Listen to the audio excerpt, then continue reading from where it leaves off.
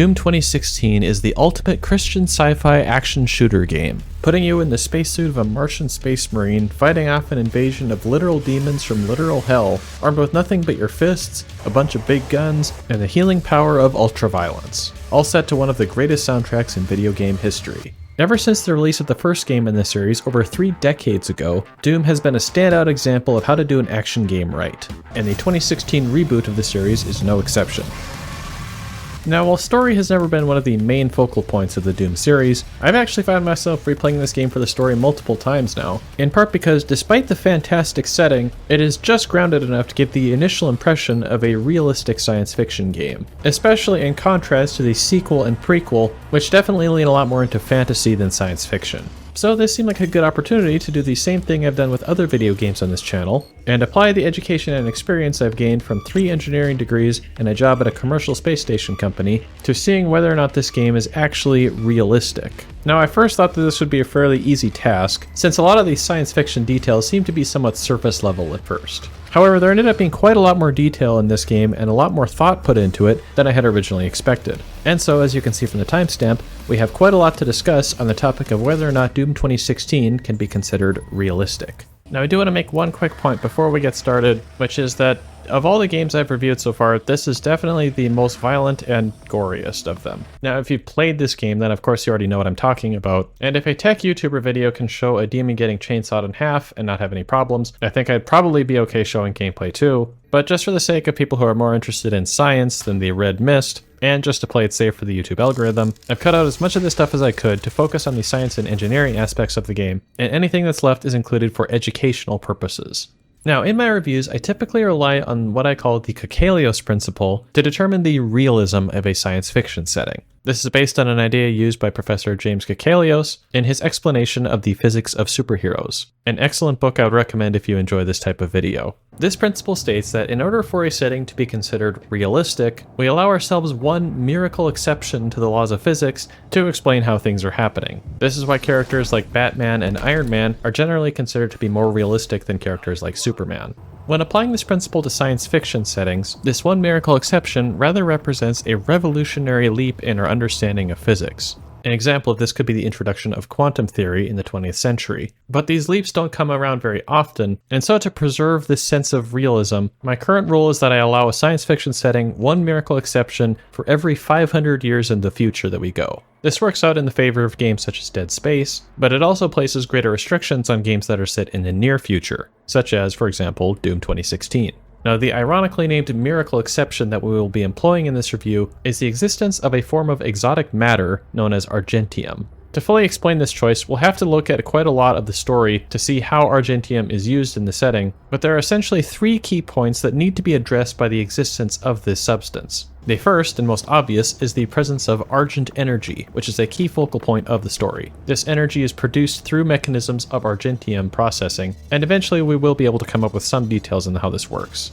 The second point is the formation of wormholes, which, while highly theoretical, do have some basis in existing frameworks of physics, which can be expanded upon in the presence of exotic matter. Thus, Argentium is essentially our catch-all for a form of exotic matter that would serve to stabilize a gravitational singularity into a wormhole. Now, the final point to be addressed by Argentium is artificial gravity technology. Now, in other reviews, we typically rely on the unified field theory to provide a means by which gravity can be controlled by its interaction with the electromagnetic force. However, the application of this theory here requires going beyond our single miracle exception to the laws of physics, since, as of time of recording at least, the unified field theory has still not yet been officially discovered. However, we could perhaps make the argument that most of the game does not actually depend on the existence of artificial gravity to explain what's actually taking place. And in fact, the only direct consequence of artificial gravity is the architectural layout of the Mars base itself. And so there are essentially 3 options we can use here. We can say that Argentium has some properties that cause it to interact with gravity differently than normal matter, which then allows it to be employed for generation of artificial gravity.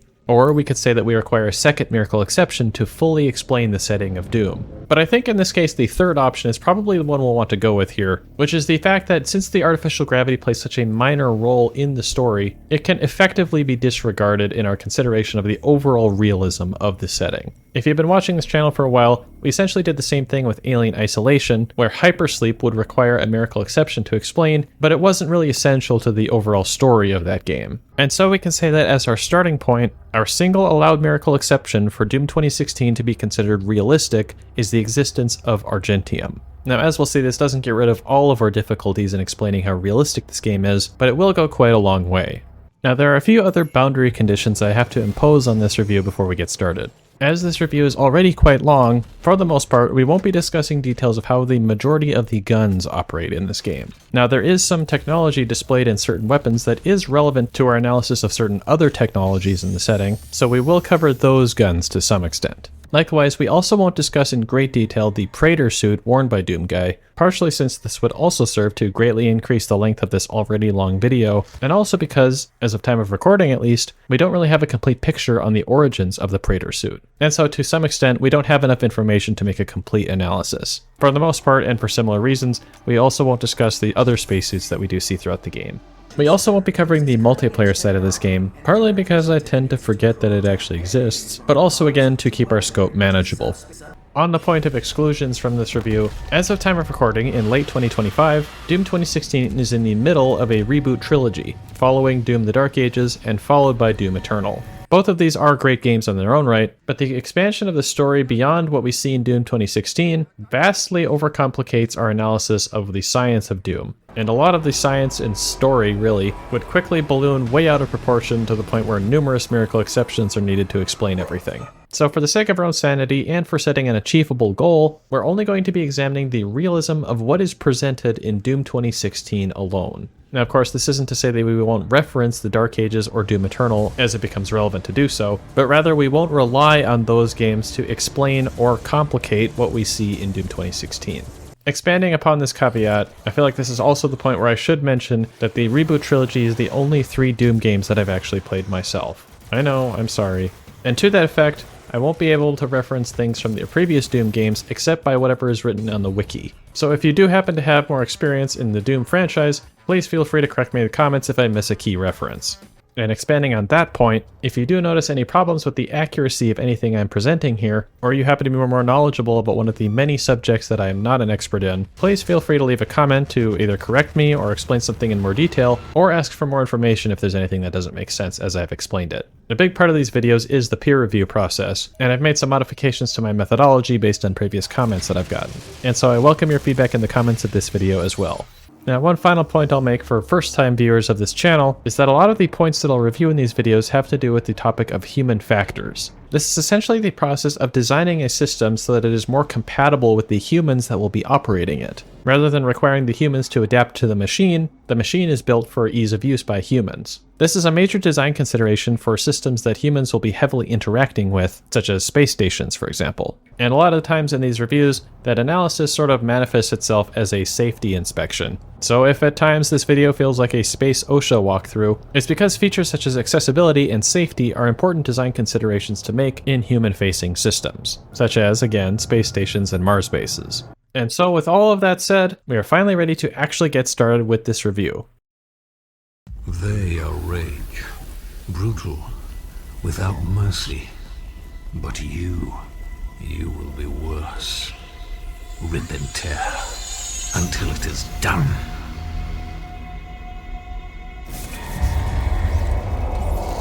As we officially begin, Doomguy is rudely awakened in what appears to be an observation room that has been repurposed for a very specific application. The room contains a viewing platform for scientific observation of procedures, an airlock presumably for transportation of artifacts into this room from the exterior, and a specialized robotic system featuring several arms and a lifting crane mechanism of sorts. This room appears to connect to another holding space that connects through several tunnels to the other parts of the facility. Judging from these design elements, we could say that this room was originally intended as a scientific airlock for transporting equipment to and from the Martian surface, and perhaps in particular high-value artifacts such as the ones we encounter at the beginning of the game.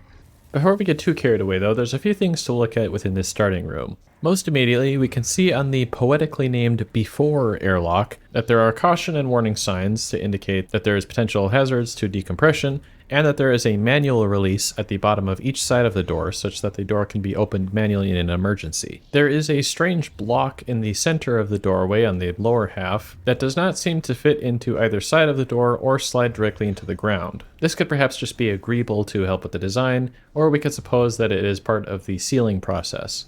As we will eventually find out much later in the game, there is a reason that the airlock is designed around this block, but not so much of an explanation for what the block is doing here.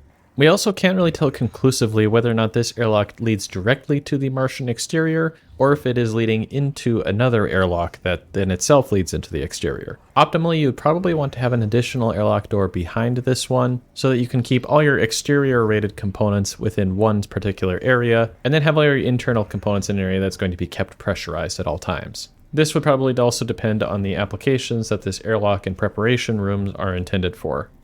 Also within this airlock, we see a workstation where we can get our first glimpse of the human interface system that we'll see throughout the game. This features a standard QWERTY keyboard in the center panel, along with two fancy radial keyboard halves on the two side panels. The center panel also has what appears to be a touchpad for typical mouse operations. While this is still missing some brackets and other special characters, this is a lot more complete than some of the keyboards I've seen in other games I've reviewed. And while the missing characters could be important for coding applications, this seems like it would be enough to use for general purpose applications. We can also see that the user at this workstation is Dev119, which I will admit I do not get the reference of, if it is one. We'll encounter a lot more terminals like this throughout the game though, so we'll review additional details of the consoles as we come across them.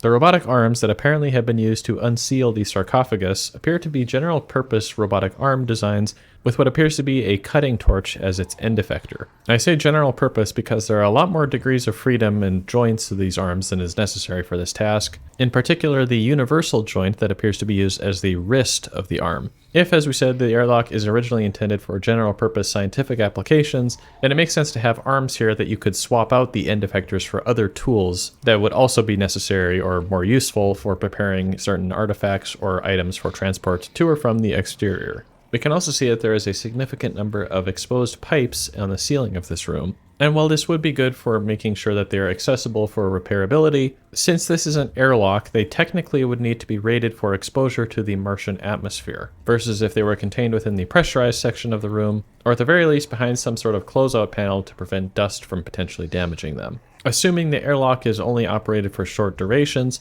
this isn't really a huge concern, but this is a major assumption depending on the operations that this room would be used for. And of course, if this airlock door doesn't actually lead directly out to the exterior, this point might be less of a concern.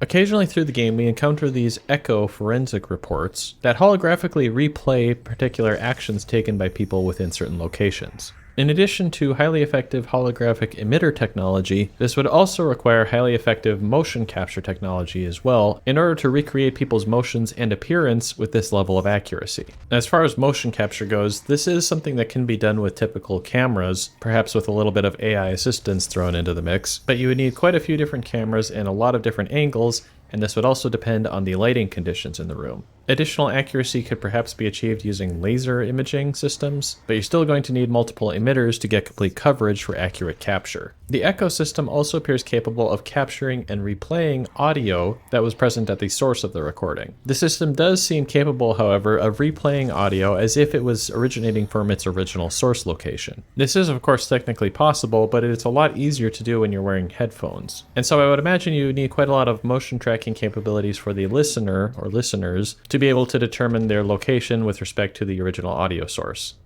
If we look more closely at the terminal, we can also see a label that says UAC Interperson Net Phone, suggesting that this is not unlike the emergency telephone systems that we've seen in other reviews. We can also infer from the data on the screen that the Echo hologram was recorded sometime within October of 2149, although this is not necessarily the time we're viewing it. We can also see that the user that is logged into this terminal is the Doom Marine.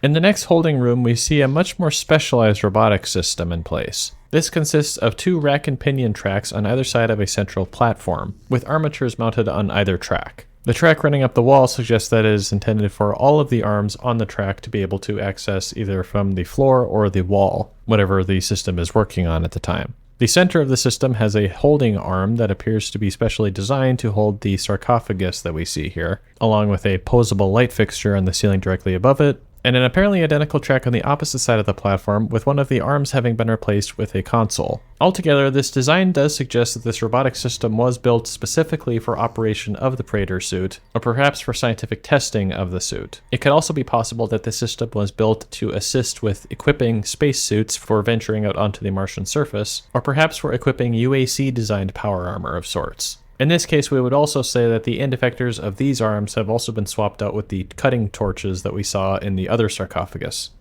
Now, this is going to come up quite a few times throughout this review, but as long as we're here, every time I've played this game, I have always made the mental note that if you are programming your computer in such a way that it is possible for a warning message to appear during normal operations with the text "Demonic Invasion in Progress," you've probably made some mistakes leading up to that point.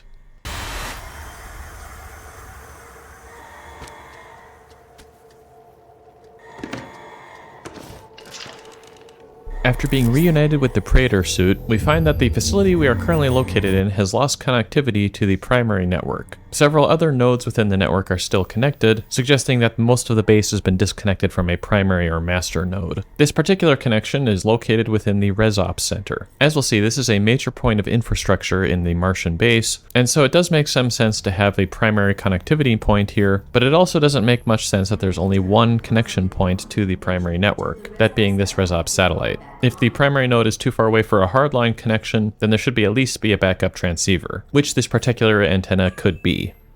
Welcome. I'm Dr. Samuel Hayden. I'm the head of this facility. I think we can work together and resolve this problem in a way that benefits us both.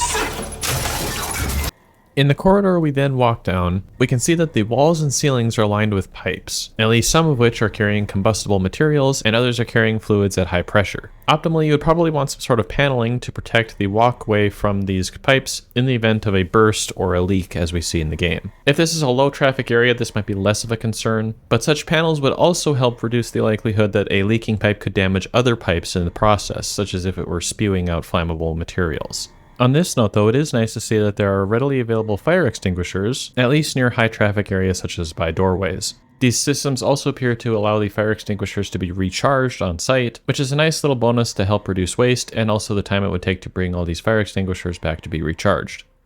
The next room contains what appear to be pipe junctions for the lines that we just passed by, and the presence of control valves suggests that this is a manual override station, which again should probably have these pipes more secured if they're going to be actually accessed here, since again this still appears to be combustible and high pressure fluids. As for the T and W indicators, the best I could come up with was that this is transmit and waste lines. Might be something obvious that I'm just missing there though. Later on in the game, we'll get a scoped weapon that will allow us to look at documents that are scattered throughout the facility with more detail. Here though, there are at least some legible documents that are on this pile on the floor, one of which seems to be a bit more specific than a jumbling of completely random words. It could be that this is a set of randomly selected words from a particular text, but if it is supposed to have any meaning other than as a lorem ipsum, I'm not really sure what that could be. Once again, if you ever get to the point of programming a PA system to warn about the level of demonic invasion that is currently happening, there's probably been quite a few mistakes made to get to this point. Demonic presence at unsafe levels. Lockdown in effect. Alright, so if you've been watching this channel for any amount of time, you'll know that eventually I have to talk about the railings that we see in each game. At least in this first level, there's a pretty decent coverage for these raised platforms here, but there are still large gaps in these drop-offs, especially in primary walkable areas, such as immediately when exiting a doorway. There are some raised platforms without railings as well, but we can assume that those aren't intended for actual walking, and they're just there as part of the platforming game design. Don't worry though, this point will come up again in the future. We will occasionally encounter defibrillator packs, located in highly accessible and high traffic areas throughout the Mars base. These packs even have basic instructions on them for operation. This is of course a good thing, but we will eventually see just how ironic this inclusion is. I'll also briefly mention here that we also see emergency oxygen supplies in a similar manner. In the hallway leading to the exit elevator, there are a number of panels along the walls that appear to be wrapped in multilayer insulation, or MLI. This is material that is commonly used in spacecraft to manage radiative heat transfer, to which it is highly effective as a barrier. However, in this pressurized environment, you're also going to be able to have heat transfer occurring through convection, which will be much more effective than radiative heat transfer, and so you're not going to get a whole lot of benefit from using multilayer insulation within a pressurized environment, hence why it's typically used in a vacuum environment. And so with that, we've effectively completed the introductory level to the game, and after a little bit of backstory, we can proceed on to the first official level. I'm willing to take full responsibility for the horrible events of the last 24 hours, but you must understand. Our interest in their world was purely for the betterment of mankind. Everything has clearly gotten out of hand now, yes. But it was worth the risk, I assure you.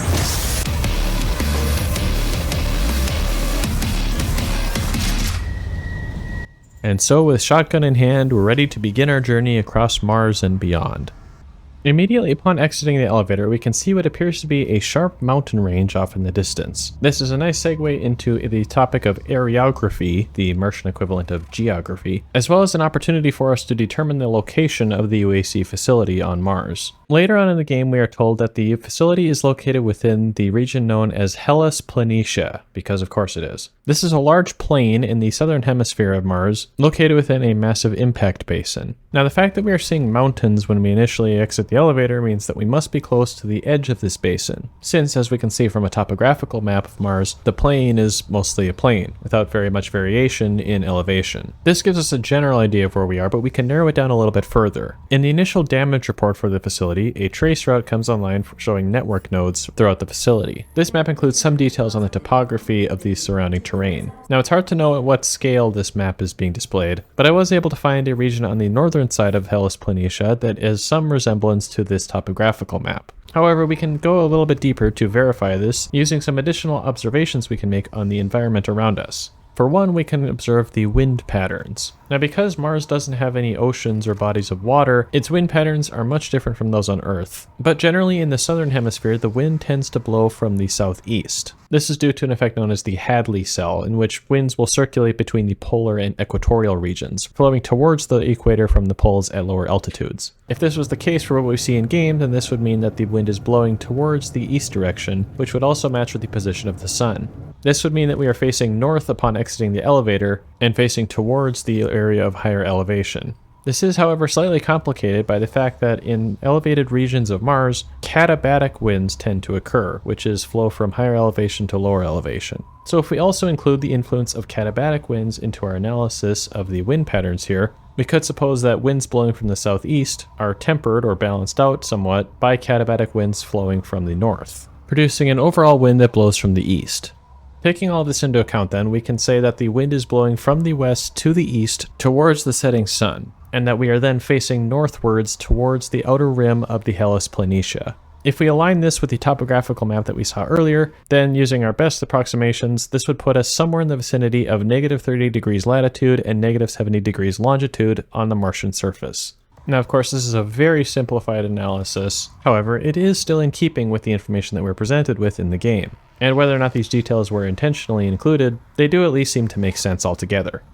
The elevator from which we have just exited to begin the level appears to primarily serve as an emergency exit point to the facility below. This could primarily be inferred from the fact that there is not a whole lot of infrastructure on the outside of the elevator, and that it basically just opens up onto a random cliff. It also appears to seal itself after operation, possibly as a security measure. We do see that the elevator contains two sealing surfaces in the form of a blast door and an actual doorway, which could perhaps be helpful for ensuring effective pressure cycling. As the Martian atmospheric pressure is still lower than what we can assume is the interior pressure of the facilities, in order to ensure human survival, there needs to be a gradual change in pressure from one environment to the next. If this change in pressure is done too quickly, there are a variety of physiological dangers to the human body that can be encountered. This is most often seen in barotrauma and the bends, which are effects that can occur to divers when they change pressures underwater too quickly. We'll revisit this point for future airlocks, but we can say here that because this elevator likely has a substantial amount of distance that it needs to travel vertically, there could be more time to allow the pressure within the elevator to change to make sure that it has equalized by the time that the elevator reaches the other end.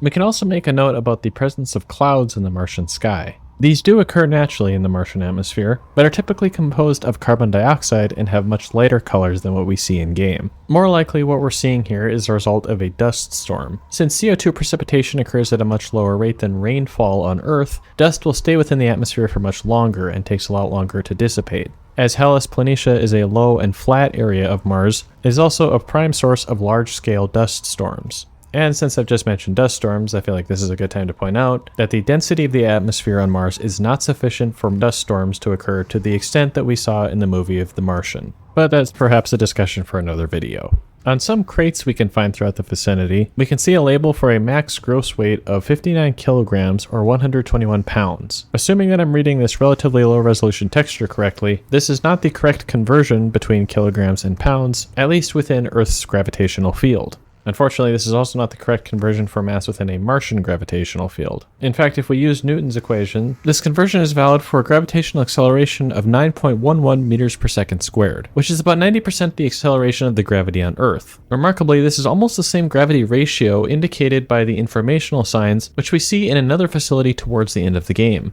Shortly after starting this level, we get our first backstory log, giving us a brief overview of the history of Martian industry. In a nutshell, in this timeline, colonization of Mars was apparently not that big of a deal until the discovery of the Argent fracture, a source of high-energy plasma, discovered in 2095, which, when exploited by the Union Aerospace Corporation, eventually became essential for satisfying Earth's resource and energy needs. Immediately, there are a couple of issues with this backstory. In 2015, there was some evidence to suggest that salty water could intermittently flow on the surface of Mars. However, these findings were later updated in 2017 with additional information to suggest they are more likely to be dry flows of dust instead. This, of course, was after the release of Doom 2016, though.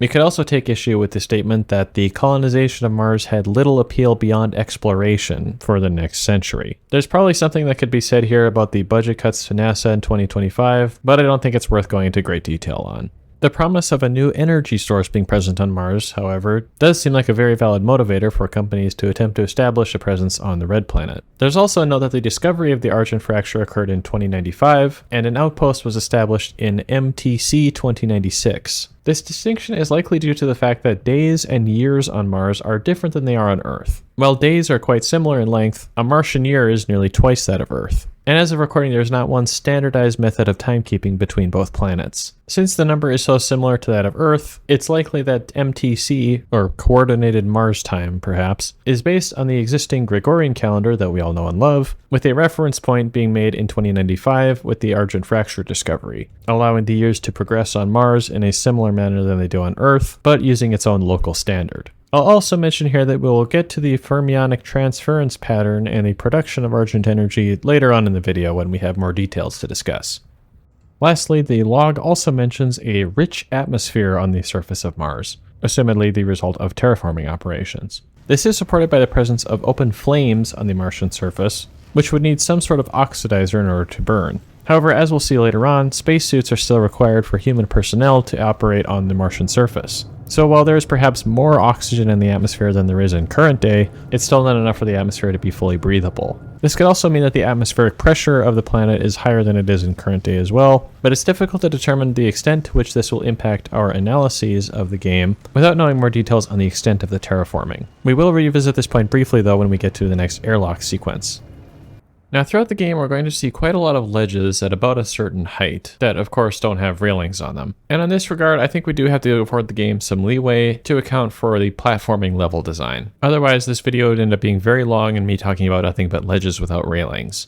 With that said, the support struts that we see throughout this first level appear to be using some sort of deployable mechanism to allow these support struts to mold to the contour of the terrain that they're working with, rather than needing to design specialty hardware for every surface. This modular design approach would allow for these same support struts and other infrastructure to be reused in different locations without needing to redesign it every time.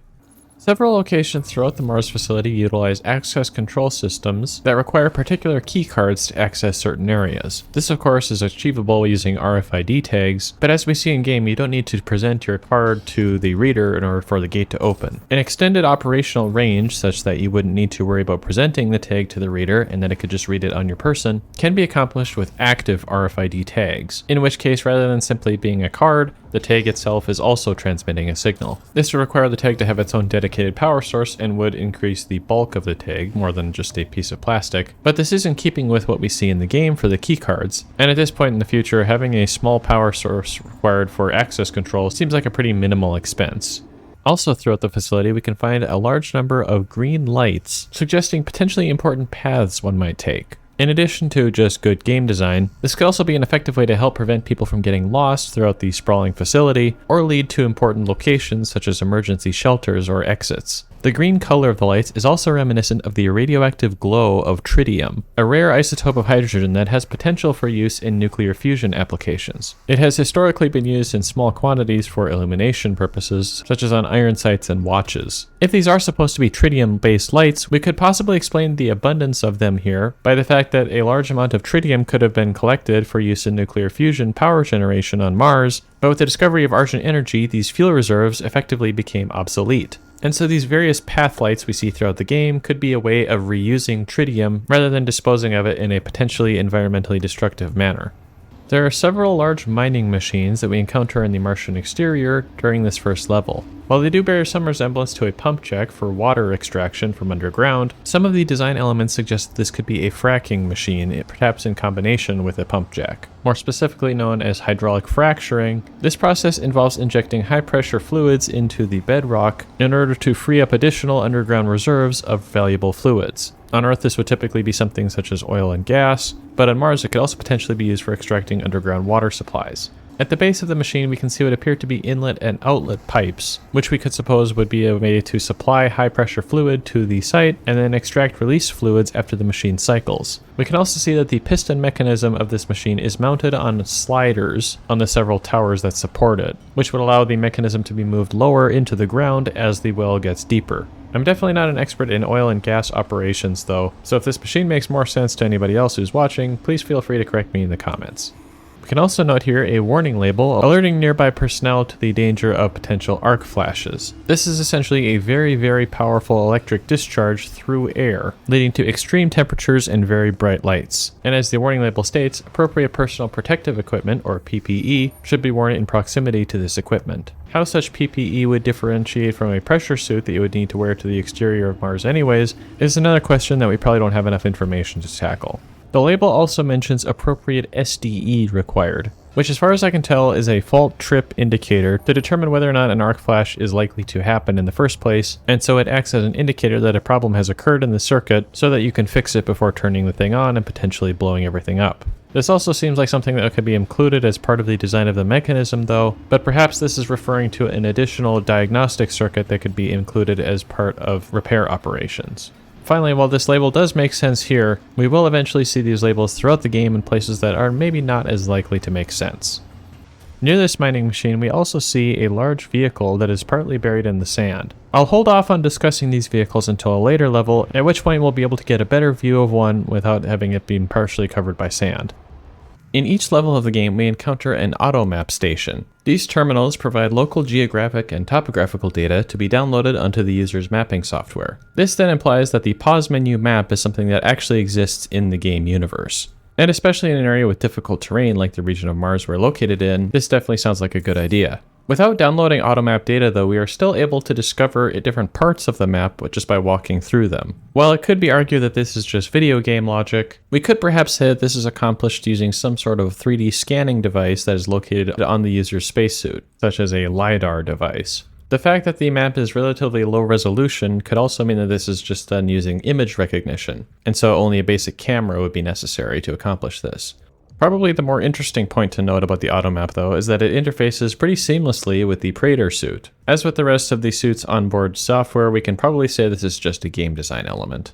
This argument could also be made to the upgrade chips we find on elite guards. However, this compatibility could be a strong point of evidence to suggest that the Praetor suit was originally built by humans. or alternatively that the Elite Guard suit was designed to be compatible with whatever Argent technology was used in the Praetor suit.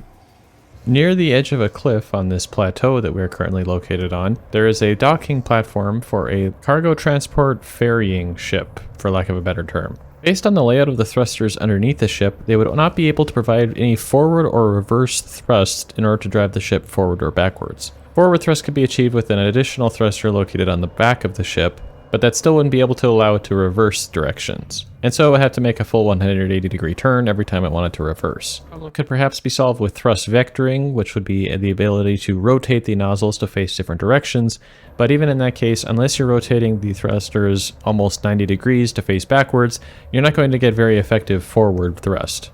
Judging by the size of the cargo deck and the size of the crates that are already on board the ship, these seem to be capable of carrying a pretty substantial amount of mass, in addition to of course being able to support the mass of the ship itself, which with conventional chemical propulsion systems would probably require a substantial amount of propellants to be stored on board the ship as well. Considering that we do have Argent energy available to us here though, we can suppose this is probably some sort of advanced propulsion technology that goes beyond the realm of traditional rocket science. Well within the boundaries of physics though is the fact that this is a cliff and gravity still exists, therefore people could fall off of this cliff if there is not railings in place to prevent them from doing so when the ship isn't docked. Going back to our previous areography discussion, when facing towards the direction we decided to be east, we can see that there are a number of large mountains out in the distance. While the scale of this probably doesn't line up with reality, looking to the east from the northern boundary of Hellas Planitia would face you in the direction of Olympus Mons and the Tharsis Montes. However, these mountains are still approximately on the opposite side of the planet from Hellas Planitia. Based on the approximate coordinates that we determined earlier, it's possible that this is just a slightly higher ridge on the edge of the Planitia, rather than an actual mountain range off in the distance. If the latter is the intended design, then it at least seems that they got the general direction correct. In this level and others, we occasionally encounter these forklifts that are apparently designed to operate in the exterior of the Martian environment. The exterior surfaces appear to be some sort of polymer material, which could perhaps be more effective at avoiding rust over long durations of exposure. Likewise, the smooth shape of the panels of the vehicle, as well as the minimal number of overall panels, could be helpful for reducing wear from wind and dust, and also to prevent dust from getting inside the machine by reducing the number of seams in between panels. Regarding the control system, while it's nice to see tactile interfaces that you can actually use your hands to control the machine with, there are still several small buttons on the control panel, which could potentially be difficult to operate depending on the pressure suit that users will be wearing in order to go outside. The rear of the machine also has a label that says to keep back 25 meters, which seems pretty excessive, but is possibly there just to avoid liability, which if it is the case would be rather ironic considering that there does not appear to be a seatbelt on this forklift. The lifting mechanism also appears to have some sorts of attachment points, perhaps for magnetic crates, or for a physical attachment into specialized locking mechanisms. While I would probably say you want an enclosed cab for a vehicle that's going to be used on the surface of Mars, overall the design seems pretty well done, especially for just a prop vehicle that you don't actually get to use. But to be fair, it's probably unlikely that Doomguy is already forklift certified. On some, but not all, of the cliff edges, we encounter these wire fences. These large cables look like they would be pretty effective at stopping vehicles from plummeting over the cliff, and if someone were to fall into these, it would probably be mostly effective at preventing them from falling past the fence. The individual cables on the fence also seem to be easily replaceable, which is a nice bonus feature for maintainability. The fact that the fence is also comprised primarily of just wire means that it's also not going to obstruct wind blowing through it, which would reduce the structural loads on the fence at the expense of allowing dust to accumulate on either side. The weapon upgrade drones that we encounter throughout the game, referred to as droppers in the logs, are an automated method of airdropping supplies to particular locations throughout the facility. Conceptually, this is similar to drone delivery that's become a thing in recent years. The gripper on the drone itself, however, seems specialized to operate with only these particular cases. While the claw arms do appear to have 2 degrees of freedom to allow a bit more control over their package, whatever the drone would grab would also have to be weighted correctly in order to balance about the claw fingertips in order to latch on to this size of box, and so wouldn't be very effective at carrying other sorts of cargo. This might still be sufficient for its intended application, but it could be a potential point to improve upon. As mentioned with the ferrying ships as well, the propulsion system employed by these drones is probably also something that we would have to rely upon Argent energy to explain. They appear to be capable of hovering in place and floating through the air almost indefinitely, probably due to the large power storage capabilities of an Argent power cell. Since artificial gravity is involved in some extent here, we could rather boringly say that this is just some sort of anti-gravity system. At one point, we encounter an object which appears something like an escape pod. It could be possible this is just some sort of storage tank that has been launched here somehow, but to some extent the design resembles the multi-stage design used in the Soyuz spacecraft, which has 3 distinct parts for different stages of its operation. This then bears some similarity to the re-entry portion of that spacecraft, as we can see what resembles a hatch at the top end of the cylinder, along with handrails next to it that could be used for spacewalking. Notably absent though is any way to open the hatch from the outside. Again, assuming that this is actually an escape pod, this could indicate that it was not able to slow down its descent upon re-entry, and so effectively crash landed at this site. Or alternatively, it could be possible this is just some sort of fuel storage container that was launched into the air and landed at this site. While it is still somewhat off the beaten path, the fact that this cliff doesn't have anything to prevent people from just falling off of it is a clear hazard. Also on this point though, the antennas that are mounted on the side of the cliff face, along with some other piping mechanisms we see, would be very difficult to actually access for maintenance or replacement, which given the environment in which we're operating, may be a regular necessity. In every level of the game, there's a hidden retro level that can be unlocked by finding one of these levers. These mechanisms appear to be a deployable apparatus with what appears to be a hinged cover that can hold the different segments of the lever itself. We can also see that the lever requires a significant amount of actuation force, even taking Doomguy several seconds to actually pull the lever. Especially in this point, I'm really not sure what the design implications of this mechanism would be.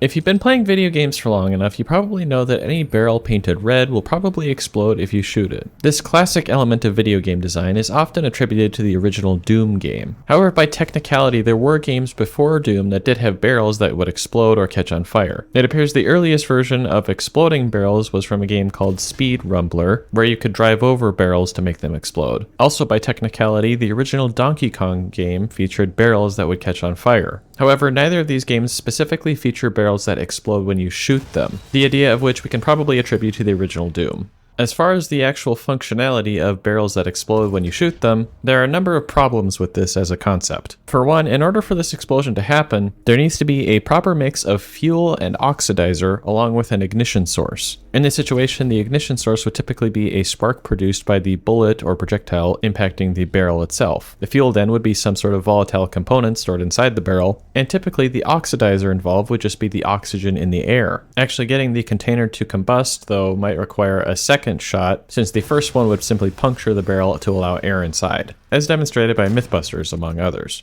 However, in this instance, we are operating in an atmosphere that is not fully terraformed and thus would not contain as much oxygen as the air on Earth. This isn't to say that you wouldn't be able to get an explosion at all, but you will likely have a fuel-rich mixture, which may only combust below a certain limit, depending on the chemicals involved. On that note, it could be possible that both the fuel and oxidizer are both stored within this barrel, and thus only a source of ignition would be required to detonate it. This would be an absolutely awful decision from a safety perspective, as mishandling of these barrels could also potentially cause them to explode.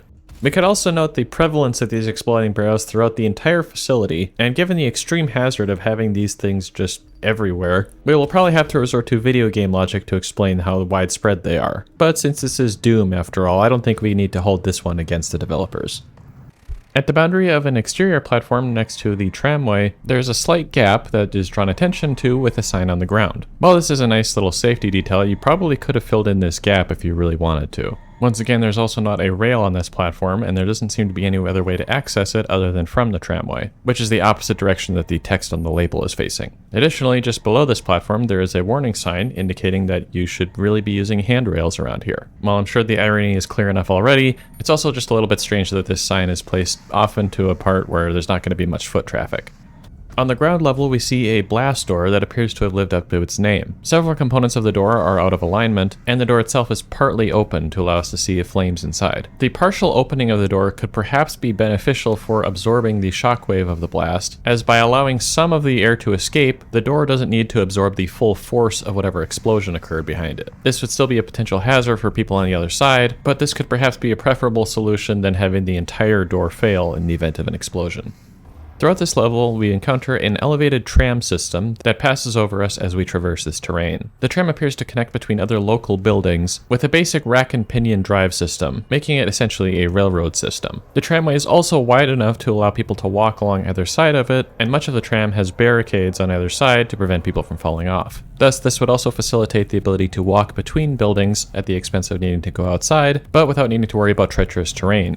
The tram carts that we see here appear very simple in design and are probably intended for carrying raw materials between facilities. The simplicity of the track design would allow other tram systems to be implemented though, but at the cost of the trams not being able to pass each other on just the single track, which seems like it could easily become a major impediment to efficient operations. In addition to the echo recording systems that we saw at the beginning of the game, there are also these localized hologram projectors that we see occasionally throughout the game. These are probably a lot more plausible than the advanced systems we were talking about earlier, although a single emitter plane would make them a little bit more difficult to implement than a multi-plane emission system. Now, since this was the first Doom game that I played, I wasn't totally sure what to expect as far as the setting. And in that regard, there is a pretty heavy piece of foreshadowing here that I did not pick up on the first time. And as we go throughout the game, the foreshadowing will get a lot less subtle.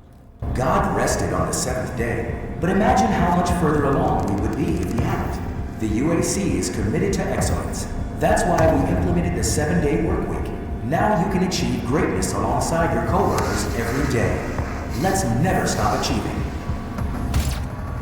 Finally, there is one last point we can make about this level, which is the pressures that we encounter within the airlock. The internal pressure is 14.6 psi, which is just shy of 1 atmosphere, which is the pressure that we experience at the ground level on Earth. There is some leeway as far as what pressure is comfortable for humans, so this seems quite reasonable. The exterior pressure is much lower at 0.09 psi, which I'll convert to the equivalent of 6.2 millibars for the purpose of this discussion. The atmosphere of Mars is much thinner than that of Earth, and in fact this is very close to the average pressure that one might experience throughout the surface of Mars. However, there are a few inconsistencies with this number.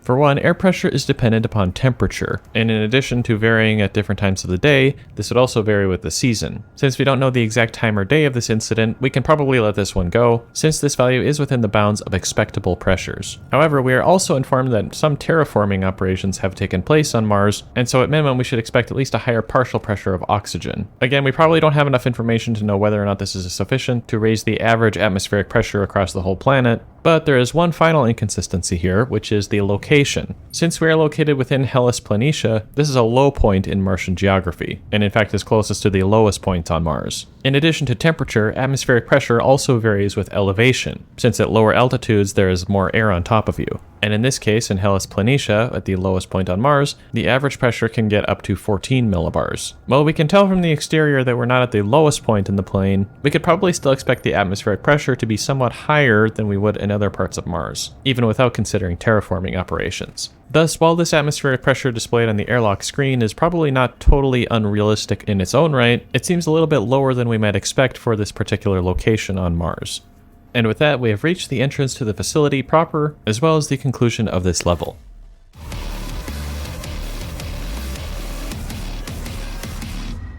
The second level finds us in the Resource Operations Facility, or ResOps for short, in which the misaligned communications antenna is located. As mentioned when we discussed the initial damage report, it is rather odd that the communications network is split in this manner, since as we find out in a moment, it is still connected to the primary AI overseeing the facility.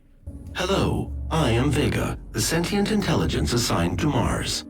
After running diagnostics on the Praetor suit, it appears that I can activate optional challenges that, when completed, will assist in upgrading your arsenal at an accelerated pace. I have added a tracking component to your dossier.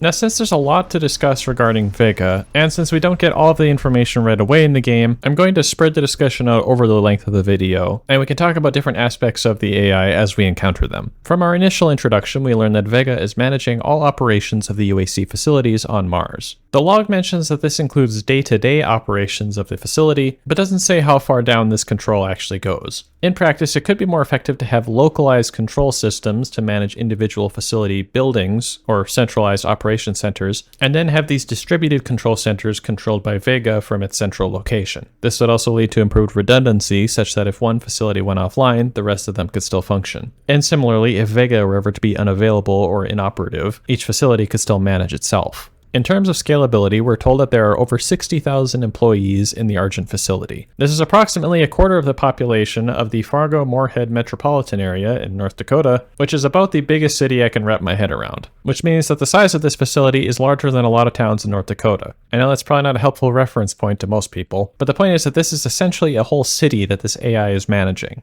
The complexity of the daily operations of the facility could also perhaps be compared to that of an airport. Of course, this would be a much smaller scale situation than we have on Mars, but the day-to-day operations of such a facility could be a good example of the sort of things that the AI would need to manage on a daily basis. In fact, there are whole college programs to get a degree in airport management, and unfortunately, since all my degrees are in engineering, this is outside of my area of expertise. One final note with VEGA is that it is interesting that they are able to incorporate the in-game challenges into something that is happening within the game story itself. Oftentimes you don't see this in games, so it's an interesting inclusion from the developers. Main power offline. All entrances not operational. Especially for a facility of this magnitude, you would probably want to have your systems set up in such a way that the doors fail open, such that if the power is lost, the locks can be manually disengaged, thus allowing people to escape in the event of a power loss. At the power control terminal, though, we do see that the backup power supply is still operational. And the fact that this has to be manually switched over seems like a potential design flaw. Especially with this scale of operations, you would probably want to set it up in such a way that the backup will automatically engage if main power ever shuts down. As we're about to find out, though, this could perhaps be an act of sabotage to ensure that the facility goes offline. I believe in honesty, especially now, in what will be your final moments in this world. All the rumors, the human sacrifices, the hell portal, the demons. It's all true. My sisters and brothers, be thankful. You will be the first. You will have a seat alongside them, just as I will, in what will become the new world that they create for us. Starting now.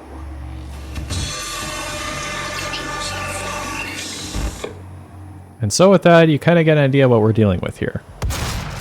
We'll come back at the end of the video to discuss the implications of the situation in more detail, but for now we can tell that things are in a very bad way.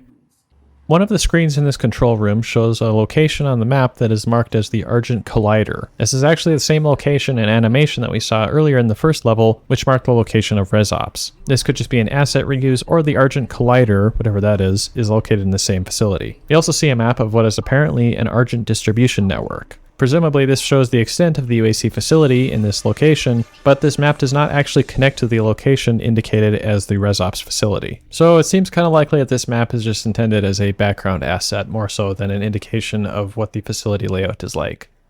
Now that the facility power is back online, we can use the auto map to download more information about the ResOps facility. This seems to be a general purpose operations center and hosts a variety of operational processes in support of Argent refinement. In addition, this site is also apparently home to an artifact analysis center, as well as off-world transportation and communication systems. Since this is one of the first facilities constructed in the Mars base, the latter two does make sense to be included here, since you would likely need this infrastructure to be developed first before you could start expanding upon it. This would also explain the wide range of operations taking place in this one facility, since in the initial stages of a Martian colony, it's possible that the one facility is going to be expanded upon rather than developing new centers in other locations.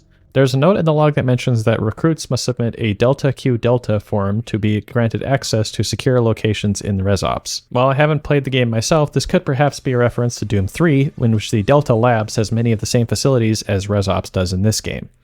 Along this hallway, and later on at several other points in the game, we see fluid access ports integrated into the structural members of the hallway support beams. These ports do not seem to have covers on them, despite being marked as restricted in some way, and there's also a warning sign about potentially hazardous steam. Now technically you could build these pipes into the inside of a hollow structural member, which would potentially help save space, but would reduce the structural integrity of the support structure, although it would help reduce the chances of the pipes being punctured. As for what sort of fluid would be accessible from these ports, considering that the diameter would be sufficient to allow for a fairly large flow rate, we could perhaps say these are ports to deliver firefighting fluids. Normally you'd probably say this would be water, but since we're on Mars, this is probably too valuable of a resource to have readily available for firefighting. And so some other hopefully non-toxic firefighting chemical could be used instead. There's a large spinning mechanism in one of the main rooms of ResOps. The shape of the spokes means that this is unlikely to be some sort of ventilation system, as you're not going to get very effective cooling or airflow using these blades. More likely, this is some sort of dynamo in which the spinning motion of the central shaft is converted into electrical power by moving it through a magnetic field. While it's certainly possible that the Argent energy production process still involves mechanical motion, such as this, it could also perhaps be the case that this is a sort of waste recovery engine that could capture waste heat from other systems and convert that into electrical energy through a steam engine, thus providing some additional electrical power for local systems. The first part of ResOps that we enter is a large cave in which the walkways are suspended over a rather large pit. This could make sense as a way of initially establishing some infrastructure in order to navigate through the cave system, but considering that this is one of the oldest facilities on the base, by now it really should have been upgraded to something safer, since there's not very much in the way of railings to prevent people from falling into the pit. Now, since this is Doom we're dealing with, I guess you could technically say that that statement is something that could be taken metaphorically, but it's not enough to give him a free pass in this case. While there are some parts of the railing system that do go higher than waist level, there really shouldn't be any of these small gaps where somebody could lose their balance. In several places inside this cave, we see radiation hazard signs. In practice, building a facility inside a cave is actually a pretty decent strategy for combating radiation exposure on other planets, since the mass of rock that's above you would help absorb a lot of the incoming radiation. So by these signs, we can presume that there's probably something else here that's emitting radiation, defeating the whole purpose of shielding people by having them work in a cave. Occasionally in the facility, we'll see these QR code-like symbols on various pieces of hardware. In keeping with the original implementation of QR codes to track components in manufacturing processes, it does make sense that you might see these occasionally throughout the facility, especially where manufacturing operations are taking place. However, it would probably make more sense to see these QR code-like symbols on things that are being manufactured or being used for manufacturing, more so than the infrastructure of the facility itself. I suppose that these infrastructure tags could be used for tracking position as reference points, or they could simply be used to house other QR code data that would be useful to somebody in this location. One of the types of enemies that we encounter throughout the game is the Possessed Engineer. While it may be hard to tell at first, their zombified appearance is due to demon possession and not because they're still in college for engineering. The report on them mentions portable acetylene containers that are used for welding in low-gravity environments. This is all well and good, but we are still on the surface of Mars, which does have a pretty consistent gravitational field. If we are operating under the assumption that variable gravity is an option here, then it could perhaps be the case that localized regions of reduced gravity could be used to support various manufacturing operations, which could be what this log is referring to. In this level, there are several helmets we can find that appear to be those used by people performing drilling operations. From their appearance, these helmets appear to combine the functionality of a rebreather, a face shield, and a virtual reality display. The whole front of the helmet appears to be one solid piece, which is likely opaque, but this could make it more effective at protecting against impacts from rocks. To compensate for the lack of visibility, multiple cameras could be used to provide a virtual view of the outside world in a similar manner to headsets such as the Oculus Quest. The rebreather system could also help with any toxic gases that are potentially released from breaking apart ores. Or depending on how much the atmosphere has been effectively terraformed inside these caves, they could perform more advanced life support functionality such as CO2 scrubbing. Without any more detail about how these helmets work, it's really hard to say more than that though. Among this mining equipment, we also see these high-powered drilling tools that are definitely not made by Caterpillar. These tools have large replaceable bits that we can find in large quantities in one of the storage rooms. Depending on their duty cycle, this means that they probably wear out pretty quickly, but it also means that they could potentially be reused for other applications given a different tool head. Also, depending on the mining operations taking place here, it seems like you probably would want to have more than just a single drilling tool, but I'm not as familiar with mining operations, so this perhaps makes more sense than I'm aware of.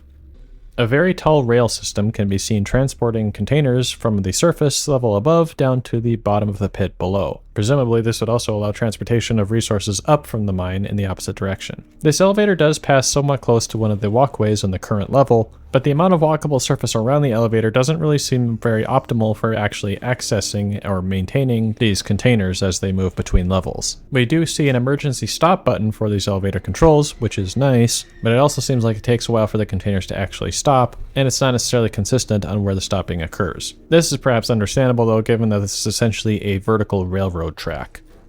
Within ResOps, we find a data log that recounts some elements of the company culture at the UAC. Talking about planes of existence and referencing Wolfenstein is maybe a little weird, but this still sounds just like typical Carpo speak, you know? Probably nothing too crazy to worry about. Also in this log, there's a clear reference to the level Command Control in the original Doom, with the designation WAD E1M4. E1M4 being the level designator in the original game, and WAD, which is a data file format used by the Doom game engine.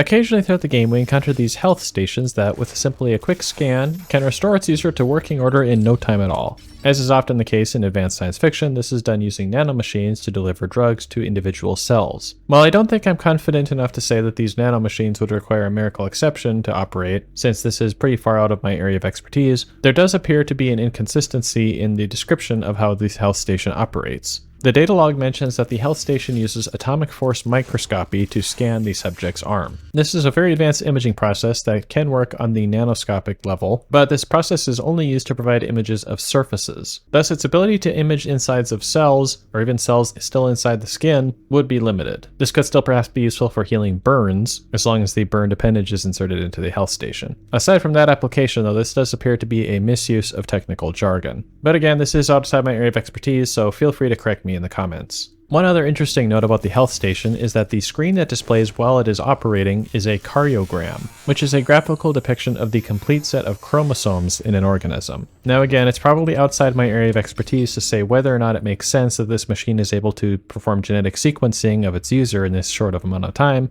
but given the setting we find ourselves in, I can probably say that this information is probably not going to be used for anything good. Here at the UAC, we take pride in nurturing a growing workforce, and each year we harvest only the best of the best. Are you ready to move up? To take on new challenges? To become more than you ever dreamed you could be? Talk to your supervisor to see if you meet the requirements for this year's soul harvest. Well, at least they have the decency to include wet floor signs whenever they're cleaning things up. Occasionally, in some crew-facing areas, we can find these vending machines that serve hot meals and a variety of drinks. Now, I would probably defer to a dietitian on this point, but I would probably say that the selections that are available for meals are probably not the healthiest options that you would want to have in a space environment. Although if we are going to be operating in a standard gravity situation by the means of artificial gravity, then you might be able to get away with a bit closer to stuff that you might be eating in America. There's also the potential benefit of additional adipose tissue in the body absorbing additional radiation and in some manner shielding the internal organs, but I'm not 100% sure on whether or not this is actually a good thing. A final note on the vending machines is that there are a lot of meat options and not very many plant-based options. The infrastructure required to sustain plants in the space environment is a lot less significant than that required to sustain animals. Combined with added nutritional benefits, you'd probably expect to see more plant options in the menu. And especially given the operations of this particular Mars base, best case scenario, these are hopefully plant-based meat substitutes. Also in this crew staging area, there is what appears to be a cylinder refilling station that, considering the other equipment nearby, we can imagine are probably intended for oxygen tank refilling. Compared to Doomguy even though, these are probably a little oversized for their task, if they're intended to be portable at least. In any case though, having these tanks designed to be refillable easily at a dedicated station is a nice way to simplify logistics around their operation and also to monitor their performance to see when they need to be replaced. Somewhat unhelpfully, all the lockers in this staging area all have the same numbers printed on them, which would make it difficult to keep track of your stuff. Now, of course, this is just a texturing optimization thing here, but it is a good example of how at some point you need to balance realism with gameplay, and adding individual textures for every individual locker and panel in the entire game would probably be quite unnecessary unless you had somebody reviewing every frame of the gameplay to determine its realism. And that just sounds crazy, really. It would also increase the file size of the entire game, and since this isn't Call of Duty, you actually want to optimize the amount of storage that is required to install the game. Upon acquiring the chainsaw, we unlock a log that states there are no known uses for this tool. The most immediate implication to this is that Earth has been completely deforested and there are no trees remaining. However, this game only takes place approximately 100 years in the future, and even with massive deforestation efforts, there would still be records of trees existing. And so perhaps this line is intended to mean that there are no known uses for it on Mars. The log also suggests that the chainsaw is also primarily intended as a weapon more so than a tool, which is somewhat reflected in the saw's design and branding. And I hate to make a reference to Mickey 17, but it seems like the UAC could probably come up with some uses for this thing. The chainsaw appears to operate with an internal combustion engine that is started using a ripcord. Again, when Argent energy is so widely available, it is rather odd that this isn't just using electric power, but it could be that hydrocarbon fuels are more particularly suited for whatever it is that this chainsaw is intended to be used for by its manufacturer, perhaps in either energy density or power delivery capabilities. In that regard, we could also say that these hydrocarbons could also be used for other applications on the Mars base, which would explain why there are fuel canisters lying around for a tool that apparently nobody knows what to do with. At the cargo station in this part of ResOps, we can find several more of these tram containers that are moving throughout the facility, probably to carry resources from mines. These do appear to be the same tram cars that we saw in the mineshaft elevator, except moving horizontally here. There are several terminals near this cargo loading area, which are likely intended to scan and verify the cargo before it moves on to the next station. There also appear to be laser security fences, perhaps to prevent employees from stealing resources from the trams. On that note, it is a bit of an issue that the travel path for these tram cars is located immediately next to an otherwise walkable area that a crew could be expected to be traveling on, with little or no warning that the tram cars might be passing through this area. That, plus a potentially dangerous laser fence on the tram pathway, could make for some unfortunate accidents. Occasionally we'll find some cables in various containers throughout the map that appear to be using a design that is similar to aerospace-grade connectors that you might actually see implemented in space systems. But with that said, I'm not going to go any further and try to identify which standard this cable is supposed to be, going back to my earlier point about the textures on lockers. In one of the break rooms, there is an analog clock that has stopped. For one, it's interesting to actually see an analog clock, since it seems nowadays in the real world just about everything is digital. We could perhaps suggest that this clock indicates the time at which the Lazarus wave event occurred, if the electromagnetic interference caused by the wave were sufficient to disable the clock. Although it's possibly more likely that the battery on the clock just ran out and nobody remembered to replace it. Also, since occasionally developers like to add Easter eggs like this, there is a reference to demon possession in Matthew 12:22, the time shown on the clock. Continuing a point made in our discussion of the chainsaw, it is rather curious that there are so many pieces of paper that we see strewn about the facility, if, as the log suggests, that Earth has been completely deforested. Perhaps we could say that a very effective recycling system is in place on Mars, such that all of the paper in use eventually gets recycled into more paper. In any case, though, it does seem like we see quite a lot of waste of paper throughout the facility as well, which would make recycling more difficult and could eventually lead to depletion of paper resources. I suppose it could also be possible, too, that another process is used to manufacture paper from other materials besides plant-based substances, which might actually make a lot more sense for Martian operations. On one of the desks in these offices, we see what appears to be a very old-style handset phone. Assuming this is what this prop is supposed to be, this could perhaps just be a personal item that is somebody's left on their desk, since it doesn't really seem to fit with the design style of other things that we've seen in the base so far. It's also probably not very practical in this sci-fi setting, as other more effective means of communication surely must be available at this point. At another security station, we find another echo hologram recording, which appears to have tracked an unfortunate keycard holder as they passed through the doorway. As we mentioned in the first encounter of this technology, having emitters and motion tracking systems throughout the facility in such a way as to be able to capture all of these motions would likely be quite burdensome to implement on a large scale, especially if you want to be tracking everybody who utilizes these controlled access points. Perhaps the computational load of this could be handled by VEGA, but the actual capture and replay hardware throughout the facility seems like it probably wouldn't be worth it. Throughout the Martian facility, we see that the security system utilizes up to 2 colored keycard systems, each acting as different tiers of access. Notably though, it appears that each keycard is only accepted in one particular part of the facility in which we find them. In other words, local yellow security clearance doesn't necessarily get you into yellow security clearance throughout the facility. In this part of ResOps, we see that yellow security cards are required to access the security control room, and there is no additional blue security clearance level in this area. On the one hand, having only 2 different clearance levels does keep things rather simple, and means there are fewer tiers to keep track of for access control, but the level of clearance afforded to both yellow and blue cards is not necessarily consistent throughout the entire Mars facility, and so a more effective implementation of the system could be that yellow security clearance is required to access important machinery, whereas perhaps blue could be required for more sensitive operational systems. This is just an example though, and the point is that more consistency in the level of clearance afforded to each color would reduce confusion with people traveling from one location to another. And at that point, you could probably just make it so that each keycard works across the entire base. In addition to the keycards, there also appears to be local access control systems that can be used to forcibly seal a door that is not otherwise controlled by the blue-yellow security color system. On several occasions, it also appears that this system is not reversible from the other side of the door. But in order to actually implement this, you would probably want to have some sort of security override that could be performed to actually open these doors, especially in more drastic situations like the one we find ourselves in now. In one of the maintenance corridors next to one of the resource tram tracks, in addition to a number of very leaky pipes, we see some flashing green indicator lights. In addition to just being good video game design, this is also a good way of indicating where the exit to confined areas is located. Especially in this confined area that could easily fill up with potentially toxic gases, you would definitely want to be able to quickly and easily find the way to escape in the event that you needed to find air to breathe.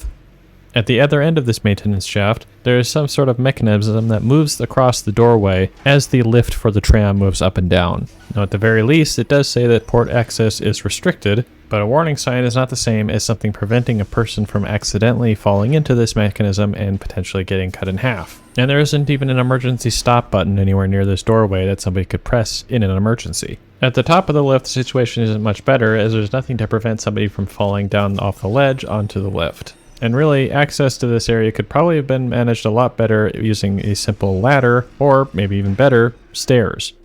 One of the large pipes at the top of this maintenance shaft is also supported by some very thick steel cables. This sort of suspension mechanism does make sense for a way to hold up this pipe, but this might be accomplished more effectively by spacing out the cables more evenly across the length of the pipe. There's also an interesting detail that we see here, where if you were to shoot this pipe with the pistol at least, we can see a small amount of gas escaping from the pipe at the point of impact for a short duration afterwards. This is a cool little detail, but I don't know if we can infer from this whether or not there's some sort of self-sealing system within the internals of the pipe. And this is probably more intended as just a little detail element. Finally, at the end of this maintenance shaft, we see that the doorway is such a height that Doom Guy is not able to walk directly through it. However, this height is still probably sufficient for a normal human to pass through, or at least while wearing a hard hat. There's also a caution label indicating that there is an AG system exhaust port, which can be accessed in this area. AG is the chemical symbol for silver, which is derived from its Latin name Argentum. Considering many of the fan blade covers, or lack thereof, that we've seen throughout these reviews so far, I think we can probably just give these fans a pass. One of the elevators that we find within ResOps has this message saying, "Welcome to the UAC Mars facility," which kind of has the same energy as the "Welcome to this software installer wizard" message that you'll get every time you try to install something. Like, I'm already here within the facility, you don't need to welcome me for the first time. Now that's maybe a little cringy, but it's nothing compared to the demonic presence detected indicator on the area lockdown warning sign, which again, if you ever get to the point where you have to program in a warning sign for demonic presence, things have probably gone very wrong in the past to get to this point. After neutralizing the threat and impatiently waiting for the elevator to arrive, we can see that the interior of the lift is rather simple in design overall, but at the very least it is fully enclosed to prevent any damage from falling objects that might impact the elevator. Especially since this is a mining operations facility, this is probably a good design. The grating on the walls and ceiling would also help to allow adequate ventilation at all times, which again, in a facility that probably handles toxic chemicals, is also probably a good thing. However, most of the surfaces in this elevator are hard metal that would probably not be good to bump your head against or fall into in the event of an elevator malfunction. In one room labeled as a ResOps maintenance zone, we see several robotic arms hanging from the ceiling. These arms appear to be a little short to access things on the ground, but it does appear that it could be possible that there are platforms that can be raised up off the ground underneath these robotic arms. The robotic arm claws also appear to have a less than optimal design for their double parallelogram lever mechanism. This is a mechanism that I personally use quite a lot in high school robotics, and when effectively implemented, allows you to keep a certain surface on the claw maintained in the same orientation throughout its arc of travel. Typically, to do this though, you would want the two lever segments that are moving the claw segment to be approximately the same length. You would also probably want the stationary joints or axles of these two lever segments to have approximately the same spacing as the non-stationary joints. Now, this isn't to say that the design of the arm that we see in the game couldn't work, but it does seem like it could be optimized further. Access granted.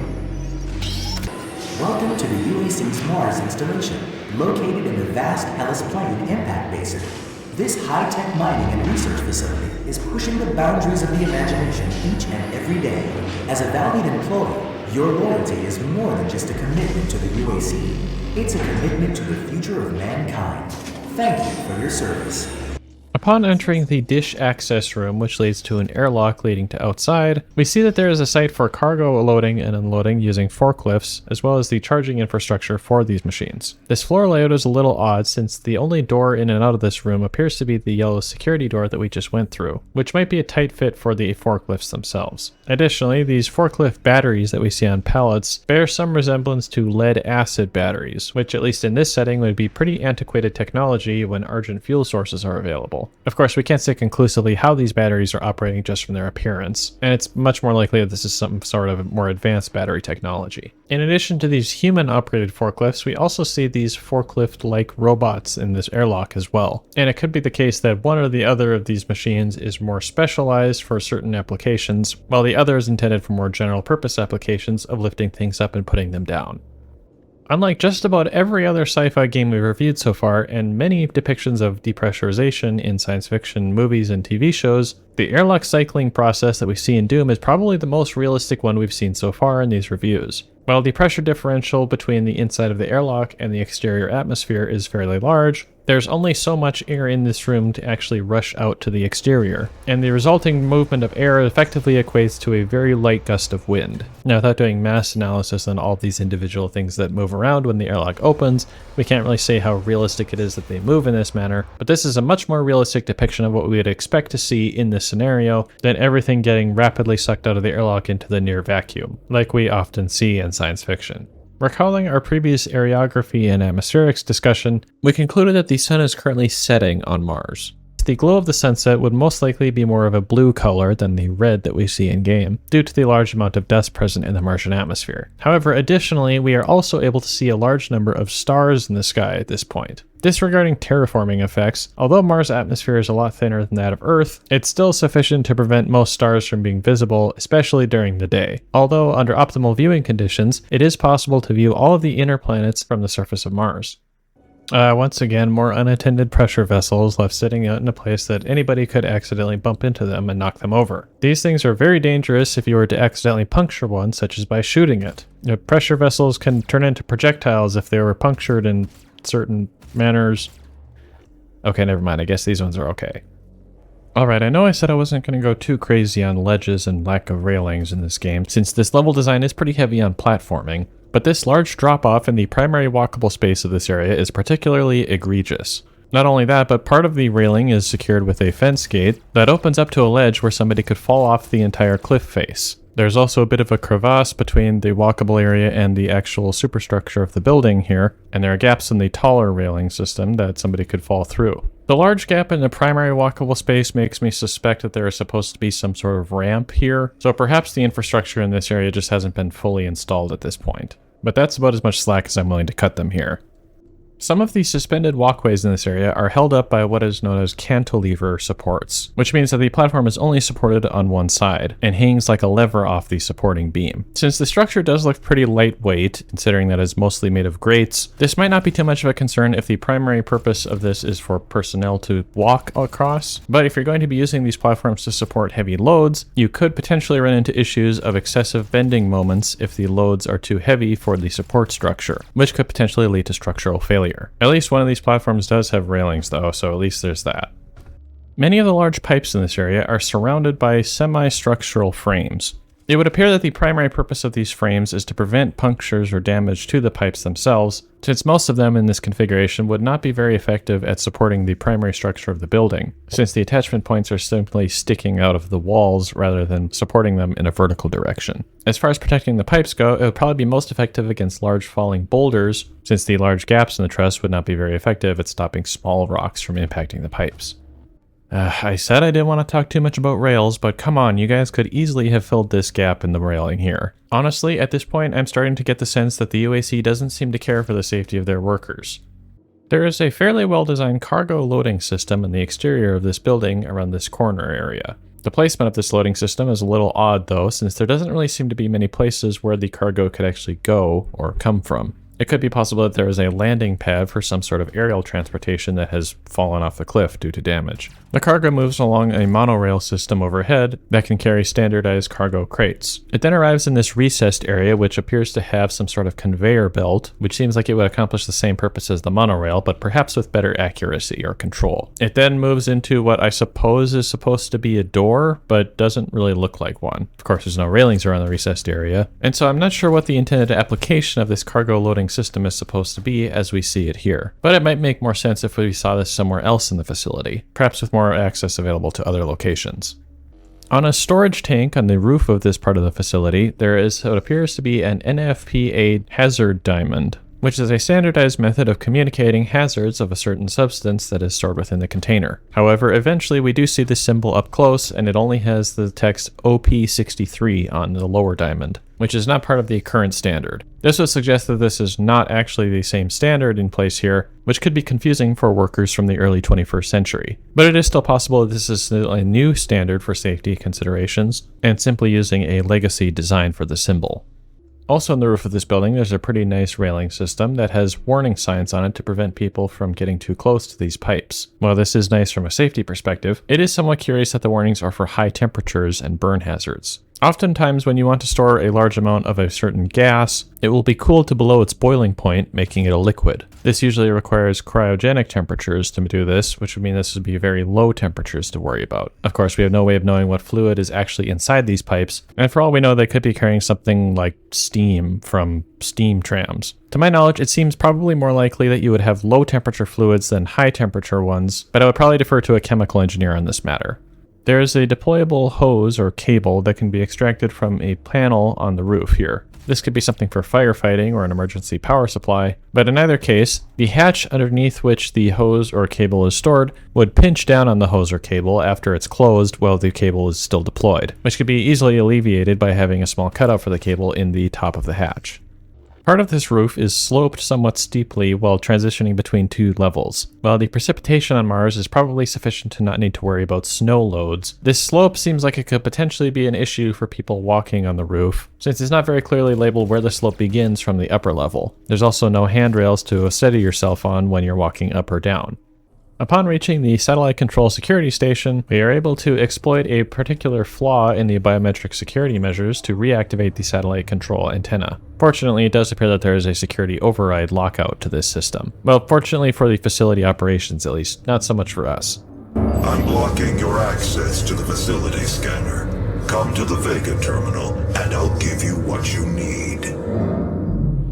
Once the antenna is redeployed, we see that it has a particularly awful implementation of maintenance access. There's a deployed conveyor belt platform that brings you out past the cliff face, but not all the way to the actual access platform, which you have to jump to. I guess it's possible that this could be a malfunction where the conveyor belt is actually supposed to reach to the platform, but unless this is intended for moving cargo over a precarious cliff, having it be a conveyor belt doesn't make a ton of sense either. We then have to climb up ledges that Doom Guy is able to reach, but a normal human probably wouldn't be able to, in order to reach the deployment mechanism with a large gap in between the two primary struts, with railings on only one side.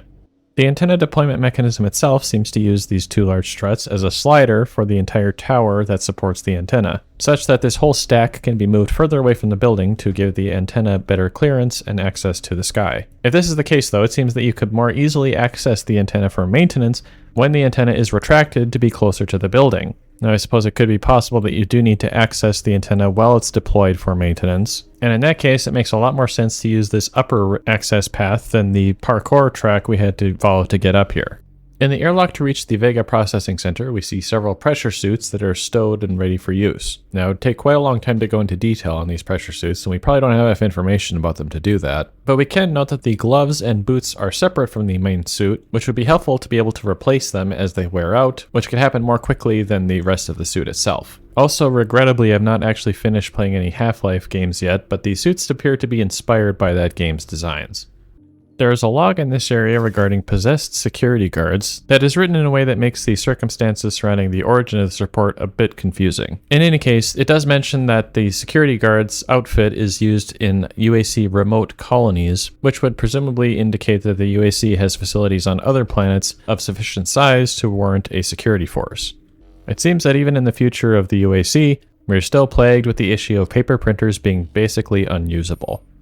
Just before accessing the VEGA terminal itself, we encounter an atrium with numerous plasma channels flowing Argent plasma into the terminal room. We technically don't learn this is Argent plasma until later in the game, but hindsight is 2020. We also learn later in the game that this is not the central processing station for VEGA itself, and so perhaps we could say that this is a local computation node for VEGA to operate within. As previously mentioned, having more localized nodes to manage different parts of the facility could help with redundancy in the event of failure, and also to optimize local operations. Essentially then, this would be an operation center where VEGA can more directly access what's going on within the facility, which could explain the need for additional levels of Argent plasma to power computational resources here.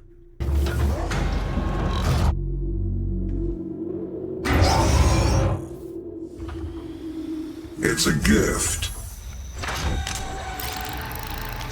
Take it. It will give you strength, help you on your journey, if you can withstand the power surge.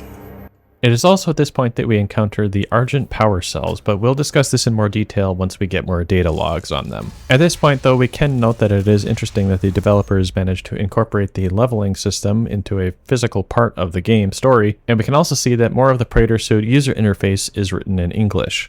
And so after leveling up, we are able to discover more information about what is actually going on here. That is pure Argent energy you've just taken into your system. It seems to agree with you. I will unlock the remaining Argent cells within the facility for you. Vega, give him what he wants. 61,337 UAC members deceased. 81% of the facility is on lockdown. Demonic presence through the Mars installation is critical. According to the records, Dr. Hayden, the invasion originated in the Lazarus facility. It seems that a hell wave was activated, transforming 64% of all UAC employees into the creatures you see roaming throughout the facility. The rest were killed by the demons released from their holding cells by Olivia Pierce. I feel I should apologize for what's happened here. Some of my employees took things too far. Olivia was the cause of all this, and I believe you will have to deal with her in time. You may not agree with our research, but know this. We exploited Hell and its resources because it was in mankind's best interest to do so. What you now see in this facility is the cost of progress. But none of that matters now. There is an emergency in the Foundry. The regulators have been destroyed and the core temperatures are now destabilizing. They've overrun the adjacent facility. If the venting turbines aren't re-engaged, neither of us will survive the meltdown. Now there's a lot of story implications to this sequence, but we'll discuss those later towards the conclusion. For now though, it seems we have other problems on our hands, such as a potential nuclear reactor cataclysm, or something of that like. So with that, we'll conclude this level and move on to the next to prevent a meltdown.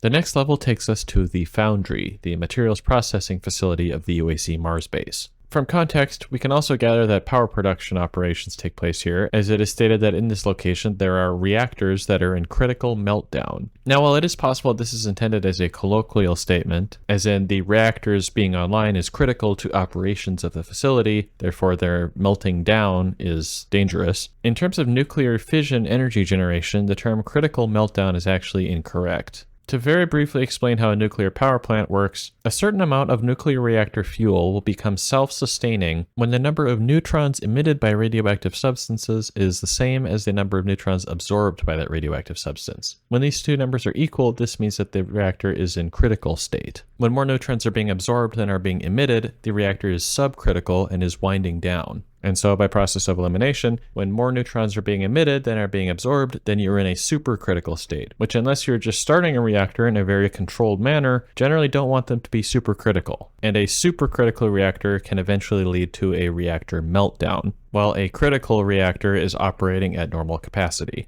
Now again, from context, we could say that this is again just a turn of speech to say that the reactors are supercritical and are in meltdown. Another point of contention here, though, could be that I have just been talking about nuclear fission reactors, whereas on Mars we have Argent energy production systems, and possibly even fusion power as well. It is implied later on that the Foundry is one of the earlier additions to the original ResOps building, which was the first part of the Martian outpost, so perhaps this is just an old reactor that they've had operating the Foundry for an extended period of time, and thus it's still used as antiquated nuclear fission power. Aside from that, if this is supposed to refer to some sort of Argent energy generation system, then this point of discussion may just be irrelevant. It is also worth pointing out that nuclear reactor meltdowns are something that can only happen with nuclear fission reactors. So if there was any sort of nuclear fusion power generation process going on here, you wouldn't be able to have a reactor meltdown, since the conditions required for nuclear fusion to even occur in the first place are so difficult to achieve that instead of melting down, the reactor would just fizzle out if the conditions were off nominal. And so by process of elimination, we could assume that this is referring to nuclear fission.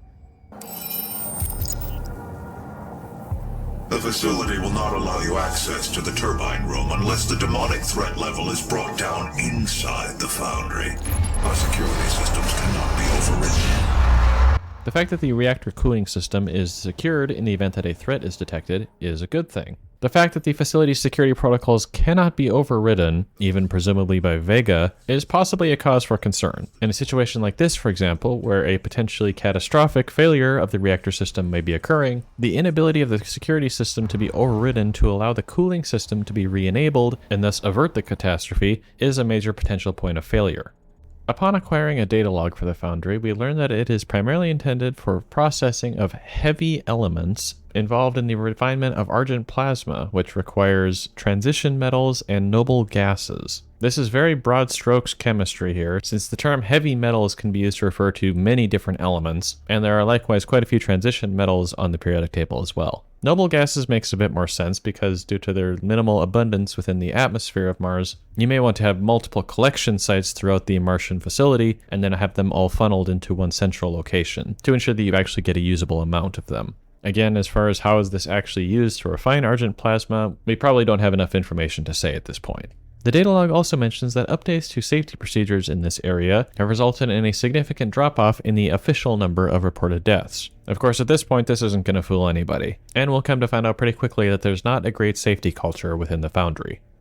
Within the large central room of the Foundry, we can see that the entirety of the lowest level of the facility is covered in molten materials, which I'll probably continue to refer to as lava for the sake of brevity. As is probably clear to you even without engineering training, there's a lot of potential design flaws with this situation. Now, it could be possible that this much molten material is not intended to ever actually flow into this room, which could be supported by some of the broken walkways, but at the same time, the infrastructure by which the molten material is flowing into the room itself seems pretty deliberate, implying that, to some extent at least, this is an intended function of this facility. So, as briefly mentioned, one thing that could easily go wrong with this design is that these walkways have their support structures planted within the lava itself, and the large building-sized support structures are also in direct contact with the lava pool. Assuming, of course, that the material used for these support structures has a sufficiently high melting point so as not to be liquefied upon contact with the lava, over time the supports could experience accelerated creep deformation, which is essentially the mechanism responsible for glacier flows, and is accelerated when materials are elevated to high temperatures. It could also be possible that these support structures would undergo liquid metal embrittlement, which I'm not as familiar with since my focus was more on fluids in engineering versus material science, although technically this is fluids related. In any case, this can occur when one solid metal is exposed to another liquid metal, and can result in a loss of ductility in the solid metal. Both creep deformation and liquid metal embrittlement could eventually contribute to collapse of these support structures, which would be something you would want to avoid to keep the facility operational. Perhaps the second most obvious issues with this situation would be thermodynamic concerns, or put simply, this room would get very hot. Now apparently there's a cooling system for the reactor, whatever that is, but if you wanted to actually have people operating in this area, you're probably also going to need cooling capabilities for this massive indoor space, which in itself would require a significant amount of power to operate.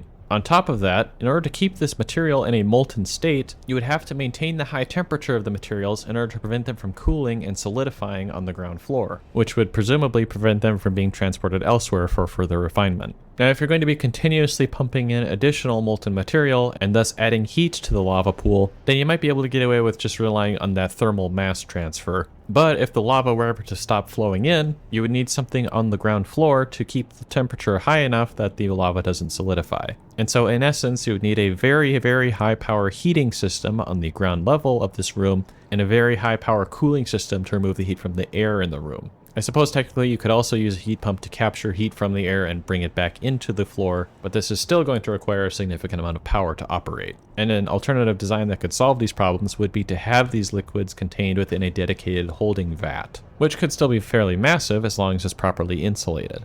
A third category of problems with this room is that of human factors. And of course, this does include railings to prevent people from falling into lava. Aside from that though, unless your ventilation system, that is already taking a lot of power, is sufficiently filtering the air, you're probably going to get quite a lot of toxic gases that are off-gassed from these liquids that could be potentially very harmful to anybody breathing the air within this large open space, or any other adjacent rooms that it's ventilating. Going back to the point of thermodynamics, if you wanted to have people operating within this room as well, then you would need to be cooling the air to a survivable temperature for humans, or at least for humans wearing special protective gear. This toxicity does at least track with the data log that we recover, which reports that workers are subject to regular medical exams to ensure that they are still functioning properly.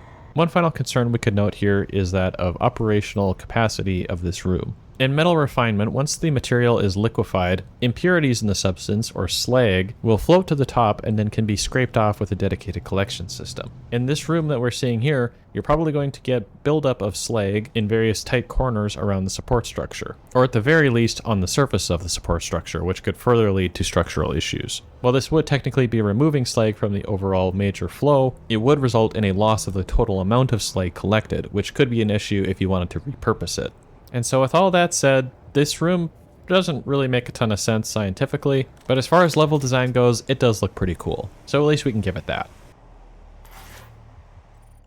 So they have team tattoos for this team here. Well, I guess that's not the weirdest thing. Wait, this is a brand? That's a little odd, but I guess if it's something that everybody does and everyone seems to be okay with it, then it being a pentagram is probably just a joke, really. Plus, you've got to show that you're committed to the cause, so it kind of makes sense in that regard, I guess. While it technically might have been possible to do this earlier, it was around this point that I did manage to unlock the tactical scope for the assault rifle, which will come in pretty handy for inspecting the Mars facility from a distance. For once, we do see an actually correct explosive warning label on a pressurized gas cylinder here. The fact that I'm drawing attention to just this one cylinder in particular to point this out is the actual concern. Within this control room of the Foundry, there is a echo recording system like the ones we've seen earlier. The recording of this hologram indicates that the system is capable of recording non-human actions, which would make sense from a purely functional level. However, if we are going off our previous assumption that AI could be used to some extent to recreate the holograms more accurately, this may be an issue if the AI encounters some sort of being that it does not have training data to reference. Returning to the hologram control panel, we can also see that this system automatically files a safety report, which has elevated status due to employee death or dismemberment. So at the very least, the safety reporting system is automated to an extent. But again, this would probably require some sort of AI recognition to determine what sort of incident or injury was sustained while the recording was being made. As briefly alluded to earlier, there are quite a few lava flows throughout this facility that are not well protected from the people who might be working near them. In a lot of cases, there is not sufficient coverage of these lava flows to prevent any sputtering or sparks flying off from them, which could potentially injure nearby workers. This lack of containment also means that it's more likely that a person could accidentally fall into the lava. And in fact, in this room especially, we can see that there are quite a lot of sparks scattered throughout the entire room. Also, the walkway in which we find ourselves entering this part of the facility seems to have partially collapsed, but in addition to that, it does appear that there weren't any handrails on it to begin with. Although there is a watch your step sign, so at least we have that. In addition to just generally terrible means of securing these lava flows, these walkways also go directly past the flows themselves, with almost nothing to prevent lava from splattering onto the workspace and potentially disfiguring or incinerating anybody who happens to walk past. At the very least, the fact that these walkways are made of grates means that if any lava does splatter onto the walkway, it's possible that some of it will just drain back into the flow. Also within this rather dramatic looking room, there is a platform that appears to have ventilation hardware on its underside. We can see that these vents have some sort of piping mechanism on the platform as well, which connects to another set of pipes that eventually plug into the wall. We could perhaps presume that this ventilation system is designed to collect all the sparks within the room and possibly reduce the hazard to workers working above this ventilation platform. In this case, it would appear that the ventilation system is not running at this time since the room is full of sparks. Also on the note of ventilation, there is an air duct connecting one of the crew break rooms and this large spark-filled lava flow room, which in addition to potentially allowing sparks to fly into the crew-facing areas, could also expose workers to hazardous gases. Within this room, we can also find another odd structure in which this panel appears to have a lot of excessive detail for its purpose. Some of the detail could perhaps be explained as means of lightweighting the structure, while ensure it's still capable of supporting the required loads without introducing excessive stress concentrations. I suppose you could possibly say these brackets in the center of the platform could be used to attach some other mechanism to this point, but I think a more likely explanation is that this is basically just intended as a sci-fi level design asset. At one of the biometrically secured control stations throughout this facility, we see a monitor warning about a ruptured valve at a pressure door, which is currently engulfed in flames, preventing us from proceeding. Now, rather than a safety critical hazard here, it appears that this was done to set a trap at this door to prevent anybody from accessing the room behind it. It is perhaps somewhat concerning that the safety measures can be locked out using biometric seals, but if this was done intentionally, then there could perhaps be some off-nominal software operations taking place. Also, as with the time on the clock that we saw earlier, I did check to see if this is a potential Easter egg, with the name of the tech being Joshua D1225. Somewhat interestingly, there are only 24 verses in the 12th chapter of the book of Joshua. However, the first verse of the 13th chapter could maybe be considered to be somewhat relevant. While exploring this facility, without any warning, I randomly fell down an elevator shaft. Fortunately, the Praetor suit is built with impact compensation that is able to support these landings, but I think the bad design of this floor plan is enough to speak for itself. In addition to the terrible elevator placement, we also have a jump pad, which based on one of the logs appear to be referred to as dinophasic elevators. If you've been playing video games for long enough, you may also have heard of these referred to as man cannons. The simplest explanation for how these mechanisms could work would be that this is a very powerful air vent, and based on the appearance of the volumetric effects above the platform, we could perhaps say that this is emitting controlled bursts of air in such high powers that it is sufficient to launch massive objects up to great heights. Conceptually, a big challenge to this would just be getting it to scale well, and also to allow the bursts to be controlled sufficiently to actively launch something in the direction you want it to go. Probably an equally challenging aspect of this system would be a safe implementation of this technology. Based on their positions throughout the levels, these man cannons appear to be actually intended for human operation, which could easily result in injury if somebody is not properly utilizing the device. Or maybe even if they are. This could perhaps be alleviated by the Delta V jump boots that were also mentioned in a previous log, but we'll get to those later. In the primary room of the Foundry, we can see an overhead rail system that appears to be transporting the same tram cars that we saw throughout the ResOps facility. To some extent, it probably does make sense to keep these trams away from areas where workers could be operating, with dedicated maintenance access options. Unfortunately, it seems like neither of those things are the case here. There does not appear to be very effective ways, at least, of accessing the tram rail in case that something got stuck, and the rail system carries the tram cars directly over several workable areas. In the event that the tram system fails and one of these carts were to fall, it could potentially damage the walkways underneath them and possibly also the support structures to these walkways, and even if it's empty, would probably still be capable of crushing somebody who it fell on.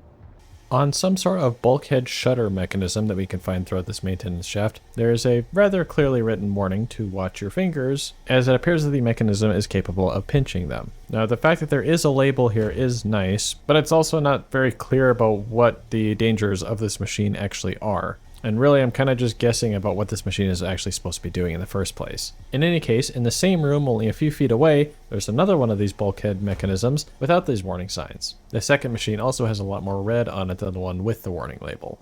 There's a spot on this platform for a ladder, but the point at which it reaches down to the platform below is right at the top of some stairs, which may not allow optimal placement for the ladder supports. The opening of the railing is also not secured while the ladder isn't present. Compared to the giant lava flows everywhere, this is probably not a major concern, but this possibly still could lead to a workplace injury. Now, as part of these engineering reviews, I typically try to look at mechanisms and structures throughout the level to see whether or not they make sense mechanically. This particular column that I found here is a good example of something that we'll see throughout the rest of this game, which is a lot of mechanical parts and hard surfaces that look like they should mean something, but upon closer inspection don't really make a whole lot of sense from a structural perspective. This particular column was most noticeable in this regard, as it seems like this additional support structure that is built into the primary column is done in a way that would neither efficiently add additional support to the primary column or allow the secondary support to somehow actuate away from the primary column. And so for the purposes of video game level design, this is probably perfectly acceptable. But in terms of the design making sense from an engineering perspective, it mostly seems like somebody modeled a lot of hard surface parts and then fit them all together in a way that would look like part of a science fiction setting. Again, this is probably just fine for actual video game development, but it is something that I noticed occasionally while playing and reviewing this game. While the graded portion of these walkway segments would allow them to be more lightweight, as we can see upon walking on them, this would also allow sparks to float up from the lava below, which could be potentially hazardous to anybody walking on this platform. You also really wouldn't want to drop your keys through the grate in the floor and have it fall into a pool of lava. This particular flame-spewing pipe that is presumably carrying combustible chemicals is located very near a walkable surface that has only a single railing to protect somebody from being injured from flames that could be shooting from these pipes. This could also potentially be a problem in the case of a pipe rupture, where the pipe could explode outward and potentially injure somebody nearby due to shrapnel. The point of this being that there should be some sort of paneling to cover over these pipes if they're going to be carrying combustible chemicals near a place where people could be working. While it is always nice to see a readily available fire extinguisher, that does not appear to be the case here, because this fire extinguisher is located probably just out of arm's reach on the opposite side of a gate in this railing. There also appears to be a very minimal walkable surface on which you would have to stand in order to access this fire extinguisher, if you could even call this a surface or walkable. Immediately adjacent to the fire extinguisher, there also appears to be elevator controls, which we could possibly infer from the sparks has been disconnected from some other system. If these buttons were to be used for anything important, they would have the same problem as the fire extinguisher, where you wouldn't really readily be able to access them from the other side of the railing. Yep, that's a giant pool of lava right next to walkable spaces. Now, at least there is some railing system to prevent people from falling in. Sort of. While it is tempting to suppose that this lava flow is perhaps not supposed to be here, and this is just a leaking pipe system, the design of the railings does suggest this is at least intended as a potential overflow area. Additionally, the two pipes on the ceiling from which the lava is flowing do not appear to have any other point at which they're supposed to connect to, suggesting that these flows are not here because the pipes were disconnected. There's also an extendable bridge across this platform that does not have proper railings across its entirety, which in addition to crossing a lava flow also borders on a massive ledge. Within a crew quarters portion of the Foundry, we can find a data log recounting the origins of Samuel Hayden's time at the UAC. Now, of course, if you played all of Doom Eternal, Samuel's origins are much more convoluted than they appear here. So as we decided at the beginning of this video, we are only going to focus on the story content that is present within Doom 2016. This first log doesn't give us too much information on what the timeline was of Samuel Hayden's rise to power within the UAC, but we may be able to fill in some of these gaps with some future logs we'll discuss later. In this same crew quarters area, we can see an off-world news report on one of the monitors in the room. The first report mentions Tenga, which I may not be pronouncing correctly, which was the original pre-production setting for the original Doom games. There are apparently quite a lot of theories on where this planet actually is located and whether or not it's a planet or a moon or something else, but at least on the wiki, the two most reasonable theories that fit in this setting seem to be one of two possibilities. Tenga makes an appearance in the game Terminal Velocity, which was partially developed by one of the designers who worked on Doom. In that setting, Tenga is a planet orbiting Ross 154, which is a star that is approximately 10 light years away from Earth. If we were to take this as a source, this would then imply that the UAC has developed faster than light travel sufficient to travel regularly to distant stars. This is a bit of a reach though, and the second possibility is possibly the more likely one. According to the wiki, the image of Tenga in the original Doom release is based on that of the moon Tethys, an icy satellite of Saturn. In this case, the icy environment would make the production of fire dust, as reported by the news report, perhaps a little out of place, but it does seem a bit more consistent with the level of technology that we've seen throughout the rest of the game. We could also see from the rest of the news report that it appears that robotic workers are being used to actually perform the mining operations on Tenga. Considering that Saturn is much further away from Earth than Mars is, and would be a lot more difficult to support logistically, it would make more sense to employ a more autonomous workforce on that moon, rather than running a mining base staffed by humans. This could also explain why it could have been determined to be newsworthy that the ventilation systems on these robotic workers were being modified with basic additional functionality, since with minimal support on a distant moon, you might have to make do with what you got.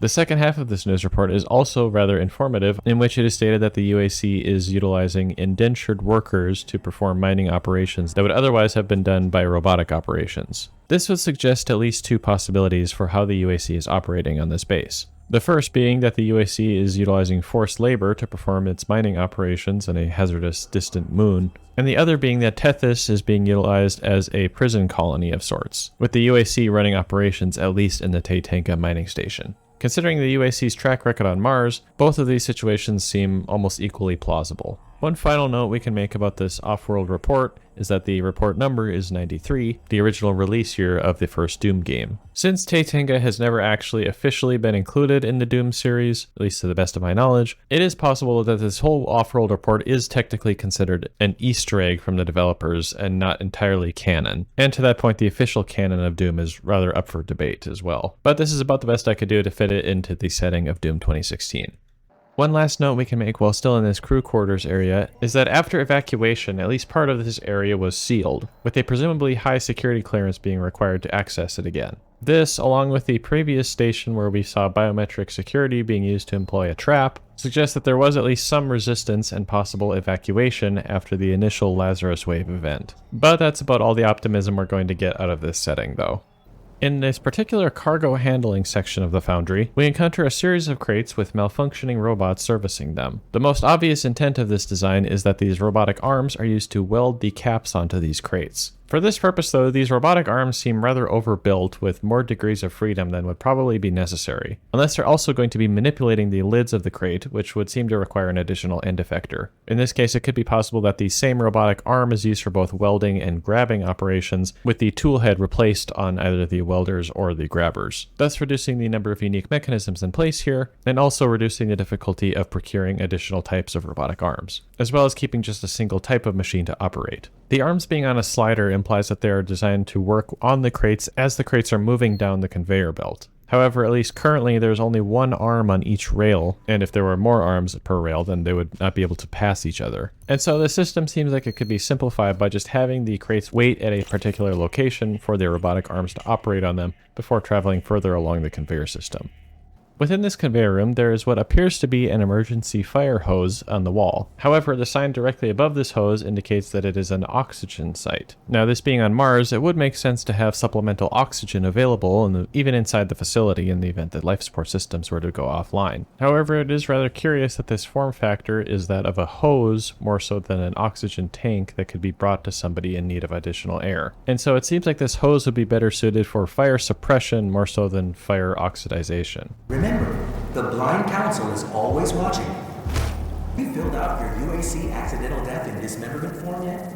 See Jessica in Human Resources for assistance. Now, I'm not a lawyer, but I do imagine that the UAC's AD&D policies are going to be quite restrictive in terms of covered injuries. As we've seen so far, there are plenty of opportunities for accidental death and dismemberment, with the additional hazard that the UAC seems prone to non-accidental death as well. I suppose then that the UAC could perhaps try to argue that many of the deaths that take place on their facilities are non-accidental and thus they would not be covered by accidental death and dismemberment insurance. This would probably have much worse legal ramifications as well, but I could still see them trying to pull this one to get out of insurance payouts. Occasionally throughout the game, we will see a set of these machines mounted together in various walls. Zooming in on the primary label of the machine, we can see that it is labeled as a Gravitron Wave Energy Meter. Now, assuming that gravitron is a mistype of graviton, the theorized carrier particle for the gravitational force, then we could suppose that these machines are some sort of graviton detector, possibly intended to detect and observe variations in local gravitational fields, which perhaps in this setting could be used to detect multi-dimensional activity, maybe. The other labels point to a magnetron, which is a machine that is used for producing microwave radiation, and is most often found in microwave ovens. In such magnetrons, you can often also find the element beryllium, which is misspelled on the other label on this machine. Now, since whether or not gravitons actually exist is still not yet well defined, as of time of recording at least, it would be at the very least rather difficult to describe how a magnetron could be used in the detection and measurement of graviton waves. However, considering that this machine is actually labeled as a gravitron energy wave meter, we could note that the disc-shaped components on these machines does bear some resemblance to the amusement park ride of the same name, and thus these machines might be nothing more than sci-fi world-building assets using nonsensical technical jargon. Warning, core temperature reaching critical levels. After managing to not die from falling in lava, we eventually make our way to the turbine cooling chamber. Before discussing the various unrealistic aspects of this room itself, we can at least note that there is a readily accessible control panel for the cooling turbines located near the walkable areas by which you would enter the room in the first place, which in itself is nice to see. The buttons on this control panel are tactile, which is also nice, and while the labeling system resembles hexadecimal code, this can't entirely be the case here since hexadecimal only uses the letters A through F in its numbering system. I'm not as familiar with other encoding standards that might be used in computer science, so if anybody does recognize this numbering system, please let me know in the comments. Another design issue with this control station is that there is a vessel directly underneath the control panel, located at about waist or torso height. Best case scenario, we could say that this is a fire extinguisher, but in that case as well, if this is a pressurized vessel and it were to rupture while somebody was standing at the terminal, that person would probably have a pretty bad day. The core temperature is now stabilized. Upon finally reactivating the cooling system, it at once becomes apparent that there does not appear to actually be any sort of system for cooling operations in this room. The room consists of a rather large enclosed space with two large fans in the center. Below these fans there is a red glowing ring, which presumably is a heat transfer system of some sort to bring heat away from the reactor core, whatever that happens to be. This then introduces the problem of where the heat is actually going in this cooling system. Using the air in this room itself as a cooling system would be extremely inefficient, since eventually the temperature of the room itself will increase, including the temperature of the room structure as well as the air. This would then necessitate an effective, probably larger cooling system for the entire room itself. And at that point you've basically just gone full circle back to your original problem. The alternative design to this would be that these fans are exhaust ports, or perhaps the fans could be a cyclical system with one fan exhausting air into the room and the other intaking air away from the room. In this case, you would have a heat exchanger somewhere else outside of this area into which all the heat from this room can be dumped. The air would then cycle back from the heat exchanger back into this room to collect additional heat. This is probably the more likely scenario that we're encountering here, but if this system is actually intended to be cooling a nuclear fission reactor core, as was alluded to previously, then this seems like a rather minimal and probably ineffective cooling solution for such a large heat load. It could be possible that this is a tertiary element of that cooling system, but in that case it seems like you would definitely want to have some redundancies at this level anyways, or at least an automated way of reactivating this tertiary element. With all this in mind, it does sort of seem that this room was developed without much attention to the actual functionality of the cooling system taken into account. And as if that wasn't bad enough, all the platforms in this room also don't have railings on them. The primary control room has been activated somewhere nearby. It could be Olivia. And so with the facility power system being brought back under control, we can now proceed to the final cutscene of this level. Authorization: Olivia Pierce, Alpha 402. She has locked me out, Dr. Hayden.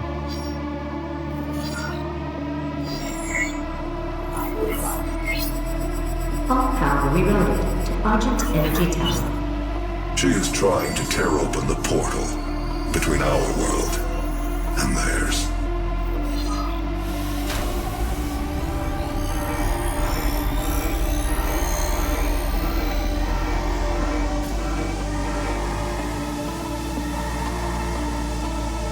You could not have saved them anyway. And so it seems that the success of our reactor maintenance operations was rather short-lived. And so now we will go from repairing our power systems to trying to shut them down at all costs. The system won't allow anyone but Olivia to override it now. We will have to shut down the Argent Tower manually from the surface. So with that, we can conclude this level as we transition to the exterior of Mars for the next one.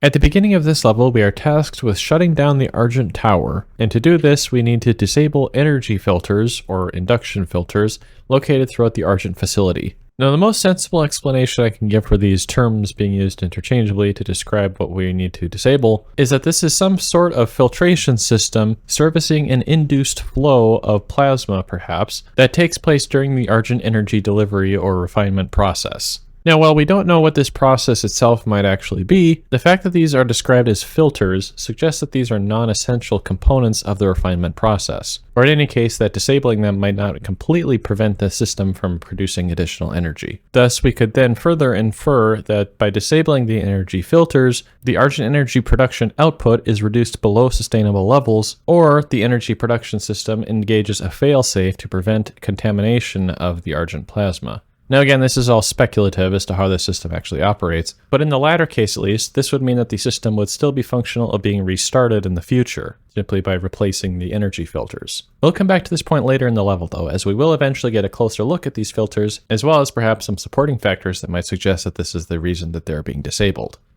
Olivia is using the tower to drill a doorway into their world. You can prevent her from opening the gate by disabling the tower induction filters.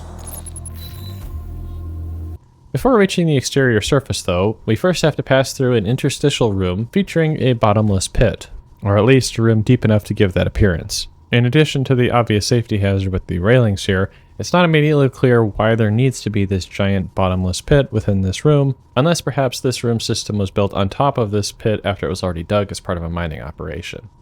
Once again, we see a much more realistic airlock operation sequence here, with a slight gust of wind occurring that throws lighter objects around the room. If we watch closely though, we can see that the door actually opens the seal before the objects in the room start flying around as a result of the gust. In practice, we could expect in this situation that once the small gap opens in the door, an initial high pressure gust of air will occur through this small gap. This would then reduce the pressure in the rest of the room such that when the rest of the door opens, there would be less air throughout the rest of the room, or at least air at lower pressure throughout the room, to produce a gust that would move objects around like we see here, which might be less capable of producing a significant gust compared to if the door had a larger opening all at once instead. I suspect this appearance though is just due to a mistimed animation sequence, and in any case I'll still give them credit for a more realistic decompression sequence than we usually see in science fiction.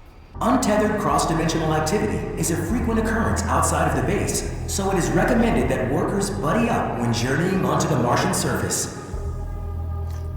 Later on in the level, once we find the auto map, we are provided with more information about the operations of the Argent facility, which we can discuss here for the sake of consistency. This log mentions that the exterior atmosphere of Mars has been made somewhat breathable due to nitrogen and oxygen pumping stations. As we discussed previously, this does not seem to have been sufficient to make the atmosphere fully breathable, and in any case, doing so over the entire surface of Mars would take a significant amount of additional gas introduced into the atmosphere. Thus, we can assume that this log implies that the area surrounding the Argent facility is more breathable due to the presence of these pumping stations. The log also mentions that sandstorms make work in this area difficult, which brings up an interesting callback to our discussion about the level of intensity of sandstorms that can occur on Mars. Since the atmospheric pressure on Mars is so low, you're not going to be getting very strong winds like the ones seen in the movie adaptation of The Martian. However, in the vicinity of these stations that are pumping additional gases into the atmospheric pressure in this region could be increased, which could conceptually at least lead to increased wind speeds and thus more intense sandstorms. Now this is really far into atmospheric sciences and honestly is a bit outside my area of expertise, so feel free to correct me on this in the comments. In any case though, the large amount of dust that would be picked up during a sandstorm could potentially pose hazards to machinery in the vicinity. This could also be the case for robotic mechanisms that are not properly sealed, and any air-breathing engines that somehow manage to intake enough of the pumped oxygen to operate. Upon reaching the exterior, we can see that the Argent Tower is shooting a giant laser into the sky, creating a vortex of clouds that appears to be the portal that Olivia Pierce is trying to open. This is almost certainly not a good thing. And as a minor spoiler, we will be getting to the operations of the Argent Tower in the next chapter. In addition to nitrogen and oxygen, we can see that there are several smokestacks near the Argent facility that are presumably pumping greenhouse gases into the atmosphere. Interestingly, this could be considered a beneficial impact to the atmosphere of Mars, where, unlike Earth, the atmosphere needs to be warmed up to become suitable for human survival in the first place. Thus, the introduction of greenhouse gases into the Martian atmosphere could conceptually increase the temperature of the planet, thus making it more habitable for humans. This would of course depend on whether or not Mars is capable of sustaining a thick enough atmosphere to produce a significant greenhouse effect, which again is getting more into atmospheric and planetary sciences. Also in this intro space, we can see quite a few cargo drones flying through the sky around the Argent facility. We'll get a closer look at these drones more in the near future, but as previously mentioned, having these drones operate during sandstorms could be problematic if they rely on air-breathing engines, which in itself would already be a challenge given the low amount of oxygen available in the atmosphere to breathe. Even from a distance, we can tell that the drones do not appear to have any sort of vertical thrust capabilities, or at least none that are clearly visible. This might be okay if they were flying forward at sufficiently high speeds that they could use thrust vectoring to simply pitch themselves upwards, but these are clearly not typical aircraft since they do not have wings or other control surfaces with which to generate lift. Even if these drones did have wings, the thinner atmosphere would make the generated lift lower than it would be on Earth. So to carry significant amounts of cargo, you're probably going to need some sort of vertical thrust capabilities. In what seems to be an ongoing trend, we can see that the Argent facility is constructed on a series of cliff sides and crevasses. Now, I may not be a civil engineer, but I think it's probably safe to say this is probably not the most optimal way to construct buildings on Mars. And so we could probably say that this was likely done in order to ensure that these facilities are located close enough to the original Argent fracture. Now, even if we suppose that this is a perfectly valid reason, this does lead to quite a bit of very unsafe architecture, where safety harnessing would almost be necessary just to walk around the facility. This is of course accompanied by a distinct lack of railings in many places. The haphazard architecture of this area does then suggest that this area was set up fairly quickly, or possibly without the intention for these areas to be traversed very often. This is also evidenced by the fact that a lot of the walkable surfaces are simply on Martian rock, while others are artificial platforms. As a temporary industrial solution, this is somewhat understandable, but for long-term operations, of course, it would be beneficial to actually build this place out, such that you wouldn't have to worry about falling off a cliff if you forget to look down. On one of the portable generators that we can find throughout this facility, we can see that there are 4 electrical receptacles that have somewhat recognizable shapes. These plugs do not resemble any of the international standards used in common household appliances today, and instead most closely resemble industrial NEMA standard AC power sockets. The more familiar looking one looks most closely like a NEMA 7 receptacle, while the more circular ones resemble more closely the NEMA L series of connectors. Each of these standards is designed to support very high amperages, and so if you wanted to support all 4 of these sockets simultaneously off a single generator, you're probably going to need something much more efficient than you would typically see on Earth today. This must also take in mind the fact that there is not much oxygen in the air for this generator to breathe in the event that it is utilizing internal combustion. And so we could probably say that it is likely this generator is supposed to be used indoors in an oxygen environment where it would be at least more feasible to actually produce the amount of energy that this thing should be capable of providing. Alternatively, if this is a non-internal combustion engine generator, then these plugs are less helpful in determining its capabilities. Somewhat oddly, the exterior opportunities data log implies that exterior operations tasks are given to employees who are either not a great fit for their job or are a great fit for their job. This could suggest that the level of danger associated with working in the exterior is a known part of the decision of who to assign to these roles. This is also the first time that one of these logs has mentioned non-human entities, and it doesn't even say to keep away completely, just to make sure that you have executive supervision first. Which sounds kind of weird, but at least as long as you're supervised, nothing could go wrong, right? And besides, what non-human entities, what does that even mean, you know? That's probably just some corporate speak added in there for flavor. Eventually we come across a machine with a caution label indicating that it is an AG system exhaust port access point. As we previously discussed, AG probably is intended to mean Argent at this point, and so we could likewise assume that this machine is an exhaust point for some part of the operation of Argent energy refinement. Again, without a more thorough understanding of what the energy refinement process is like, it's difficult to say what this machine could be doing, but we can at least say that it is not one of the energy filters that we're tasked with disabling. Somewhat interestingly, later on in the level we see the same caution sign near other machines that are located within the facilities themselves. These other machines seem to be connected to various subsystems using electrical and possibly fluid connections, but they don't seem to have as significant of an infrastructure surrounding them as this original machine that we just saw. A particularly pessimistic interpretation of these designs could be that these machines are intended to microdose the air around them with Argent plasma, which would eventually be absorbed into the systems of workers breathing in the air, which could then later be activated in the event of a Lazarus wave. Now, I clearly don't have much technical reason to suspect that this is the way these machines operate, but just from the overall vibe of this facility that I've been getting this far, doesn't seem too far off.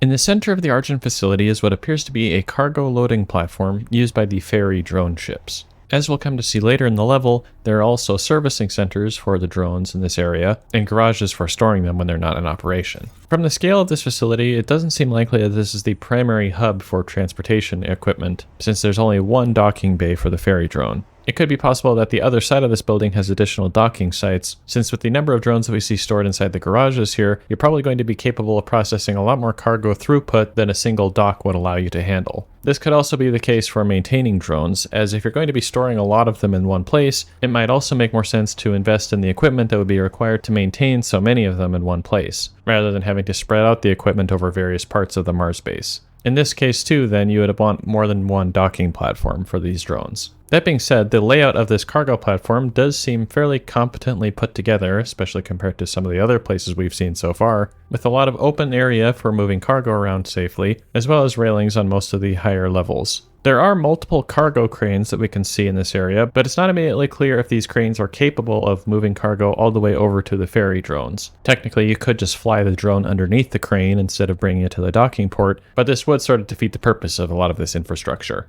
This is also the first time we encounter one of these force fields that we will find occasionally throughout the rest of the game. Now, these have come up occasionally in previous reviews, and most of the time I would refer to the unified field theory to explain their operation. However, it could be possible that this is an advanced form of a plasma window, which to some extent does operate in a manner similar to what we would consider to be a force field in science fiction. The problem with plasma windows is that they are only capable of being generated at small scales with current technology. Current technology is also generally not used to block solid objects from passing through the field, but rather to hold gases on one side or the other. Perhaps we could say here that the massive power output of Argent energy technology is capable of generating enough power to create a plasma with a sufficiently high surface tension that it is actually capable of preventing solid objects from passing through. This gets into the very advanced field of plasma magnetohydrodynamics, but just since I find it so interesting, I can describe it a little bit. Imagine that you are trying to characterize the behavior of every point within a fluid. That is done by the Navier-Stokes equations, which is what I learned in my studies. And imagine that you also have to consider the electromagnetic interactions of every particle within that fluid, and that those interactions are coupled with the behavior that we could find from the Navier-Stokes equations. So to do this, you would basically need to become an expert in electromagnetics and fluid dynamics.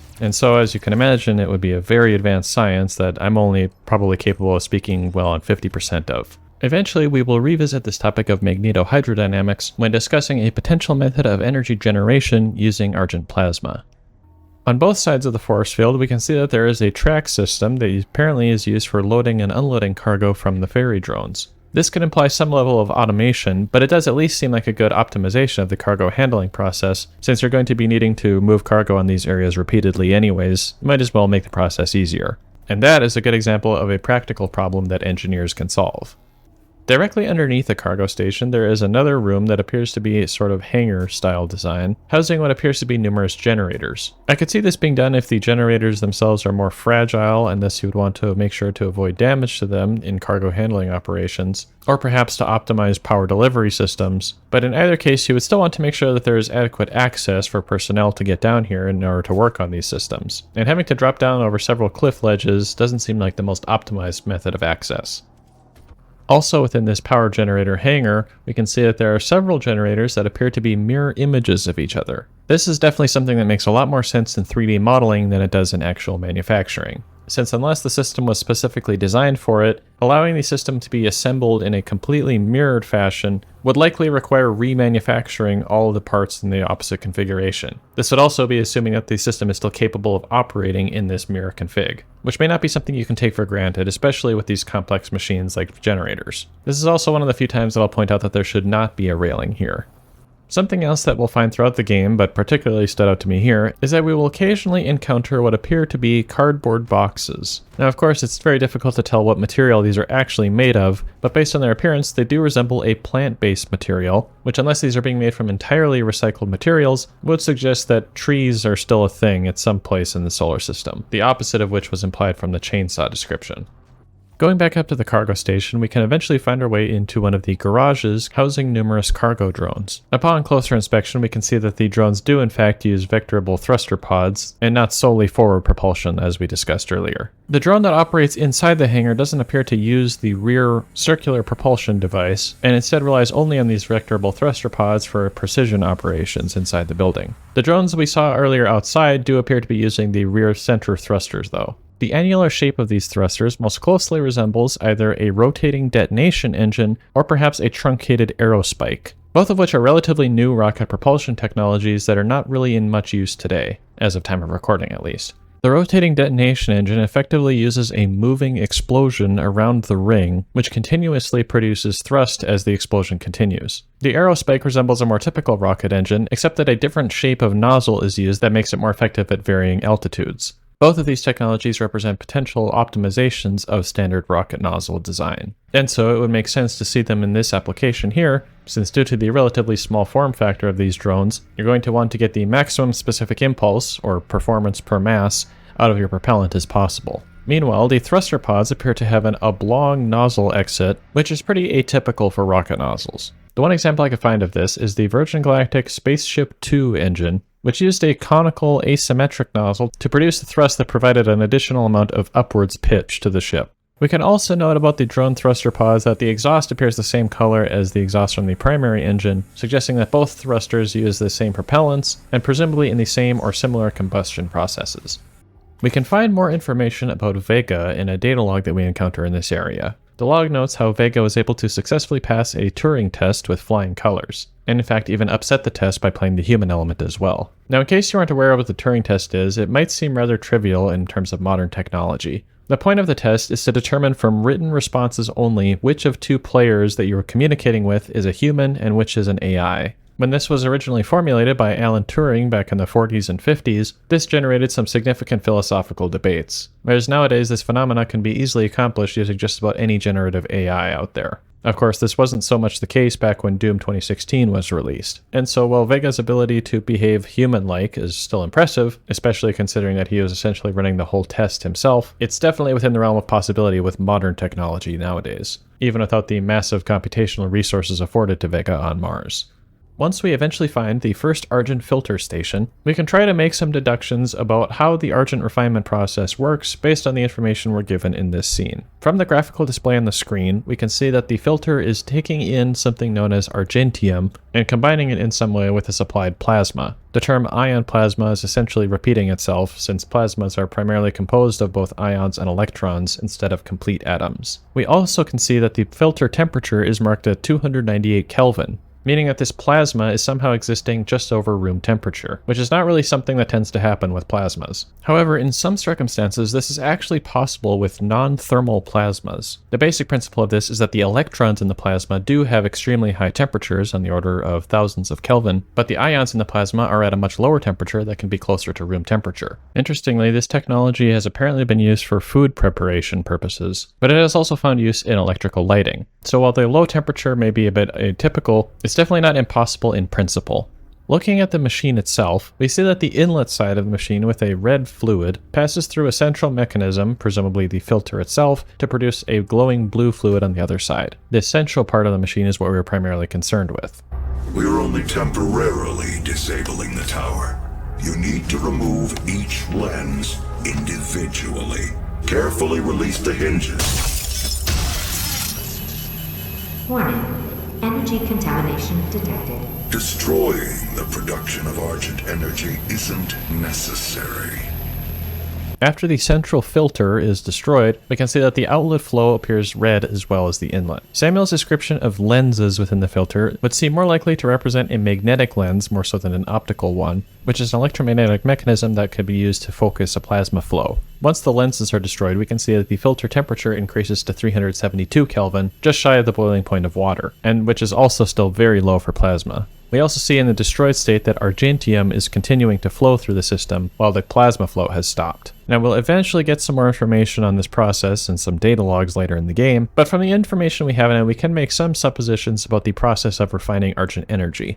Now from the first law of thermodynamics, we can say that energy itself is not something that you can create or destroy. Thus, we would be simply extracting energy from the Argentium or Argent plasma combination. And so whatever this combination is, in order for it to be thermodynamically viable, there must be a process that is able to extract more energy from the mixture than is used to create it in the first place. Now, the creation of plasma is a relatively well understood process, and so the nature of Argentium is the big unknown here. For now, though, we can probably say that the combination of Argentium with plasma in some form or another provides a means of extracting potential energy from the mixture in a way that would not be possible from unrefined Argentium alone. From the design of the machine, we could assume that Argentium is some other sort of fluid, likely a gas that can be mixed with a plasma without too much difficulty. This is also supported by some additional data that we'll encounter later in the game. For now, though, we can at least say as our best guess that it is Argentium itself which contains the massive amount of potential energy, but it must be processed first in order to allow the energy to be extracted. Returning to the cargo hangar, we can see that there is a large cargo lift that is currently lowered and leaving a large gap in the floor above. We can see that there are railings around this gap, but only on the side of the gap that is immediately adjacent to the wall. At least they have a stand clear sign for what that's worth.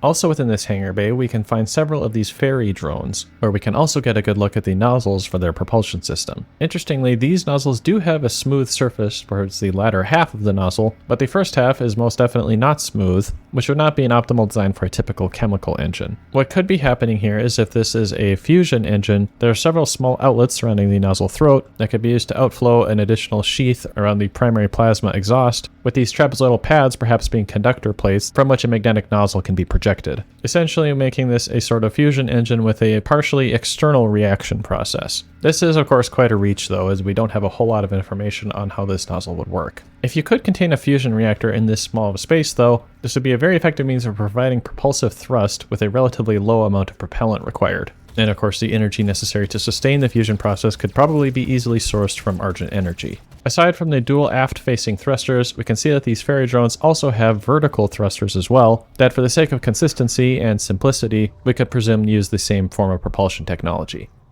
There's a large hose hanging from the ceiling of this hangar that curiously has an additional layer of insulation applied only to part of its full length. If we look at the nozzle at the other end of the line, we can see that it is completely sealed off. Assuming that this line is used for propellant delivery, we could perhaps suppose that the first segment of the line has extra insulation to prevent or delay the initiation of a phase change within the propellant, or in other words, to keep it in a liquid state longer after it flows out through the wall. If this is the case though, this wouldn't make as much sense if you wanted the propellant to remain liquid during the filling process, and so perhaps the propellant becomes less stable once it enters a gaseous state, but must be in gas form in order for it to actually be used for its intended application. Otherwise, if you wanted it to stay liquid, you might as well just insulate the entire hose. Elsewhere in this hangar, we can find several very large pipes that are marked with leak hazard symbols, but do not have very much means of protecting somebody on the outside of these rails from being injured from a leaking or exploding pipe. This may not be a major concern if the fluid contained in the pipe is something relatively harmless like steam, but considering the other volatile compounds we've seen used throughout this facility, they might deserve more shielding than this. The second Argent filter that we encounter appears very similar to the first one, except that some of the plumbing design is a little bit different. This includes an inflow pipe that is not supported directly from the ground below, and instead uses a form of cantilever hanging mechanism. Why you would not just put a support on the floor underneath this pipe is less obvious at least. Also, before destroying the second Argent energy filter, I did just want to mention that I thought the lighting and design in this room was pretty cool, and kind of makes me want to install a lighting fixture like this somewhere in my place. You must stop. The hell energy is unusable without the filters. Warning. What Energy you are contamination. destroying is more valuable than you can possibly imagine. It is a perfect and unlimited energy resource. While exploring the facility, we eventually come across another hangar bay in which several tram cars that we saw in previous levels are brought for maintenance and storage. The room uses a split rail system to allow up to 3 tram cars to be stowed temporarily, along with a maintenance area that appears to have a sort of pit into which the tram car can be lowered to work temporarily to allow better access for maintenance operations. Additionally, this could also be a form of a pit like you might see in a car maintenance shop, though you would probably want better supports underneath this thing before you actually get underneath it to work on it. At the end of the rail track within this room, we can see that there is what appears to be a doorway that can open to allow the tram cars to pass out, but since the rail stops at this point, some other mechanism would be needed to actually remove the tram car from this building. Now this is probably doable, but there's probably easier ways to accomplish this, such as by extending the rail out past the door and having a customized shutter to allow the door to seal around the rail. There's also a walkway for access to the top of this rail system. While this may not be the safest design, this is at least nice to see that there is a way to get up here and navigate this section of the rail in order to perform maintenance as needed. Also in this cargo tram car garage room, we can find multiple styles of robotic arms. This includes the dubiously designed gripper mechanism arm that we saw previously, as well as the high degree of freedom welding arm that we saw in the packaging department of the Foundry level. In one of the nearby rooms, we can also find a similar but slightly different welding arm design as well. The recurring designs means that these are likely to be commercial third-party robotic arms that have been purchased for specific applications. While it might technically be simpler to use just a single style of robotic arm, the capabilities of different brands could be more effective for different applications than others. And so eventually this becomes a problem of process optimization and budget.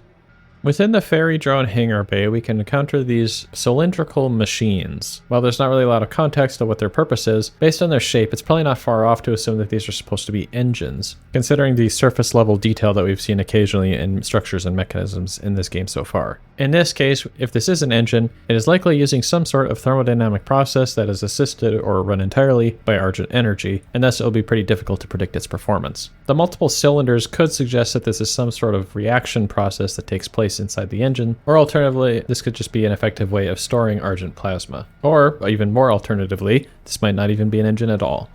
At this point, we'll move over to a different part of the facility, and while we're outside, we can note that some of the support structures that we can see along some of the walkways, again, don't seem to make a ton of sense from a structural perspective. The base of these struts could be used for handrails or as an attachment point for a carabiner or something to that effect, but the strut itself above it has a somewhat odd trapezoidal shape. This could possibly be helpful to absorb stresses in the direction outward from the wall, in combination with supporting a heavier load at the top of the strut. However, the strut itself appears to be merely fixed to the outside of this column, and neither the top or bottoms appear to be attached to the primary structure. So it almost seems like it's just hanging off this column in a cantilever fashion that could serve to provide worse vibrational response to the overall structure. I feel like this could maybe be explained with a bit more in-depth analysis of this part of the structure, but I feel like it's also unlikely that that level of analysis was done by the developers.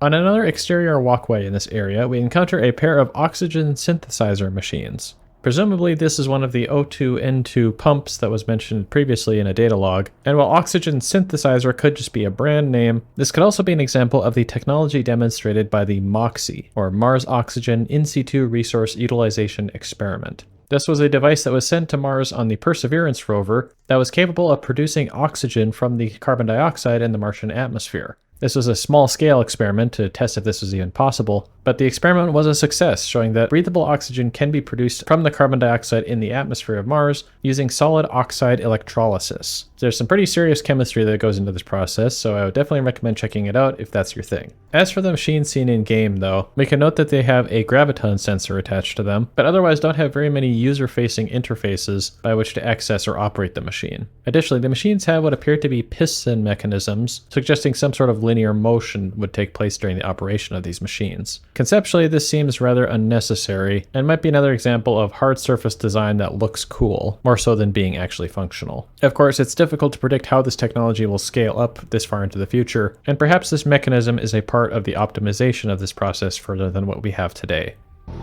Demon breach detected. Eventually, we come to a room with a very large series of tubes. The blue gaseous substance flowing through these tubes resembles that of the input to the Argent filters, so we could presume then that this is the ionized gas that will be fed into the filter system, to be combined with Argentium. If, as before, we assume that this is a non-thermal plasma, then these towers would need to have a continuous supply of energy in order to ensure that the gas remains dissociated, and that the electrons don't cool down to the temperature of the ions and recombine into a gas. Thus, logistically, it would make sense to have this located near the filtration system itself, where some of the output from the filters, and perhaps the Argentium itself, can be used to provide this additional energy input. We can also see in several locations in this room that there are radiation warning signs. Now, I'm going to do my best to explain this here, but keep in mind that this is pretty advanced plasma physics, and so feel free to correct me if you recognize any mistakes. When an electron moves through an electric field produced by a charged atomic nucleus, it can be deflected or decelerated as a result of the electric field. In order to conserve energy, during this breaking process, a photon is released. These emitted photons are what is known as Bremsstrahlung, which is German for breaking radiation. And more specifically in this case, this would be considered cyclotron radiation. Now, I wasn't really able to find much conclusive answers on whether or not Bremsstrahlung can occur for non-thermal plasmas, but my best guess would be that despite the high energy electrons being much less likely to impact a lower energy ion in the plasma, they can still be deflected by interacting with the electric field produced by those ions. I would think that it should be possible to calculate the extent of the deflection given the electron energy and the ionic charge, but I feel like at this point we're getting really into the weeds here. And suffice it to say, I think you could still expect some Bremsstrahlung to be emitted from these cold plasmas, thus making the radiation hazard signs in this room warranted. We can also see that the floor of this room resembles more of a stony surface, or perhaps even snow, with intermittent electrical arcs forming over its surface. This I'm less confident to explain, but I would suspect that these arcs are not intentional. Perhaps due to additional conductivity of the stone on which this facility is built, electrical arcs can form between the metal structure and the ground itself. This doesn't really seem consistent with the visual appearance of these arcs though, which could just be particle effects to showcase a hazardous surface to walk on. In one of the back rooms of this plasma tower chamber, we can find a series of grates, some of which have floating fans behind them. Some of these also have hazard warning labels, which is nice to see. This is just a good example of modular assets for level design, but it is also an example of how modularity can be used to improve upon existing designs without needing to redesign entire systems. For example, you could upgrade these ventilation systems by attaching these fans and shrouds to them, presuming of course that the fan was actually connected to something to make it spin. The final location we have to discuss within the Argent facility is the Plant Sciences building. As with any good planetary settlement, the presence of plants is expected to be essential for human survival on other planets, not only for the production of oxygen, but also for food production as well. In this particular case though, the plant setup in this room does not appear to be a large enough scale to do either of these things very effectively. These plants might be helpful for supplementing oxygen supply to nearby buildings, but I would personally expect this to be more of a research center than an actual site for food or oxygen supply, since the scale of plant growth required to sustain a facility of this size is probably going to be a lot bigger than we see here. We can also note that the central planters are stacked vertically in such a way that is not really accessible to people working in this area. It could be possible that this entire stack can be lowered into the ground to allow different levels to be accessed, which could be supported by the modular design of the planters themselves. And unfortunately, we still have to have a warning sign saying not to smoke in the Plant Sciences building. One of the data logs we encounter in the Argent facility reports on the history of the Hell Knights as determined from artifacts obtained during an automated survey of Hell. The date given for this survey is 2143, 6 years prior to the current events of the game, and illustrating the fact that the UAC has been aware of and exploiting their current situation for an extended period of time. This particular automated expedition was also 40 years after the initial establishment of the Mars base. Whether or not this is the first mission is not known. It seems more likely that this is not their first of these operations. Shortly thereafter, we encounter the final of the 3 Argent filters within this facility. The filters themselves appear to operate independently of each other, such that individual filters can still operate when the others are disabled. As we'll see shortly, this does imply that there is a system for taking in inputs from each of these systems independently, thus ensuring that there is not a backpropagation of failures in the energy production system. Warning. Energy contamination at critical levels. We spent decades perfecting the science, selling it to humanity. We balanced their hell energy with our science, making it usable and safe. We solved an energy crisis the world had no answer for. It works. You cannot do this. Shortly after disabling this final filter, we encounter the Argent processor itself, into which all 3 filters feed their processed Argent plasma. An overview of the system shows that the temperatures are now reading 512 degrees Kelvin on each of the destroyed filters and the Argent processor, or power station, itself. This is higher than the initial temperatures reported by each filter after they were destroyed, suggesting that the system is not able to keep up with this level of degraded performance. We can also note some instances of doom scroll on some of these computer screens, which is almost certainly not a good thing. It is also implied from these screens that the Argent processor channels energy directly to the Argent tower itself, which is sensible in terms of operation. However, it is still located a fair distance away from the tower, and so perhaps its efficiency could be improved by closer proximity. Although at this point I feel like I'm kind of done giving the UAC advice on improving their performance.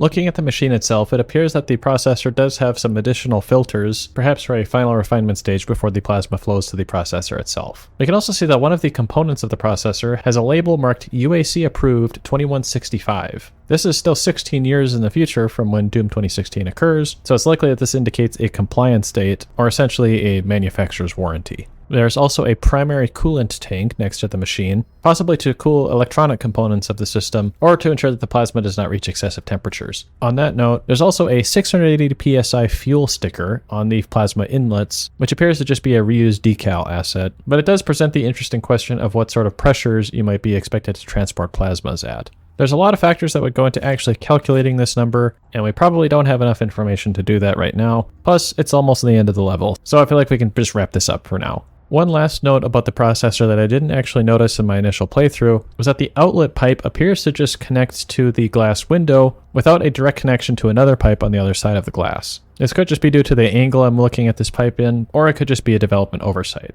If stopping our energy production is what you want, then you need only to destroy this last filter, and Argent energy will no longer exist in this solar system. We will be back at square one.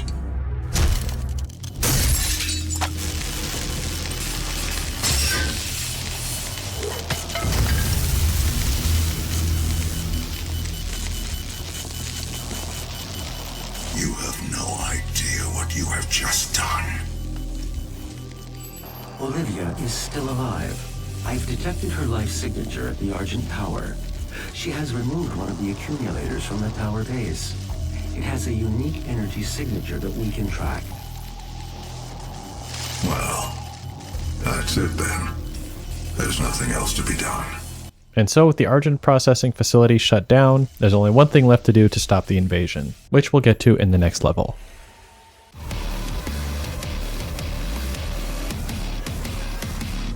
In this level, we have finally reached the Argent Tower itself, and in our attempt to prevent the gate from being opened, we will gradually reveal the inner workings of this unholy machine. And by the end of the level, we should have enough information to discuss some of the theoretical physics that could be applied to at least attempt to explain some of what's happening here. Primary access points to the tower were destroyed in the explosion. The pipeline is damaged but still intact. There are thrust boots in the maintenance hangar. You can use them to traverse the pipeline.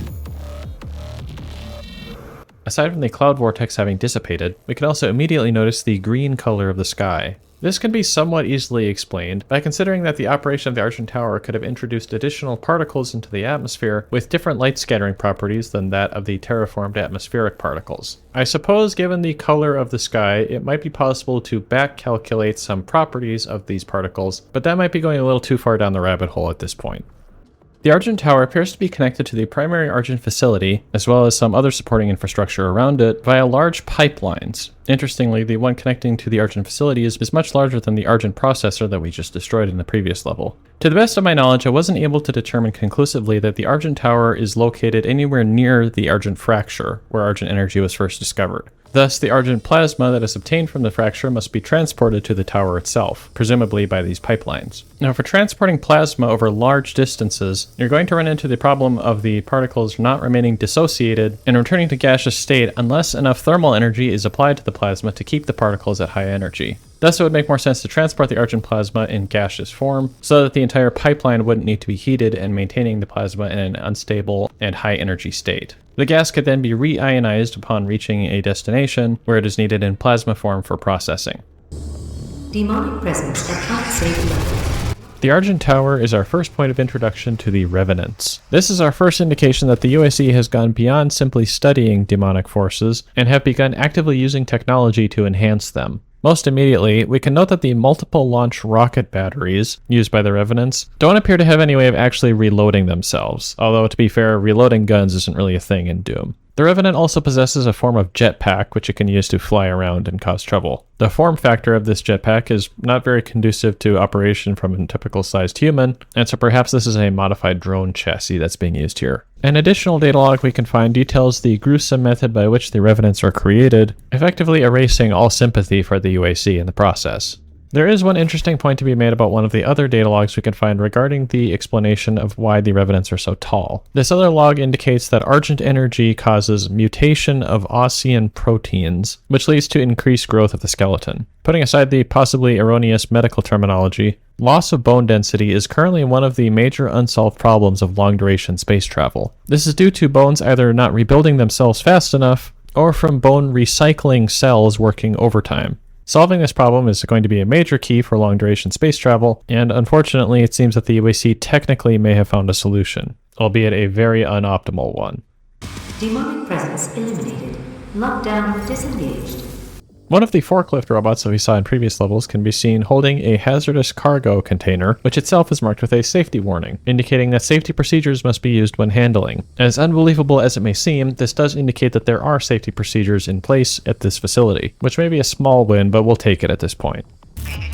Completed in 2127, based off a prototype developed by Samuel Hayden's research team. The Argent Tower, also known as the Argent Inductor, is the UAC's crowning achievement. In their own words, the Argent Tower is the center of the universe for the UAC. Construction was completed 32 years after the establishment of the base, which does afford a somewhat reasonable amount of time for the construction of this extremely complex system. Upon ascending to the Tier 2 Advocate level, we can see from several logs that the UAC is beginning to take on a much more religious tone in their communication with their workers. Surely some of this can be excused as grandiose ambitions, which is probably pretty typical for many big corporations, especially ones involved in something this important to the rest of humanity. And after all, we all want to do something important in our lives, and what could be more important than ensuring that the power continues to flow to the rest of humanity? It truly is a cause to believe in. Argent energy. Give yourself to the cause. At this stage of the game, we also unlock the Delta V jump boots, or in simpler terms, the ability to double jump. From the data log, we learn that these boots utilize a short burst of Argent energy, which is a bit of a misnomer, but we'll get to that, to provide an extra boost to the user's jumping motion using biofeedback sensors to detect when the user is about to jump, based on signals sent to their muscles. This latter point is something that can be done with modern technology, and has applications for prosthetic limbs. This basically involves detecting muscle electrical signals using electrodes placed on the skin at appropriate locations. Now, regarding the propulsion system that these boots use, we only have so much information available to us, but I'm very hesitant to say that the design of these boots actually makes sense. Unfortunately, we don't really get to see the bottom surface of the boot, but it appears that each boot has only a single thruster located on the lateral side of the boot facing away from the other foot. Not only does this not make the boots interchangeable, but the presence of only a single thruster significantly limits the amount of control you're going to be able to get without thrust vectoring.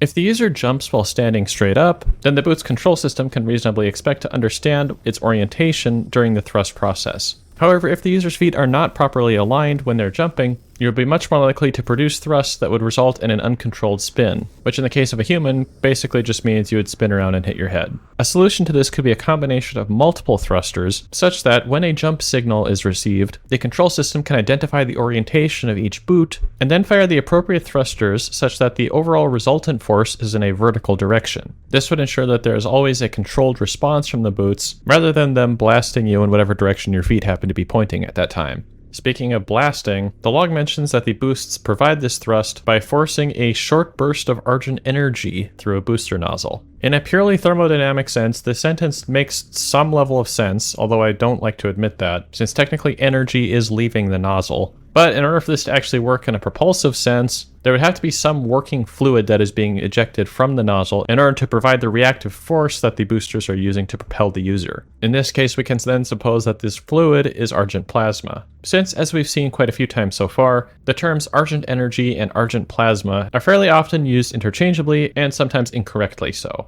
Finally, we can also make a few more inferences about UAC operations based on the log's report of the boot's use throughout the UAC facilities. It mentions that the boots were first developed for use on Phobos, where the UAC has a microgravity facility. As far as I can tell, this is not a reference to the original Doom game, since as far as I can tell, double jumping wasn't a thing in that game. In practical terms though, a jump boost or double jump could be potentially very useful in microgravity environments, allowing you to cover long distances or shorter distances in less time. There is also a somewhat comical note that the boots were implemented at the Argent facility, since the transportation drones were being overworked and overloaded, and so human workers were needed to come in and support the tiring robots. I can see a case being made for humans being needed to perform more complex tasks more accurately, or perhaps with more versatility, but carrying cargo seems like something that robots could do pretty well, and this sounds a bit more like comedic corporate shenanigans than anything really sensible.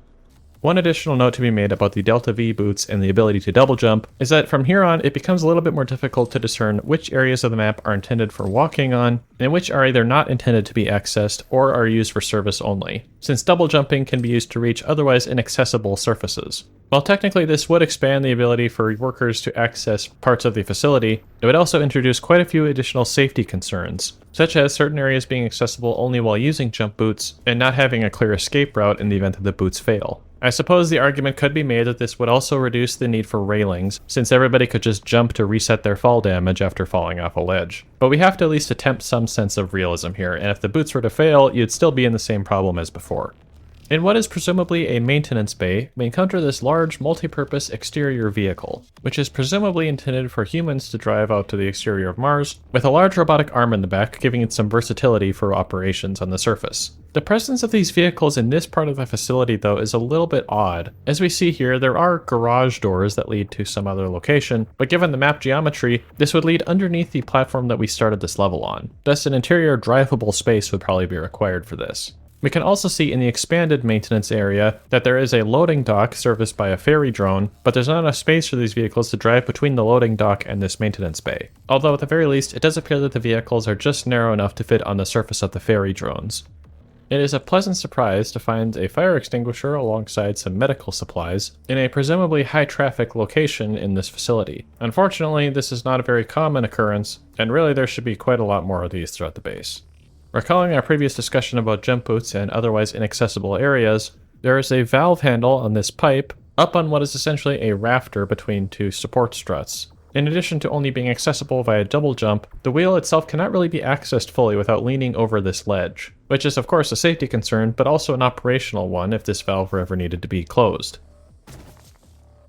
After concluding our workplace inspection of this part of the facility, we eventually reach the pipeline bridge itself. Bridge might be a bit of a strong word here, as while there is a complete path across this gap, it is not accessible to the primary part of the facility we have just found ourselves in. We will get to that in a moment, but for now there is an interesting point to be made regarding the design of the pipes routing between the Argent facility and the Argent tower. As we previously discussed, it is probably fair to assume that a gaseous form of the filtered Argent plasma is being pumped to the tower from the Argent facility. At several points along the pipeline, we can find what appear to be expansion loop arrangements of pipe, which are a set of 90-degree bends used to account for thermal expansion of the pipes and prevent damage to the overall pipe system. This could especially make sense, especially if we consider that the gasified Argent plasma is probably at quite a high temperature, whereas the atmosphere through which these pipes are traveling is probably not. So having expansion loops in the pipeline would allow it to absorb thermal expansion and contraction that might occur as a result of different flow rates or different weather conditions. Unfortunately, it also appears that these expansion loops are not actually connected to the main pipelines that connect between the Argent facility and the Argent tower, and in some cases appear to be purely structural in nature. So on the one hand, it appears that the developers did at least include this feature to begin with, but they didn't actually go all the way to actually connect it up to the rest of the system in a way that made sense. It's probably also worth pointing out here that without sufficient insulation on these pipes, you're probably going to lose a lot of energy to the exterior atmosphere via heat transfer from the gas to the exterior. Now, I don't want to pick on the developers' hard surface modeling excessively in this review, but it is somewhat interesting to inspect some of these crates that we find on this ferry drone on our way across the bridge. This crate in particular appears to have some sort of latching mechanism that can be actuated by pushing in this button on the exterior. This would seemingly be a good way to make these crates able to be opened via automated systems, especially if the button itself is on the same plane as the bottom of this funneled section, which would give the button pusher a little bit of leeway to ensure that it's properly aligned. As briefly mentioned earlier, it probably goes without saying how terrible the accessibility of the platforms on this pipeline are. Not only are they practically inaccessible without using the jump boots, or perhaps by riding a drone to get there, but many platforms also don't have any sort of railings on them. Oftentimes there are also platforms that are adjacent to each other, but without any actual means of access between the two levels. Many platforms on the same level aren't even connected by a fully walkable surface. It is worth pointing out that VEGA mentioned that the primary access to the tower was destroyed in the explosion, and we do see some evidence of this towards the end of the pipeline, but it does seem unlikely that this explosion was sufficient to destroy all of the actual access points between these various platforms. At the very least, if you're going to have this sort of infrastructure with platforms in only specific places where maintenance may be most required, there should at least be a sort of tethering system so that workers who lose their balance don't accidentally fall to their deaths.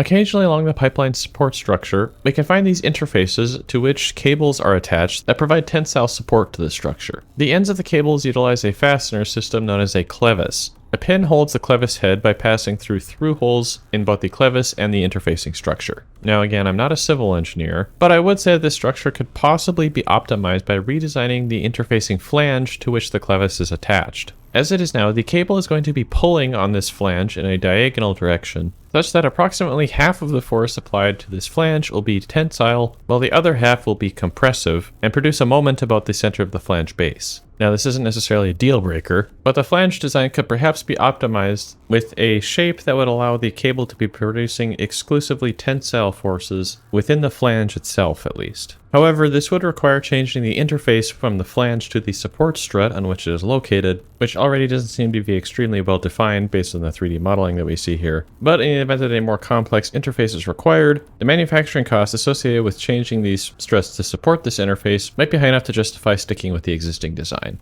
I think I'd say you could probably go either way with this one, since our analysis is limited by the rather low fidelity interface between the flange and the support strut.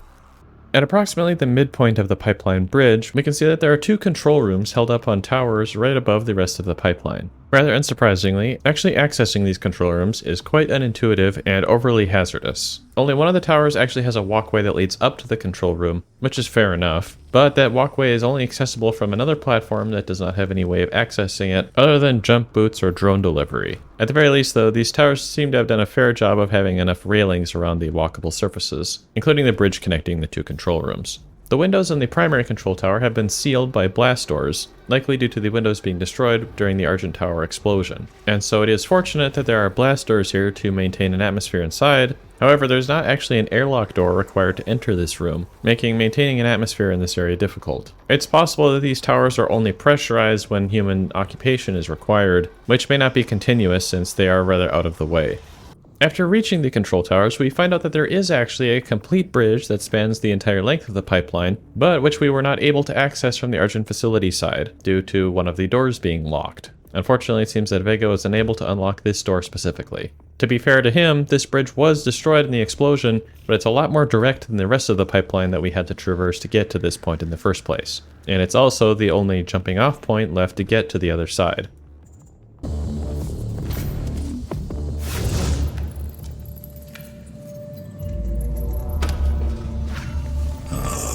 That's an Argent accumulator she's carrying. She'll try to use it to open a portal manually into hell. While the Argent Tower is non-functional, the connection to their dimension is still viable. We are at great risk, Dr. Hayden.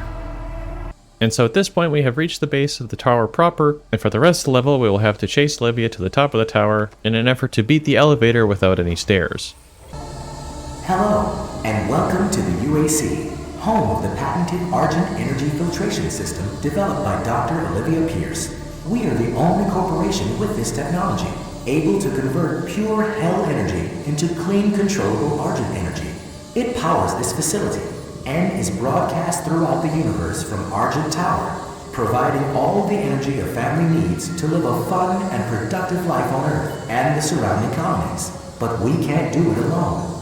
It takes a team to make it happen. A team of people full of energy, potential energy. Unleash your potential with the UAC. Thank you for your interest in Argent energy. The data map that we can acquire from the auto map of the Argent Tower reveals its role in energy transportation throughout the solar system. As we've already seen, the tower takes Argent plasma from the Argent fracture, filters it into a more exploitable form, and then processes this refined plasma to extract Argent energy. This log also reports that the tower beams Argent packages to Earth's global energy distribution matrix, and that this operation is based off of Gauss cannon designs. There's a fair bit of technical jargon to break down here, some of which is not used very correctly. Technically, the term Gauss gun defines a different mechanism that is actually quite different from what is typically taken to mean in terms of electromagnetic propulsion systems. Essentially, the Gauss gun is a magnetized Newton's cradle that, instead of holding onto the endmost ball in the chain, simply releases it upon being struck from the other side. It's pretty simple and honestly not really as exciting as what we're going to be talking about here. What is commonly referred to as a Gauss cannon, and as it's probably used here, is a form of electromagnetic accelerator that might be more accurately categorized as a coil gun or rail gun, depending on the exact implementation. In either case, an electromagnetic field is used to accelerate a projectile using Lorentz forces experienced by the electromagnetically conductive projectile itself. The simpler of the two examples is the coil gun, in which a projectile can be accelerated by being pulled or pushed through the magnetic field produced by one or more electrical coils. The railgun is a bit trickier to explain, and works by forcing an armature down a set of rails using the magnetic fields generated by currents passing through both rails and the armature. Since for the Argent Tower we are primarily interested in coil gun operations, we'll leave railgun discussions at that. If we consider the in-universe term Gauss cannon to refer to effectively the same mechanism as a coil gun, then we can get a high-level idea of what the Argent Tower is doing in this situation. Essentially, in order to beam Argent packages to Earth, the tower would use electromagnetic forces to propel packets of Argent plasma at sufficiently high velocities to escape Mars, and eventually be received by specialized infrastructure in orbit around Earth. The energy could then be redistributed around the world, perhaps using a more tried and true technology such as laser power transfer.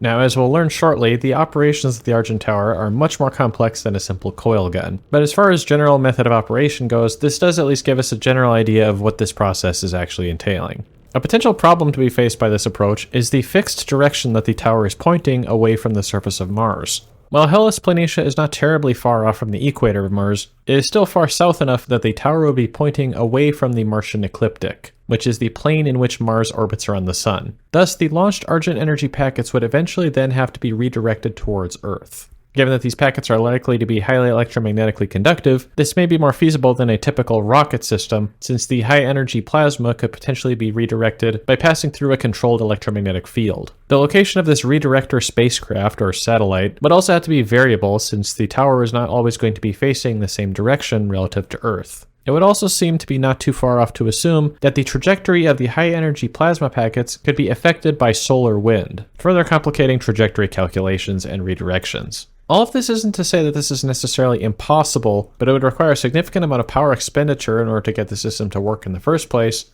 and in order for the system to be economically viable, the system would need to be capable of extracting more energy from the Argent packages than it takes to send them to Earth. Although, given sufficiently high energy reserves on Mars, this might not even be as much of a factor if an effectively unlimited amount of energy is available on Mars to begin with. One additional point to be made regarding the data log entry about the Argent Tower is the concept of using a Gauss cannon design to launch energy packets. As stated in the log, this was not even theorized prior to the discovery of the Argent fracture. Now, while that may be true to some extent, I was able to find two instances of railgun-type electromagnetic propulsion systems being theorized as a means of delivering fusion fuel to magnetic confinement fusion devices. Essentially, this is a means of delivering hydrogen fuel pellets into the high-energy plasma chambers of nuclear fusion reactors. While this isn't the same thing as what's going on with the Argent Tower, it is at least a somewhat similar concept of using electromagnetic propulsion systems to deliver fuel for energy production. So while we could attribute this to developer oversight, we could also say that this could just be UAC marketing speak. Checking the terminal to the cargo elevator, we can see that the system does have a method of locking out hazardous materials from being loaded onto the cargo lift. The system was also able to identify the high-energy Argent accumulator that Olivia was carrying as a hazardous object. It appears that Olivia activated a one-time override to allow her to pass through the lockdown, after which it would be re-engaged. And as unfortunate as it might be for this current situation, it is nice to see that the system is capable of handling itself on its own, but also capable of being overridden when necessary. And so with the elevator conveniently out of service, we'll have to find another way to scale the tower. Immediately upon entering the maintenance access corridor for the tower, we encounter these trams that are moving on a circular track around the center of the tower. The trams are marked with an electrical hazard symbol, and their circular motion suggests that they may be some form of electromagnetic mechanism. As we'll see in a few moments, this will make a lot more sense as part of the overall operation of the Argent Tower. We can also note the presence of force fields on several of the boundaries between different rooms through which these trams rotate. If we go off the theory that these force fields are high-energy plasma windows, we could suggest that their presence here is used to control the electrostatic charge buildup on each of these rotating trams to ensure that they maintain their electromagnetic properties all throughout their rotation. The plasma window could also help to isolate the atmosphere on either side of the room, potentially to help reduce convective heat transfer between rooms, or possibly to maintain humidity in one room or the other, which could also have effects on electrostatic buildup, although this is probably less of a concern given that we are still on Mars. In one of the lower tram pathways, we can see collections of pipes that resemble heat exchangers, presumably for cooling some local system. These heat exchanger pipes do have the benefit of being placed lower in the room to benefit from natural convection upwards of the hot air, but there does not appear to be any method by which the air can be forced over these pipes, and so they'll have to rely on passive rather than forced convective heat transfer, resulting in less efficiency. You might get some forced airflow due to the motion of the trams, but this would not be as effective as simply adding a fan to this location. As we approach the central chamber of the Argent Tower, it's worth noting that there does not appear to be a systematic way to access the central part of the tower from the exterior, aside from the primary controlled access point that we didn't have access to. And instead we have to jump across the tram pathways, which is of course less than optimal safety-wise. This difficult access could be resolved by adding an additional tunnel between trams, but due to the annular shape of the tram pathways, it might be difficult to actually do anything in the same plane as the trams themselves. It's also around this point we obtain a data log that will provide us a great deal of additional information into the inner workings and science behind Argent energy, and how it is processed at UAC facilities. However, there's quite a bit of scientific background to go through on this, so we'll cover that in more detail after this chapter. Upon reaching the center of the Argent Tower, we can directly observe the Argent energy power generation process. We'll go into more detail on this in the next segment of the video, but the tower here appears to be using a process known as magnetohydrodynamic power generation, or MHD for short. Now, as briefly alluded to when discussing force fields, MHD is a very advanced field of plasma physics, and a lot of this is still outside my area of focus. So if you do notice any mistakes, please feel free to correct me in the comments.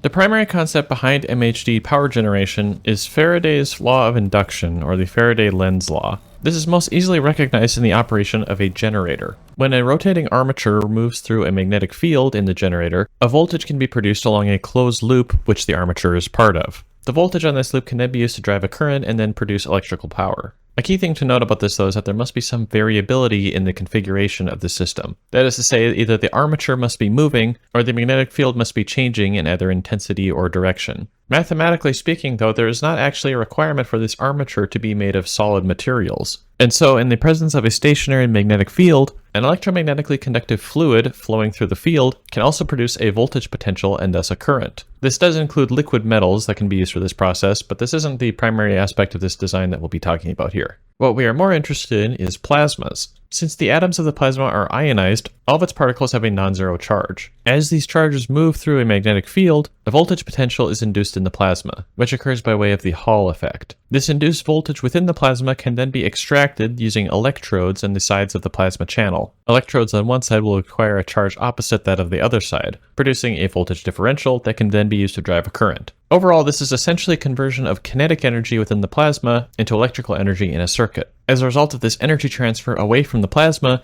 the overall temperature and velocity of the plasma will decrease, meaning you can't just keep cycling the plasma through MHD generators and produce perpetual energy. However, such generators do have the benefit of not requiring any moving parts in order to perform this operation, and rely on the motion of the plasma to move charges through the magnetic field. The primary challenges to be overcome with this technology, though, are material selection and stability of the plasma flow. As is probably easy to imagine, the high temperatures of plasmas make sustained operations difficult due to wearing of materials. Less easy to imagine is instabilities in the plasma that can arise from turbulence due to a complex interaction of electrical and thermal effects. Essentially, this requires careful control of the magnetic field through which the plasma is flowing to create optimal paths for electrical currents to flow, and has been demonstrated successfully in experiments. If these two technical problems can be resolved with the MHD generators, this technology has the potential to offer increased efficiency over existing power generation technologies, many of which still utilize steam power generators. Returning to Mars, what we see in the Argent Tower resembles a successful implementation of MHD generator technology, with a stream of Argent plasma flowing up through the center of the tower.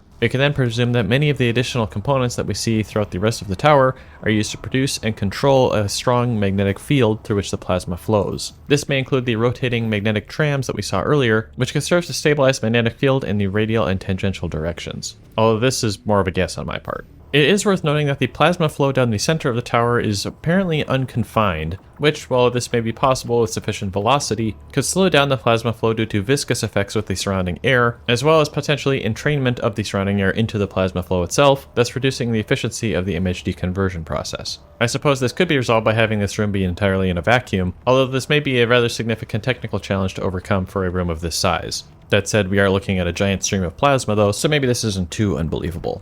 One final interesting point we can make about the operation of the Argent Tower as an MHD generator is that the electromagnetic hardware required for such operations is conceptually similar to that required for electromagnetic propulsion that we previously discussed could be used to send energy packets through space to Earth. A possible implementation of these combined technologies could be that the Argent plasma first passes through an MHD generator to provide power for the local facilities on Mars. At the top of the tower, the plasma, which is now cooled but still retains some of its energy, is then launched through space through electromagnetic propulsion systems and is eventually captured and absorbed by a power distribution network that can then redistribute the energy to Earth and other locations in the solar system. Now, of course, all this is highly theoretical, and there would be very major electrical engineering problems to be resolved to make this actually possible. Since I am not an electrical engineer, I won't comment on the realism of these processes themselves, but since these operations are based on known physical theories, it's probably not terribly unrealistic to say that another 100 years of technological development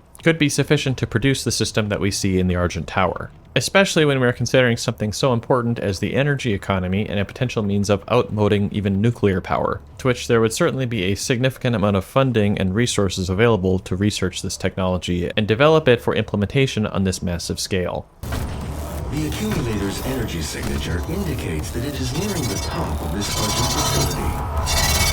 If she ruptures that accumulator near the Argent beam, she could open a portal to their world that we will never be able to close. Well, it's probably fair to say that many of the mechanisms we see while climbing the tower are probably intended as simple sci-fi set dressing. We can make some inferences about the operation of this particular rotating ring. An electrical arc occurs between the central tower plasma channel and several receptacles along the outer wall of the tunnel while this ring is rotating. Eventually, the ring will come to a stop and extend out 4 pistons that latch into matching receptacles in the central column of the tower. We could suppose that this rotating ring is some form of magnetic stabilization mechanism that, when activated, produces these streamer channels through which the plasma can flow more easily and potentially reduce buildup of turbulence within the primary plasma flow. The pistons then are used to make sure that the magnetic confinement system locks back into place after every cycle, to ensure that a slight offset in the rotational position of the ring does not introduce additional instabilities in the plasma. This is really speculative, as I'm not sure that such plasma channels outside the primary flow would be especially effective at reducing thermal instabilities within the primary flow channel, but it's about the best I can do with my level of knowledge on this situation. Around halfway up the tower, we encounter a control room that can be accessed from the freight elevator that we did not have access to earlier. The road to hell is paved by Argent Energy.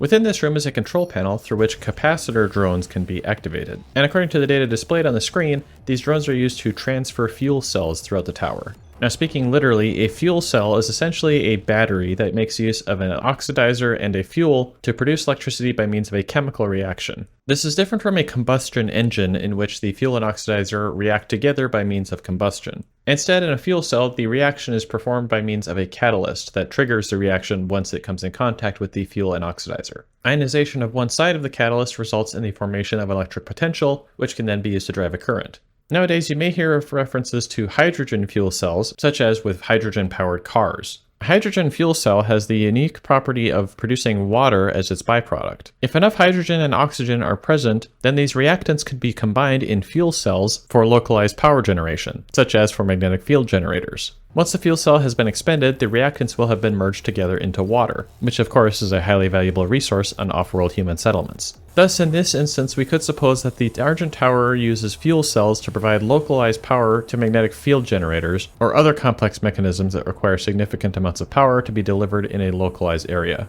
The depleted fuel cells can then be transferred to a designated docking site, where the water that they have produced can be emptied, and the fuel cells can be recharged with hydrogen and oxygen. We could also note here that it is indicated by this control panel that the drones utilize capacitors for their local power sources. This could potentially be a matter of increasing the drone's effective power storage capabilities if they're only needed for short periods of time, such as when performing a single fuel cell transfer operation. However, this would not make as much sense for long-distance transportation, such as in the drones that we saw earlier in the Argent facility, since a longer life battery would be more effective in that situation. So we could suppose then that the drones within the Argent Tower have been retrofitted with capacitors in place of long-distance batteries to facilitate rapid charging and rapid removal and transfer of fuel cells whenever needed. Within the Argent Tower, we encounter the first instance of the invulnerability power-up. The data log of this item indicates that it diffuses a layer of Argent plasma into a layer beneath the skin, creating a film of bioplasma that protects the user. Now, I'm no biologist, but I think this data log is conflating two different uses of the word plasma. If a layer of high-temperature plasma were to be diffused to the lower layer of the skin, this would at minimum result in some level of incineration. And so I'm guessing that the bioplasma referenced in this data log is related to a plasma membrane that surrounds a living cell. Somewhat unfortunately, this is the same word that is used in high-temperature physics, which may have led to this potential misuse of technical jargon. Although if any biologists are watching this, thank you for watching this long to get to this one biology segment, and if this makes more sense to you, please feel free to leave a comment. Between the 4th and 5th levels of the tower chamber, there is an additional rotating ring apparatus like the one we saw earlier. However, this ring is incomplete, and we don't see the associated electrical arcing behavior that we saw earlier. If this is intended to be a magnetic stabilization system, perhaps this is intended to produce an offset in a particular direction that could be used to smooth out instabilities that are occurring in other parts of the tower, which we could maybe say is similar in some manner to an electromagnetic counterweight. This is very speculative on my part though, as again, I'm not an electrical engineer, so if this doesn't make any sense, please feel free to correct me. The final element of the Argent Tower that we'll look at here is the sliding armature that we see near the top of the primary chamber. As we previously discussed, if the Argent Tower is using electromagnetic propulsion to launch packets of Argent energy to the rest of the solar system, then we could suppose that this armature is part of that launch mechanism, in which the armature captures a packet of Argent plasma in the center of the ring and then launches it out the end of the tower as the armature is accelerated upwards. The motion of the armature appears to be driven by electromagnetic repulsion at 4 spark gaps located at each end of its 4 arms. Once the armature is charged, a repulsive electromagnetic force launches the armature upwards. However, this idea is complicated by the fact that this armature only moves very linearly and slowly. Near the top of the tower, we encounter another set of these magnetic trams that we saw at the base. We could suppose that these are used to produce a symmetric magnetic field along the whole height of the tower to match the magnetic field produced by the lower trams. The use of these force fields for electrostatic and electromagnetic regulation could be more important for these upper trams, since there will have been significant upwards heat transfer from convection, and since there has been much more volume through which the plasma has flowed, and the plasma channel is not actually confined, there may be additional free ions or electrons within this space that could more easily serve to build up electrostatic charge on various objects within the room. Interestingly, within this upper portion of the tower chamber, we can see that there are several platforms that are basically inaccessible, yet somehow these are the platforms that they decided to include railings on. My only thought on this would be that these are probably just reused level design assets from other locations, since if you do happen to get yourself stuck up here, I'm not sure a railing is going to be very much help. You cannot stop me from claiming what I am owed! What I was promised! We can briefly note a technological inconsistency in the description of how the hologram utility operates. It is stated that the holocaster tool disperses a cloud of ionized argon, through which light is refracted in a controlled manner to produce a volumetric image. This is relatively consistent with holographic technologies, however it is stated that a camera is projecting the image through this cloud of gas. Given the additional typo that is also in this sentence, it's possible that this is just a mistaken word use here. For some reason, there is a control panel for a cooling turbine located on the opposite side of the elevator shaft from the side serviced by the elevator. While the reason in question is probably just purely for game design purposes, if this control panel is needed for anything important, you probably wouldn't want it to be hidden so far out of the way. I suppose though you could potentially use this hidden location as an extra layer of security for a critical operation, but based on the terminal screen, it doesn't seem like that's the case here.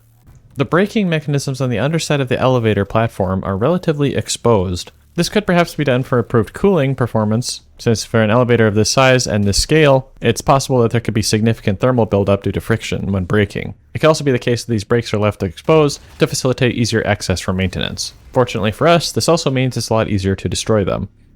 Welcome to the UAC, opening the gates of hell with the key to the future. Finally, as we reach the top of the accursed tower, we can see that the uppermost control room of the tower has direct access to the exterior. However, this blast door does not appear to include any airlock functionality, thus requiring the entire room to be depressurized whenever it needs to be opened. Fortunately, there are emergency oxygen supplies in the room, so at least we have that. This is not the end! It's only the beginning!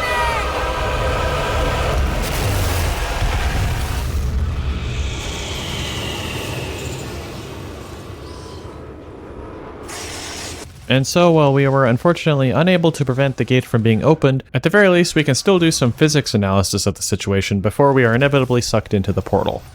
Now, through the use of some rather basic math, we can calculate an approximate amount of energy that would be required to create a gravitational singularity based on the size of the Argent accumulator. Now, this is all pretty fast and loose physics here, so bear with me if I make any mistakes. The Schwarzschild radius is the radius at which an object with a given mass possesses the same surface area of a black hole of equivalent mass. So in essence, if you were to compress a massive object down to this radius, it would become a black hole, or more literally speaking, a gravitational singularity. Given that gravitational singularities are somewhat central to wormholes, I think it's fair to work with this as a starting point. Now, the Schwarzschild radius is only defined for a given mass, whereas we are interested in the amount of energy required to create this singularity. To do this, we can use Einstein's mass-energy equivalence equation that we all know and love, E equals mc squared. Substituting this into the Schwarzschild radius equation, we can then determine the amount of energy that an object would possess once it has been compressed down to its Schwarzschild radius. Note that the derivation of this equation involves spherical masses, so our calculations may be slightly off due to the form factor of the Argent accumulator. In this new equation then, we only have two other things to define, which are the gravitational constant and the speed of light, both of which we will take to be constant values. Using a radius of 0.5 meters as an approximation to the size of the Argent accumulator, we can then solve this equation to determine the amount of energy that would be required to generate a gravitational singularity. The result comes out to approximately 3 times 10 to the 43 joules, which according to a handy table I found from Princeton Physics, which is on the order of 1% of the energy released by a medium-sized supernova, which is also equivalent to about 1 billion times the amount of energy released by the sun in a single year. Now, with these numbers, the answer to the question of whether or not this is realistic is better approached by considering how the Argent accumulator is treated in universe. In a data log that we will discuss shortly, the Argent accumulator is speculated to be capable of holding 30,000 megawatt hours of energy, which is about the equivalent of 10 to the 14 joules. Comparing this to our calculated number, this value is off by a factor of 100 billion billion billion, or 100 octillion. As a result, we can conclude that the energy contained within the Argent accumulator itself, at approximately the size of the Argent accumulator, would not be capable of generating a gravitational singularity on its own, which really is good news for anybody handling one of these things. However, if we look back at our Schwarzschild radius equation, we can see that by decreasing the radius in which this energy is stored also reduces the amount of energy required to reach this Schwarzschild radius. And so we can do the opposite of our original calculation and determine the radius that would be required to compress the energy stored in the Argent accumulator to below the Schwarzschild radius. This result then gives us a value of 1.7 times 10 to the minus 30 meters. This is on the order of 100,000 times the Planck length, which, among other things, is the theoretical minimum distance at which it is possible to perform a physical measurement, and suffice to say is much, much smaller than an atom. Thus, we can probably safely say that it is not physically feasible, if even possible at all, for an Argent accumulator on its own to generate a gravitational singularity using the theoretical maximum capacity of the device. However, we are not operating with the Argent accumulator in a vacuum, pun somewhat intended. While the energy levels required to create a gravitational singularity are far beyond what we could expect to be reasonably attainable in this setting, it is worth noting that the tower does appear to be remaining still at least partially functional, thus some of the energy required to create the singularity could still be present in the vicinity. Now we could expand this into a bit less concrete of physics by supposing that at the other side of this theoretical wormhole that is about to be opened, there could be a significant negative energy or mass density, which could reduce the total energy required to generate the singularity from the Mars side of the wormhole. Negative energy would likely require the presence of some form of negative mass or an application of the Casimir effect, both of which would require diving deeper into the already quite deep wormhole that we found ourselves in. Given some information we'll find later in the game, we could possibly say that the point to which the wormhole is targeting is already possessing a significant amount of negative energy, or negative mass, that reduces the total amount of energy required to form the gravitational singularity in the first place. Now, of course, this is making tons of simplifications and assumptions, and there are certainly factors that I'm just not aware of here, but given that the other end of this wormhole is literal hell, this hypothesis doesn't seem too insane for the purposes of this review. And so, thanks in part to the near-complete absence of stairs on this tower, we're about to see what lies on the other side as depicted by Doom. 5, 4, 3, 2.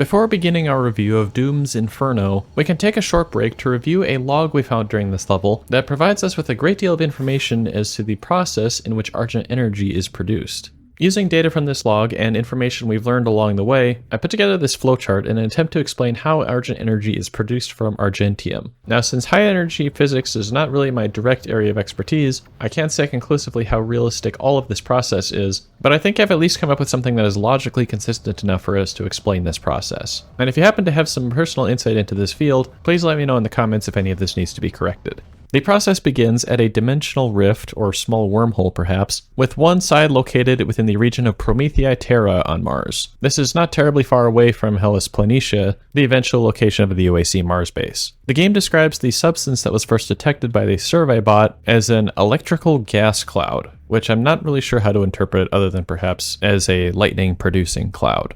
This cloud of gas that is eventually known as Argentium is harvested from the exit point of this wormhole at the Argent fracture. It is then sent to the Argent facility via a dedicated pipeline. Upon arrival, the Argentium is mixed with another gas, and the combination of gases is then ionized to form Argent plasma. This Argent plasma is then bombarded with energetic neutrons, which can be produced by various nuclear fission or fusion reactions. This could perhaps in part explain why another gas is mixed with Argentium before the gas becomes ionized. This additional gas could perhaps increase the atomic cross-section of the Argent plasma, which essentially means that it makes it more likely for incoming neutrons to impact particles within the Argent plasma. This other gas could also possibly be an unstable isotope that upon decaying in a fission reaction is prone to releasing additional neutrons. Meanwhile, the particles of Argentium within the Argent plasma that are impacted by these energetic neutrons enter excited states as a result of the energy transfer from the neutrons. This would cause them to release radiation as they decay from this higher energy state, but it does seem that somehow the Argentium particles maintain this high energy state despite also releasing large amounts of energy as well.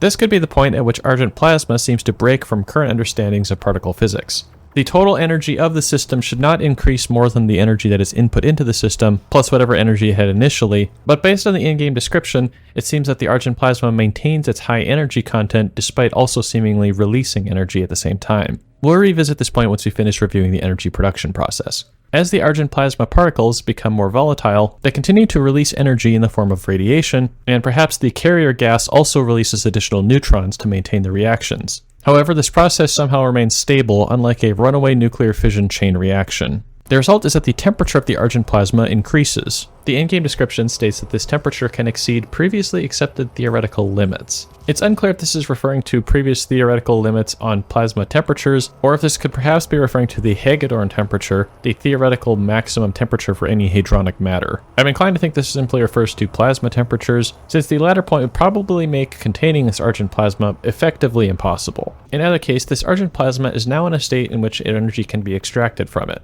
As we saw in the Argent Tower, what appears to be the most effective way to do this is by using a magnetohydrodynamic generation system. The Argent plasma flows through this MHD generator, and the energy that results is termed Argent energy. Alternatively, the charged Argent plasma can be packaged into an Argent accumulator, which can then be transported to another location for use in power generation systems elsewhere.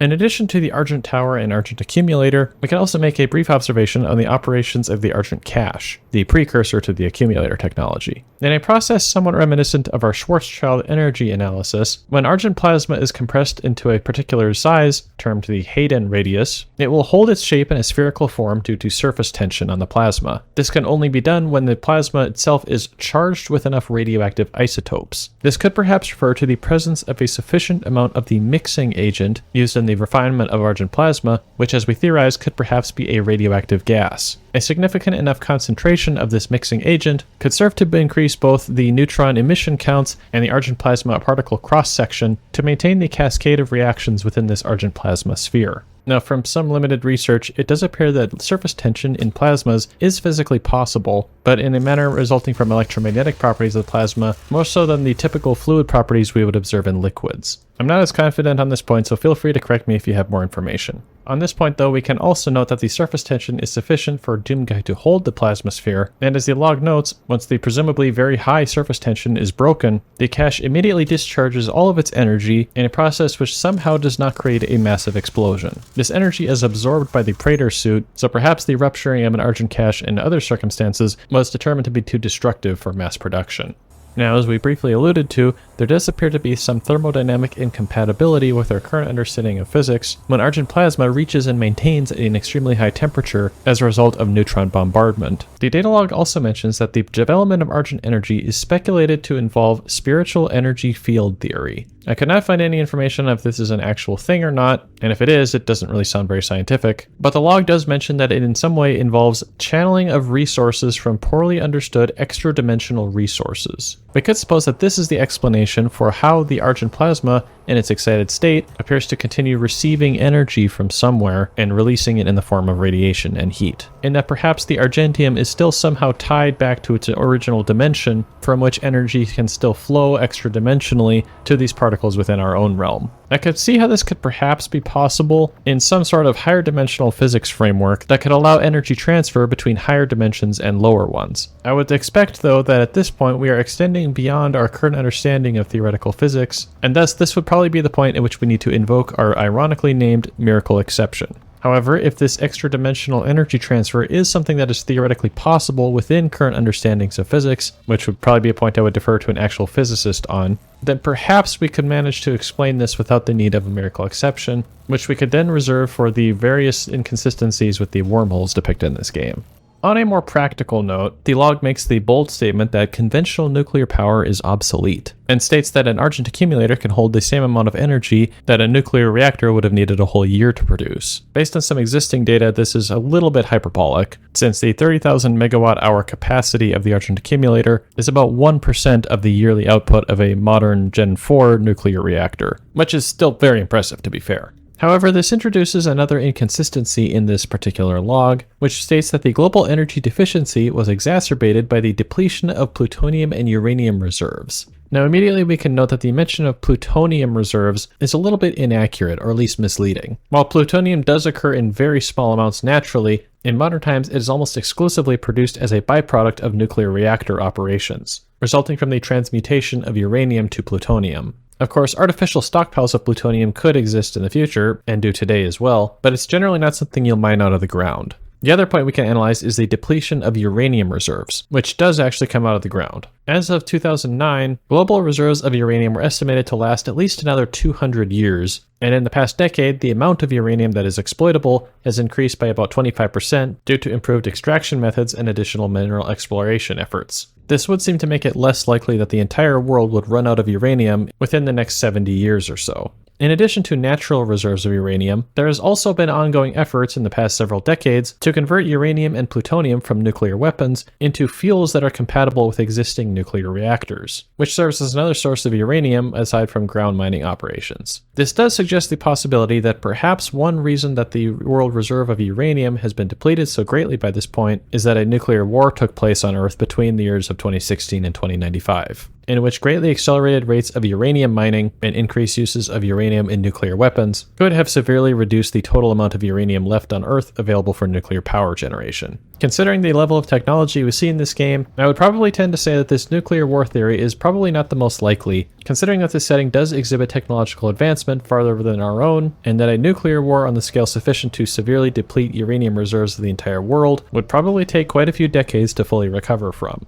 Now, as we did discuss earlier, if nuclear power was still a possibility at this time in the future, but an alternative means of energy production that was perceived to be greatly more effective was discovered, such a technology could foreseeably leapfrog nuclear power in rate of adoption. However, the log also doesn't make mention of nuclear fusion power generation, a topic of a great deal of research today, and while today it is only barely on the cusp of being able to generate power, nuclear fusion power generation technology can theoretically produce greatly more energy than nuclear fission, and in a much safer manner as well, without harmful radioactive waste, and also without the possibility of a nuclear reactor meltdown. Now, I suppose it is possible that in this setting, nuclear fusion power has never really taken off or was never successfully developed to the point of being able to generate power, but this seems pretty unlikely given how much heritage this technology already has today and how much interest there is in advancing this technology to the point where it is able to actually generate a surplus of energy. And so, while Argent energy may be capable of providing power on another order of magnitude, or even nuclear fusion,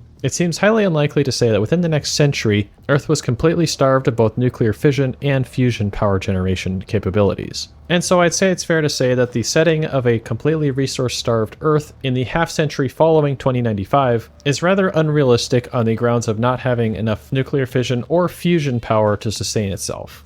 And so on that, I guess, optimistic note, we can conclude our analysis of the science of Argent energy and continue on with our journey through Doom, where we have just been sucked into a portal and are about to cross to the other side. The road to hell is paved by Argent energy.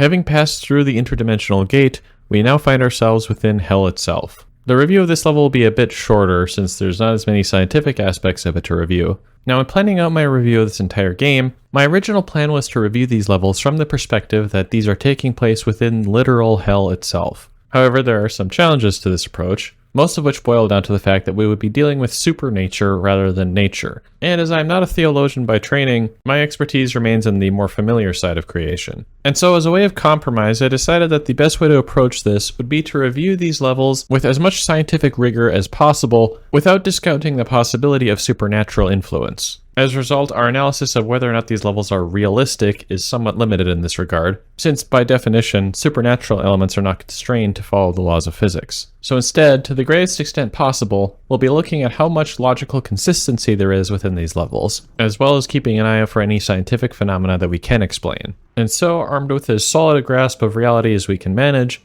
we find ourselves within Kadingir Sanctum.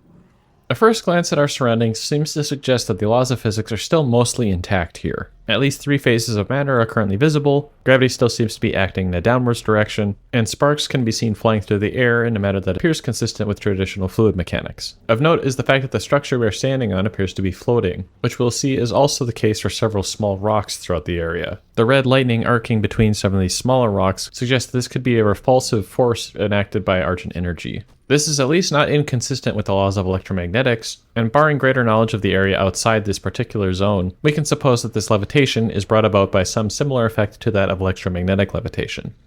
Another major element of the environment that we can take note of is the presence of a moon or planet in the sky. Since we can observe that gravity still seems to be in effect, this has the implication that we are on some other planet which this moon is orbiting. However, as we also just discussed, levitation by means of Argent energy could be another means by which this moon is suspended in the sky. At first glance, while the planet does resemble Mars to some extent, it's hard to identify topographical features that would correspond to actual features on Mars' surface. And perhaps a more likely explanation is that this is some other planet that has been absorbed into this dimension. If we were to draw on the story of Doom the Dark Ages, we could perhaps say that this is the planet of Argent, or at least the part of it that has been already transferred into this dimension. And while this might initially seem to complicate our analysis of a future level, the spatial distribution of locations in Hell is not necessarily very consistent.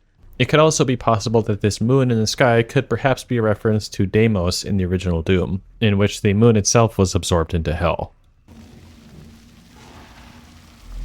He is here. Speaking to our earlier point about looking for logical consistency, we can see that there are several mechanisms throughout this level that indicate that traditional causality is still in effect here. That is, a cause will precede an effect. This might sound trivial, but the fact that we are dealing with another dimension, which is completely different to our own, means that we have very little to stand on for our initial ground truth. Adding to that, if this were to be actual hell, then we could probably take even less of this for granted. We'll set up a portal device at the tomb. Use the light poles to mark our path. Not long after starting the level, we find out that Doomguy is not the first living human to have visited this place. As we'll come to find out from other logs, the UAC has sent several expeditions into this dimension, with the primary objective of recovering artifacts for further research and study. We can also see that at least on this expedition, Samuel Hayden himself was present. This will bring up an interesting point later on in the discussion of the mechanics of this interdimensional transportation. For now, we can see that the UAC soldiers had the good sense to leave a trail of breadcrumbs back to the location of their portal, which is also convenient for us from a level design perspective. There's one more element of the environment that we can take note of here, which are the trees. The skeletal elements and loosely human shape of the trees is likely a reference to Dante's Inferno, namely the wood of Now I know I can't actually use that word on YouTube, but for context, this was the form of torment observed by Dante and Virgil in the second round of the seventh circle of hell, which in John Chardy's translation is the final destination for those who were violent against themselves. Now, while this is a very morbid point, I'm bringing it up for the purpose of artistic appreciation here. And I think as long as we're talking about it, it is worth noting that this is a very outdated perspective of the Roman Catholic Church of the time in which Dante's Inferno was written. And essentially, I just want to make sure that I don't sound dismissive of this subject. And like a lot of elements of the Inferno, these trees can possibly best be categorized as Christian fan fiction. If we were to take these trees as the indication of where we are located within the 9 circles, which is itself another fictional element originating from Dante's Inferno, then we could suppose that we are currently located within the second round of the 7th circle, and below us is the 3rd round. As with the earlier discussion of mechanisms, we see that the concept of causality still holds true with the presence of these skull keys, which do what they say on the tin. Those who have the knowledge of playing Doom Eternal may also note that this particular Doom scroll resembles, to an extent, the appearance of the Makers. Scattered throughout the infernal levels we play through are Slayer's Testaments, which are recordings of the Doom Slayer's activities in the past. While these are quite cryptic, they do give us some backstory as to how Doom Guy eventually got here, most of which is also covered in Doom the Dark Ages. But when relevant points do come up, we can analyze them for consistency with the rest of this game. The second base camp we can find from the UAC expedition includes an Argent cache. We could suppose that it was brought here as part of the expedition to serve as a power source for a portal, although as we learned in an earlier data log, this method of storing Argent energy was considered outmoded, at least as of the time of the game itself. An alternative could perhaps be that this Argent cache was brought as an offering instead. Since, as we'll eventually come to find out, the preservation of human life on these expeditions does not seem to have been a high priority. A device of some kind, which serves as the automap, provides us some additional information about this region of hell, as well as some additional background on the UAC expeditions here. The recorded date of the Project Lazarus manned expedition indicates that it took place 4 years prior to the current events. Unfortunately, there were no survivors to this expedition, but robotic operatives managed to retrieve several artifacts that were eventually transported back to Mars.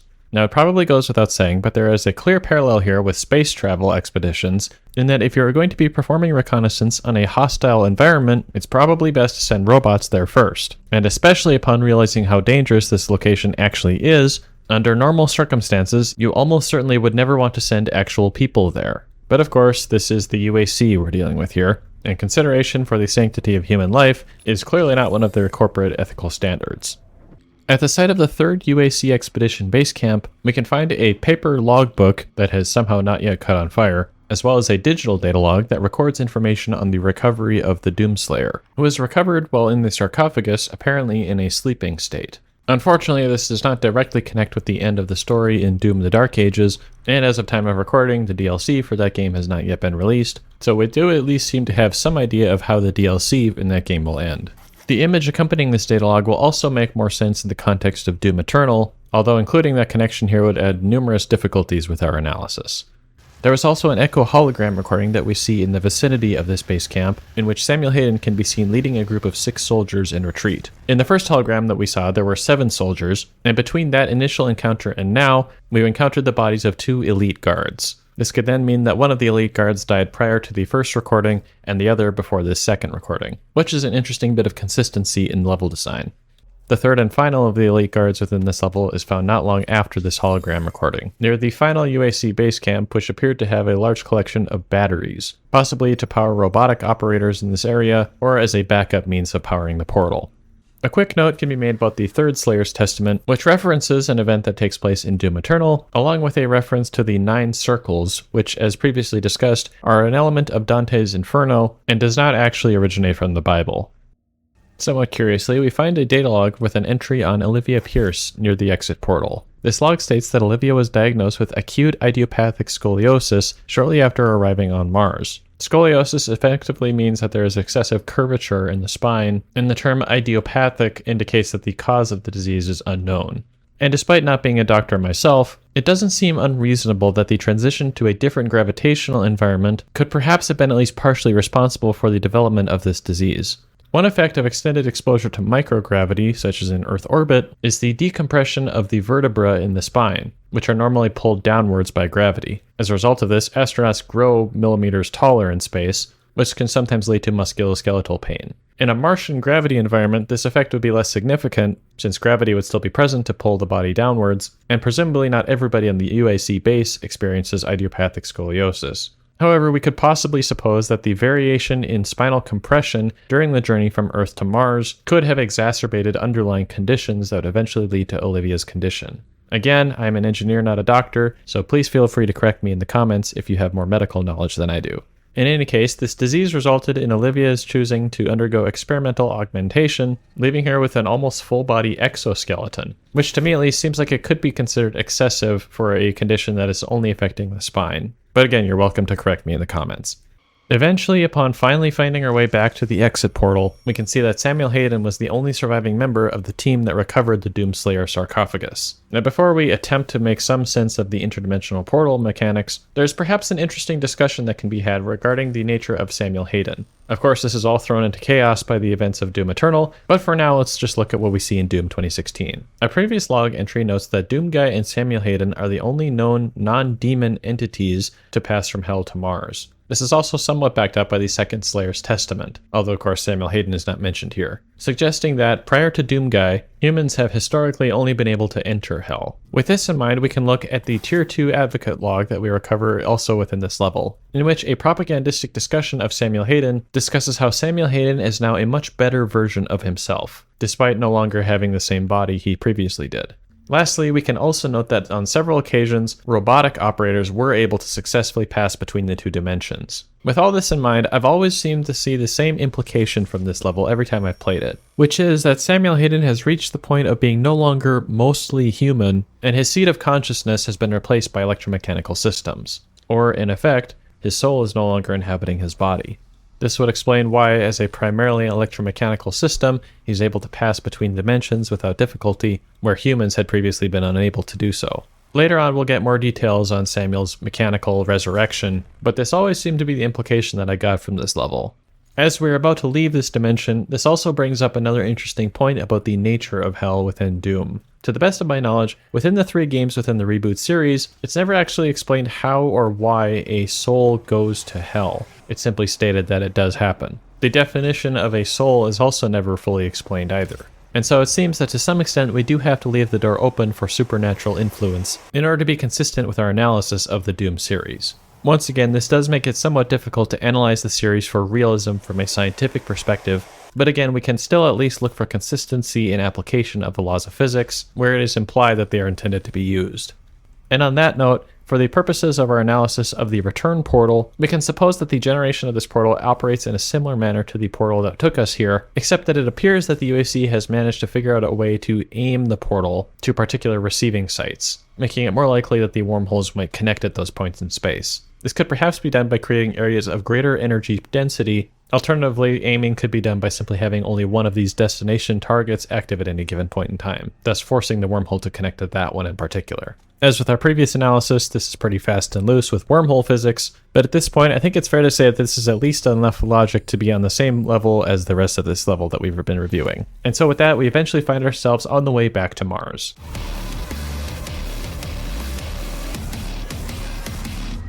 Having broken free from the infernal dimension, we now find ourselves back in the mortal realm on Mars, specifically in a destroyed version of the Argent facility that we visited several levels ago. And so for a time, we can shift away from existential questions of the mechanics of Hell and back into determining whether or not the science fiction is realistic. The Argent Tower is destroyed. The portal can no longer be closed from this side.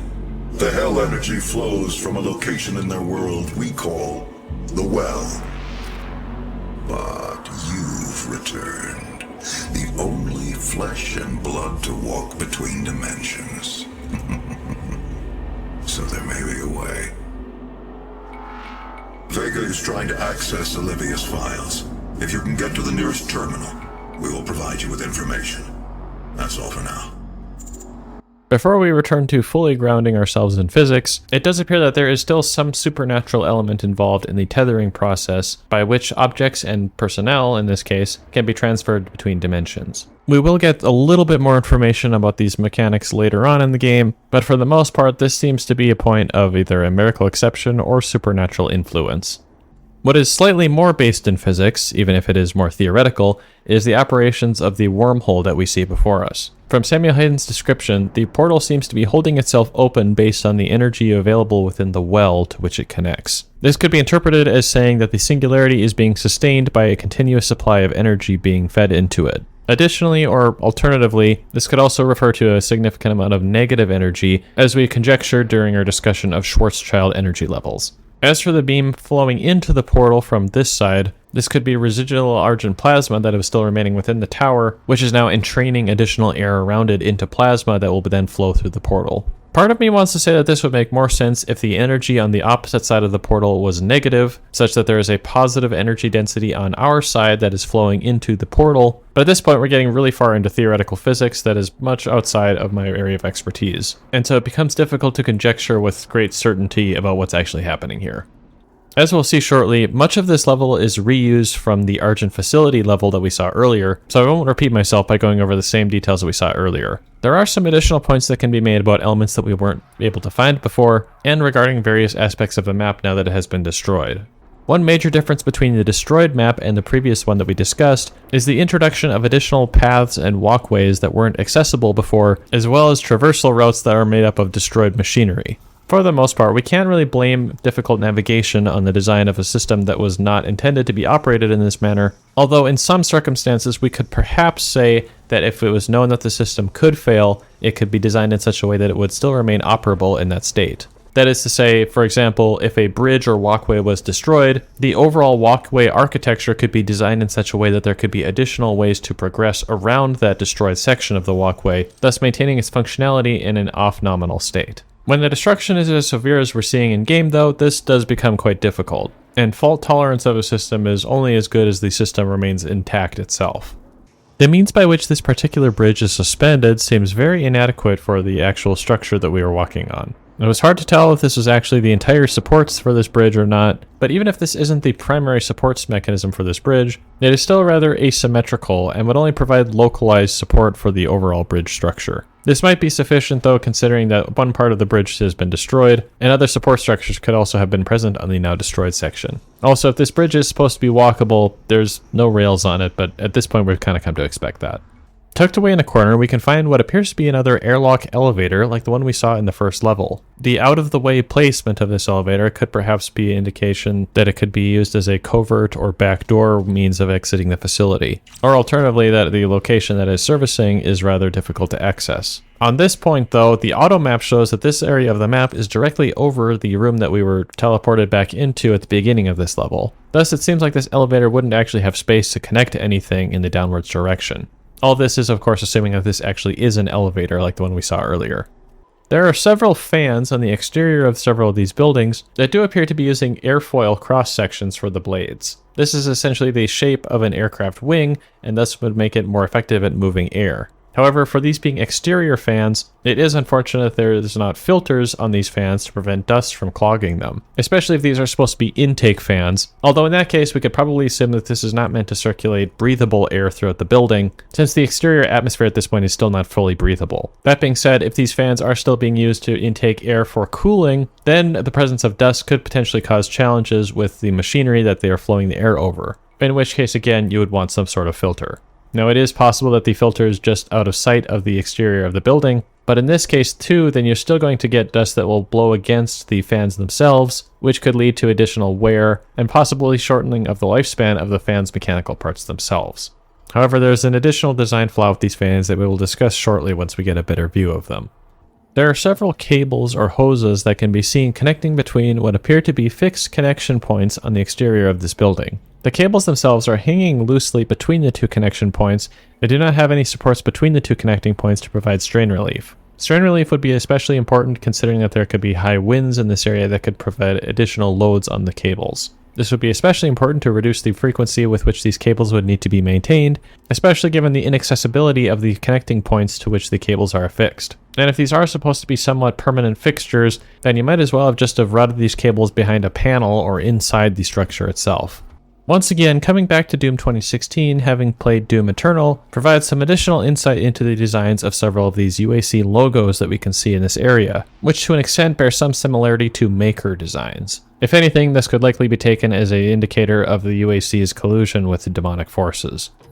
There's a data log we can find that provides some advice to presumably Tier 2 advocates on how they should behave themselves in the event that they are caught in a demon contamination event. There is at least an ostentatious indication of the importance of safety by having the first step be to try to escape the premises. It's also perhaps not impossible that the advice of not running could actually be helpful, as for example, there are some bears that you shouldn't run away from. The second point about not damaging company hardware is not unexpected, although I'm sure that any enterprising engineer could come up with a better use of a plasma cutter than just turn it off when faced with a hostile alien lifeform. The final point, while rather morbid, does seem to speak to the overall culture of the UAC. It actually reminded me about the discussion we had about the accidental death and dismemberment forms that we discussed back in the Foundry. I suppose some law-practicing devils employed by the UAC could perhaps argue that if a victim was willingly giving themselves over to the demons, then the UAC couldn't be sued for wrongful death. Which sounds almost stupid enough to be something that a corporation like the UAC might actually try to pull.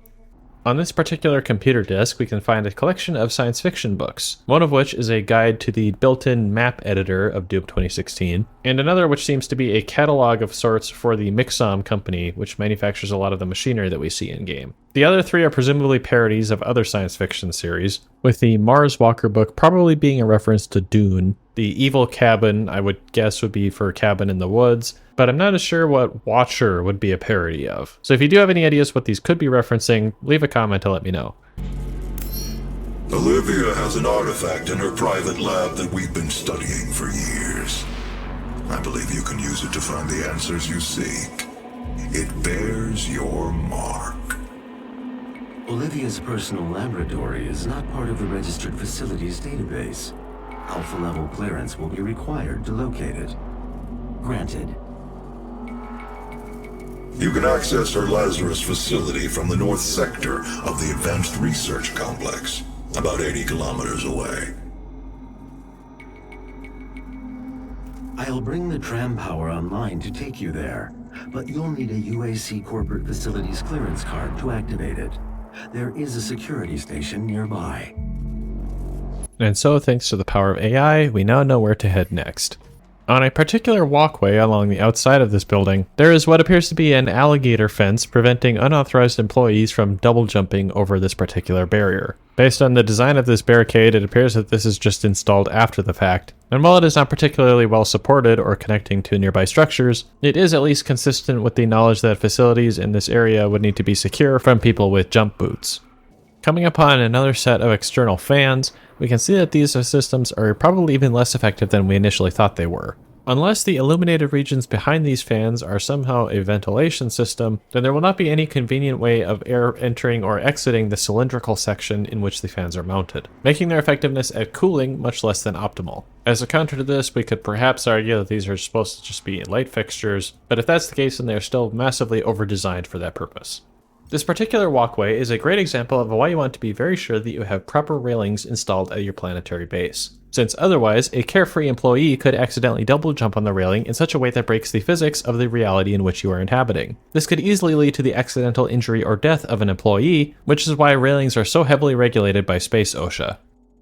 There's an upgrade that can be acquired on this level that provides additional control over the flight dynamics of the jump boots. Based on the method of their acquisition, it is at the very least strongly implied that the effects of these runes are supernatural, or purely for gameplay purposes, which is kind of the same thing. And while our analysis of the jump boots did reveal some technical inconsistencies, we could perhaps say that in this particular instance, this rune overcharges the Argent power cells used in the boots, providing an extra capacity to generate longer bursts of air, or propulsive force in any sense, to provide additional control during the jumping process. The significant boost in performance of this rune seems to imply that this is at the very least not a manufacturer-approved aftermarket modification, and in any case would probably require some getting used to if you're going to actually be using this on the job.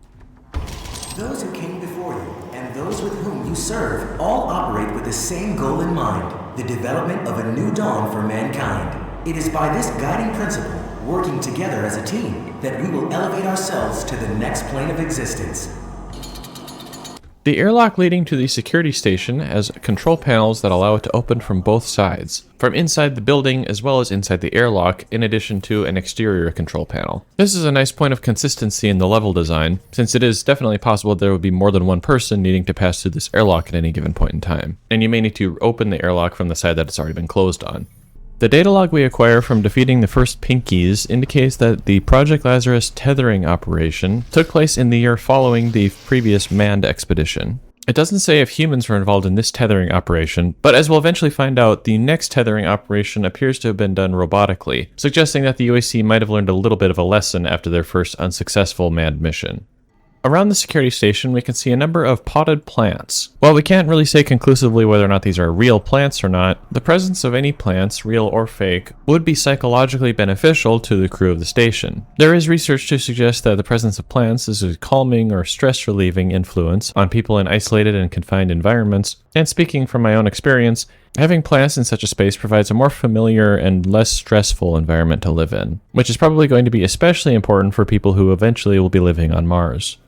Within the security station, we can acquire a second log regarding the condition of Samuel Hayden. To counteract his own death, he designed a new machine that could be capable of serving as his new physical form. This technological resurrection involved the replacement of parts of his brain, and while it was not previously indicated which parts of his brain had been subject to cancer before his death, it seems that fortunately enough, the regions of his brain that were kept intact were responsible for housing his personality, memories, reasoning, and comprehension. Now, since we're getting into neuroscience, an extremely complex topic, a full analysis of this transcendence is probably beyond the scope of this review, and a more comprehensive analysis of the neuroscience behind these processes will probably have to wait for a future review. However, a quick read-through of Wikipedia on the various functions of the different lobes of the brain seems to back up this story. What is less convincing is the description of a plasmatronic processing core. Presumably from the name, this would be a computational system that uses plasmas instead of electricity. And after all of our discussion that we've had so far regarding the nature of plasmas, it's probably fairly obvious why this would be very difficult, if not impossible. Even if a plasma-based series of logic gates could be constructed, there would be the additional challenge of compacting that system into something that could fit within a approximately human-sized form, while still remaining the extreme temperatures required for the plasma's existence in the first place. Even still, if you were able to manage all of that, the amount of complexity and power required to do such a thing would likely be easily superseded by the computational capacity of an equivalently sized electronic processing system. On this point, we can briefly note that the log indicates that Samuel Hayden has existed in some form or another for over 130 years. If the current year of the game is approximately 2149, this would mean Samuel Hayden was born in approximately 2019. From another data log, we see that the Argent Tower construction was completed in 2127, and it was during the construction process of the tower that Samuel Hayden was afflicted with brain cancer. However, from the previous log on Samuel Hayden, we can see that he began construction of the Argent Tower shortly after the discovery of the Argent Fracture, which took place in 2095. This would then put the final age of Samuel Hayden's body at between 70 and 100 years old. Thus, his mechanical existence has been ongoing for at least 30 to 60 plus years, powered by Argent energy in the form of Argent caches and now an Argent accumulator. On the place where Samuel Hayden's heart used to be, we can note what appears to be a similar implement to that of the Doomslayer's armor, presumably where the Argent accumulator is located. This placement also shares similarity with another implementation of this technology that we'll see in the future. For a concluding thought on this log, we can take a moment to contemplate the final note, stating that while Samuel's body has long since died, his soul will continue to live on. This does seem to be almost ironically true, especially if we remember our previous consideration about Samuel Hayden's ability to travel between dimensions. And perhaps we could say more conclusively that his body continues to live, but whether or not his soul is still present is another question. It would appear that the security system controlling access to the tram utilizes a local security system that VEGA is not capable of overriding. That demon seems to have taken your keycard. You will need to find it. The tram station will not be accessible without proper clearance. On the one hand, this is more fault tolerant, as if the primary VEGA system were to go down, the local security station would still be operational. But considering VEGA's extensive control of the entire base, as well as his interconnectivity with just about every system, which we will see in more detail later, this is somewhat curious. To be fair though, a localized implementation of an RFID security reader that is not networked would be a much simpler implementation of a security system.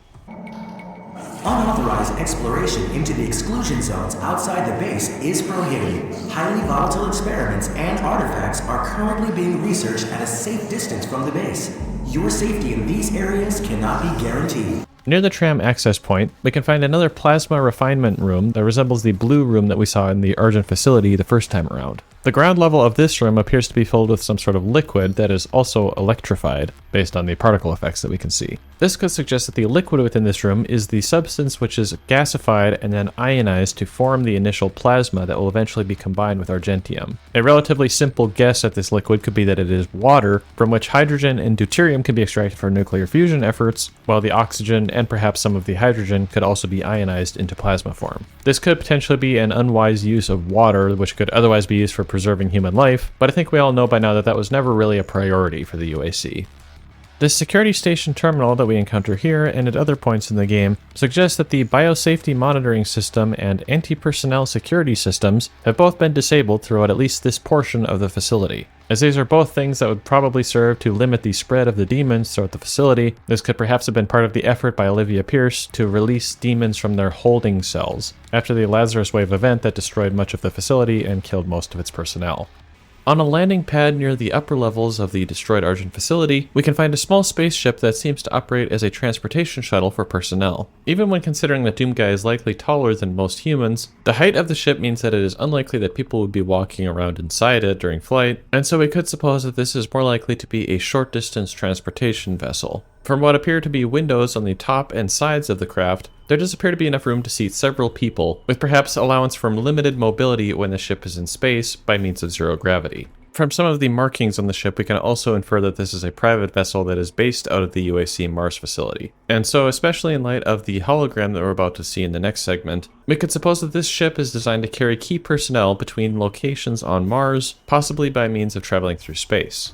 To this point, the engines on the back of the ship appear to be the primary method by which the vehicle is provided thrust. It's difficult to tell from the texturing whether or not the insides of these nozzles are completely smooth or not, since the nozzle contour seems to be consistent over the lighter and darker portions. It could be possible that the lighter portions are a different material, perhaps to improve thermal performance of the nozzles, such as when transitioning from in-atmosphere to vacuum flight. Alternatively, this could perhaps be a mechanism for achieving a variable exit diameter to the nozzles for performance optimization when transitioning between environments. Regardless of the purpose of this alternate material, if these nozzles are actually smooth, this would suggest that the ship uses chemical propulsion systems, or possibly a more exotic nuclear thermal propulsion system. Although, if we were to assume that the ship is capable of orbital flight, then nuclear thermal would likely be out of the question here, as its performance is generally not capable of providing the necessary thrust to achieve orbital flight. Although, of course, this is difficult to say conclusively because we are so far into the future. It could be possible that instead of a traditional rocket engine, a modification of the nuclear thermal engine could be devised here, wherein the propellant is superheated by means of an Argent energy source. This could allow for even greater energy transfer to the propellant than could be possible from a nuclear thermal propulsion system, and conceptually could perhaps even surpass the thrust output of a chemical rocket engine. This is, of course, assuming that the energy can be transferred to the propellant in a sufficiently small amount of time, which may run into other thermodynamic and chemical considerations, but at a conceptual level this doesn't seem terribly impossible. If we were then to assume that Argent engines were implemented within this universe, this could radically transform space travel within the solar system and potentially even beyond, if such a high specific impulse and high thrust propulsion system could be implemented in such a small scale. Among the many other impacts that we could go into in more detail, this could help to facilitate faster transportation between Earth and Mars, and also greater cargo capacities on the trip, which could partly explain how the UAC's Mars base was constructed so quickly. Another major impact of this technology would also be that the UAC would effectively own the only method of transportation to the outer solar system that could make large-scale expansion viable, giving them another monopoly in addition to that of the energy industry. In addition to the primary engines, there are several disc-shaped implements across the surface of the vessel. Presumably these are some sort of additional propulsion system, likely intended for maneuvering or in-atmosphere flight. The relatively simple design of these discs suggests this is intended to be using some sort of anti-gravity technology rather than an existing propulsion system. If we were to charitably say that the glowing portion of these discs is the exhaust ring, then we could say that there would be additional mechanisms inside the disc to outflow exhaust in a particular angular dimension around the ring to provide thrust in that direction. This could possibly be done with some form of rotating manifold inside the disc, and some of the disc implements do seem to have a directional indicator on them. Alternatively, the entire disc implement itself could rotate, but this would mean that the glowing annular section wouldn't really be necessary, and the outlet could be on a single point on the ring instead. As a final point to our analysis of this ship, we can note the rounded nose of the vehicle, which supports the theory that this vehicle is intended for operation in outer space. When designing a hypersonic vehicle, there's an optimization problem of how rounded versus pointed the nose of the vehicle should be. For re-entry vehicles, you generally want the nose to be more round than sharp. This increases skin friction and drag on the vehicle, but also reduces heat transfer to the nose of the vehicle through the shock, since the shock wave that forms will be separated from the nose by some distance, forming a bow shock. Thus, we can say that the rounded nose of this ship suggests that it is designed to be capable of re-entering through an atmosphere. Now, on a basic level, this is all well and good, but the geometry of the nose, or rather the leading edge of the spacecraft, is far from perfectly smooth, and each of the discontinuities along the front surface of the vessel would be an additional point from which an expansion fan could form, which could possibly interact with the shock and or the vessel itself, which could lead to high localized pressures that could potentially damage the vehicle. So while the overall shape of the vessel is conducive for atmospheric re-entry, assuming that the materials of the ship are capable of sustaining the heat generated, the increased detail of the leading edge, or nose, are definitely not optimal for this sort of flight pattern. Overall then, as far as sci-fi spaceships go, this one does have some design problems, but as a whole it is quite well constructed. They even have an emergency release lever on the doors, a nice bit of attention to detail and safety that runs counter to the terrible safety culture of the rest of the UAC facility. You cannot send a team in to retrieve it. I am the head of this corporation. All your work and discoveries here belong to me. He was mine before you even found him.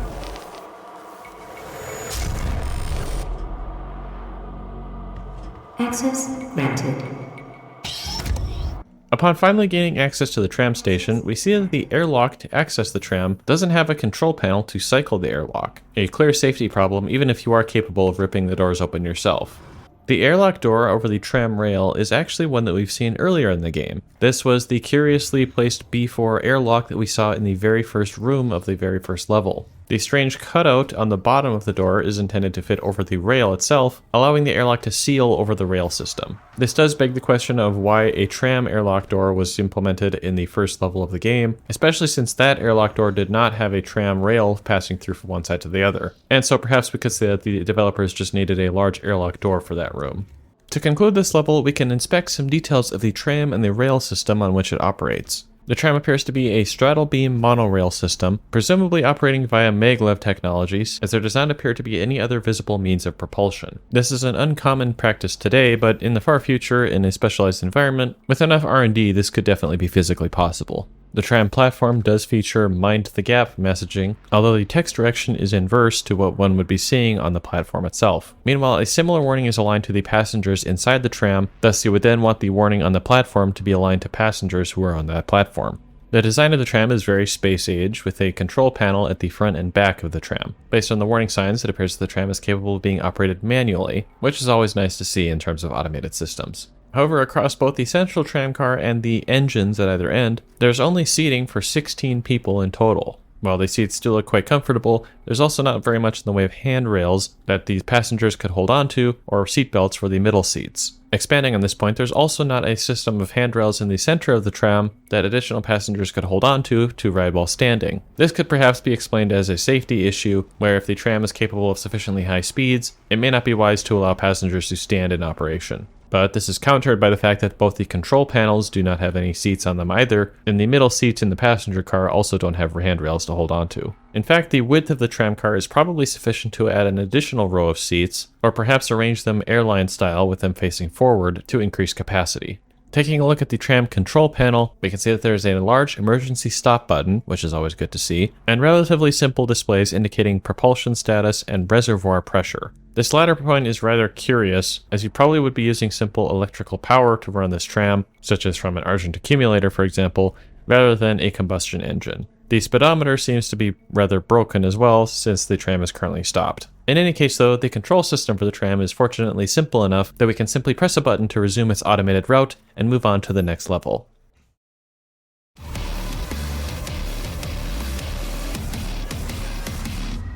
The next level takes us to the laboratory sector of the UAC Mars base, the Advanced Research Complex. Although technically we have already seen that the Praetor suit is perfectly capable of keeping Doomguy alive on the surface of Mars, so there's nothing that would have really stopped him from trekking 80 kilometers between the facilities on foot. Of course, for the sake of gameplay and finishing the story in a timely manner, fortunately the tram connecting the two facilities has not been damaged following recent events. Now approaching UAC Advanced Research Complex.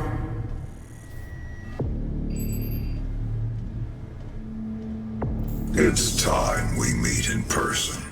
My office is on the second floor of this facility. And so now, in more ways than one, we find ourselves closer than ever to the source of the demonic invasion. We can see by some of the signage that we have arrived in Tram Station B at Terminal 7. Checking the timetable shows that at least 4 trams are in operation. Interestingly, there's also a shuttle mentioned, which we will get to shortly. If we look at the control panel of the tram that we just arrived in, we can see that that tram is D193. Comparing with the timetable, we can see that that tram does service Terminal B7. We can probably say that the scheduled time for this tram to arrive is not the current time, since we have been operating the tram under a very atypical schedule, but it is cool to see the developers maintain consistency between the various signage and designators throughout this area. The sign indicating the Station B inbound tram indicates that it is transferring from Station C, which we can presume is located at the Argent facility. We can also see that there are a variety of corporate and research facilities located in this area, which to an extent makes a lot of sense considering that a lot of the UAC's business ventures are tied to research. However, among the research divisions is also listed a transfer to the Lazarus facility. This is somewhat interesting as VEGA previously indicated that the location of the Lazarus facility is restricted to only higher level personnel, but there would still need to be a way of actually accessing this facility from someplace in the Mars base. And for all anybody else knows, the actual Lazarus facility could be located very far away. The outbound tram sign indicates a transfer to Meridiani Spaceport for off-world transportation to the UAC space station Picus. While I can't say this from personal experience, from my reading of the wiki, this sounds like it could be a potential tie-in to Doom 64, since the location of that game is never actually completely specified. The surface map of Mars that we also see on this sign appears to indicate ground tracks of the station over the Martian surface. The highlighted central portion of the map could indicate the locations at which spaceports are located to reach the station, and/or optimal places for launch to reach the station in a timely manner. If we really wanted to, we could probably use this data to calculate the orbital characteristics of the space station, but based on the game's track record so far, I'm not totally convinced that this will produce usable data.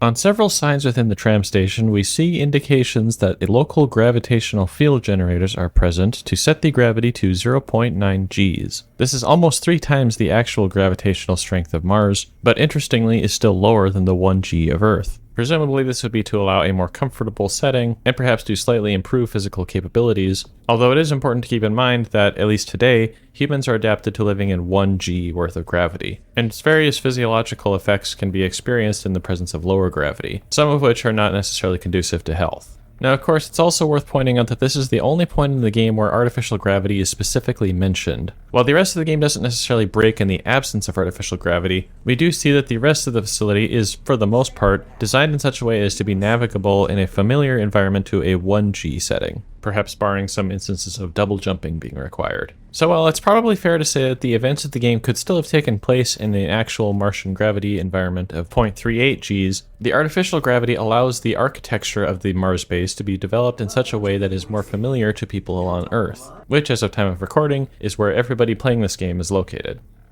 Stay on the path. The UAC needs your faith. As we saw earlier at the Argent facility, several reality-bending handrails have been installed around the tram line itself. While this could potentially serve as a deterrent to prevent people from climbing into the tram servicing area, there is still great potential for injury due to the sudden acceleration caused by these handrails. Thus, these safety implementations are in clear violation of multiple space OSHA standards. There's a marketing poster in the tram station lobby for a robotics platform utilizing the same technological chassis as Samuel Hayden's body, but this time marketed as personal assistant robots. As we will see shortly, the form factor of this robotic body is maybe not necessarily the most conducive to a personal assistant role, but a possible explanation for this could be that the UAC decided that the significant investment that they made into Samuel Hayden's new body would have to make some sort of economic return. Another poster in the tram station indicates that the UAC is developing and marketing their own weapons. While weapons testing is certainly not out of the ordinary, based on what we've seen of the UAC so far, and what we will see in the rest of this level, it's probably not far off to assume that their weapons testing methods are not necessarily the most ethical. We can also note that the weapon displayed in this poster is the static rifle, which is only available in the multiplayer mode of Doom. The last poster we see on this display is marketing interplanetary travel, indicating that the UAC also has research facilities around Jupiter, Saturn, and Venus. The way the poster is worded seems to indicate that there is a moon research station around Venus, which, unless an artificial moon has been placed there, is not physically accurate. A space station orbiting Venus would probably not be terribly difficult to establish, considering that the gravitational properties of the planet are close to that of Earth, although there would be a significant challenge in orbital insertion to reach Venus orbit in the first place, since it is orbiting the Sun much faster than Earth. In any case, this would definitely be a lot easier than establishing a space station around Jupiter or Saturn, both of which have very large gravitational fields to contend with, and also very powerful radiation belts that could be damaging to electronics and people within their vicinity. Also, as we discussed earlier, if the UAC is developing any sort of propulsion system utilizing Argent energy, which at this point there's no reason we can say that they wouldn't, their ability to travel throughout the solar system would be greatly enhanced, as well as their market dominance over any operations taking place around other planets.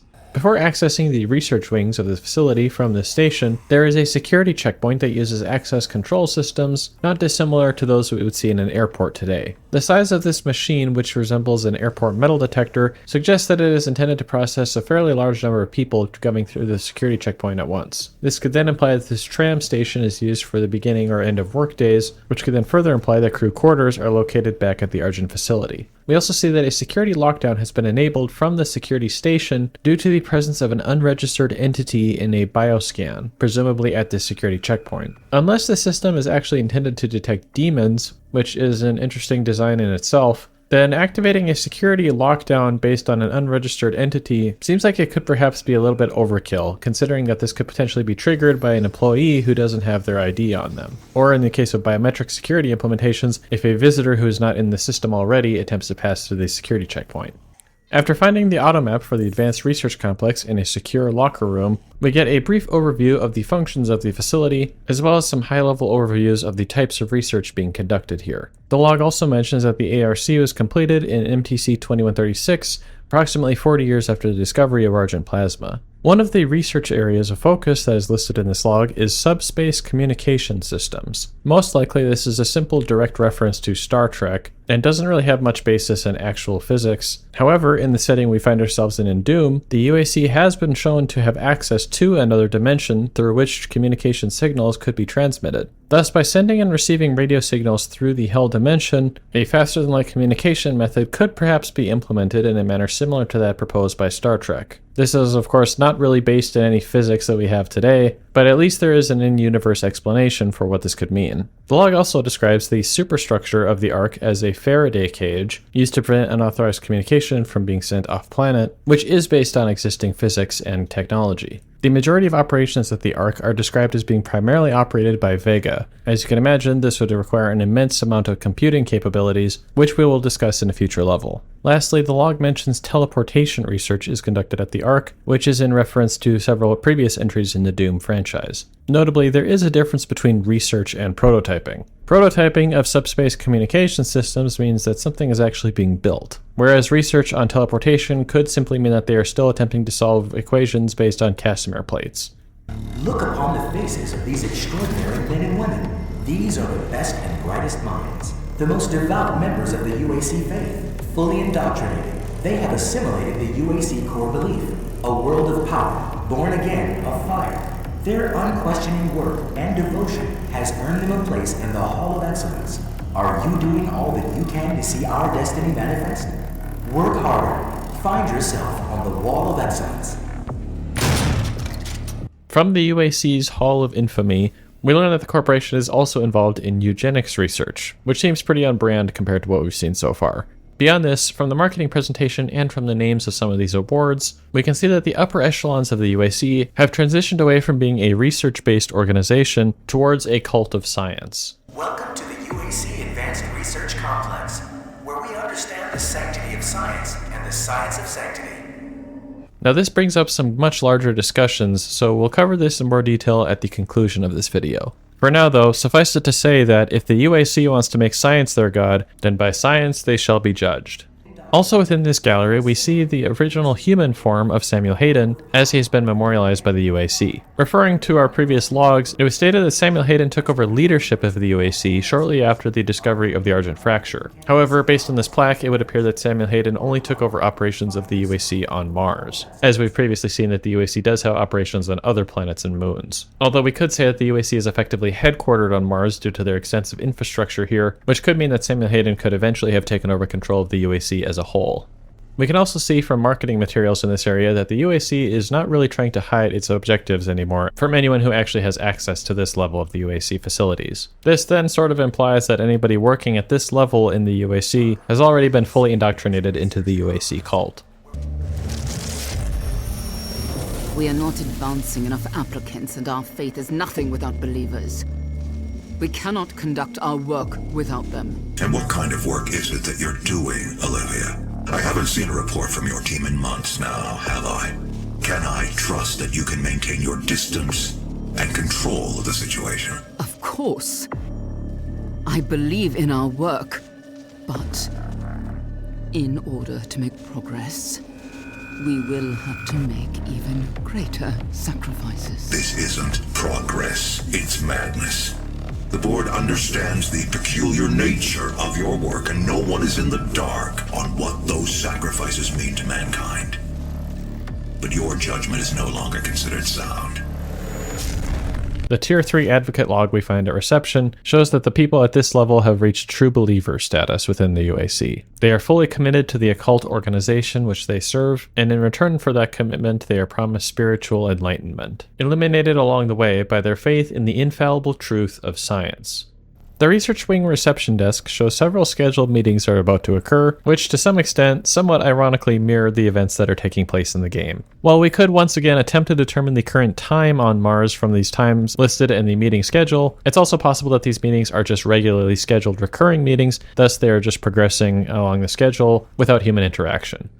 Proceeding to conference room A2, where the budget analysis meeting was supposedly taking place, we can see that the UAC is also invested in coordinated misinformation campaigns. This of course does seem pretty on brand again, and though there's probably a lot more we could say on this topic, this is starting to go outside the realm of science and engineering, so instead we can go back and note that according to the reception schedule, this meeting was not marked as in progress on the previous schedule, further supporting the idea that the scheduling system is running on automated mode now, and that the time displayed is perhaps not the most accurate.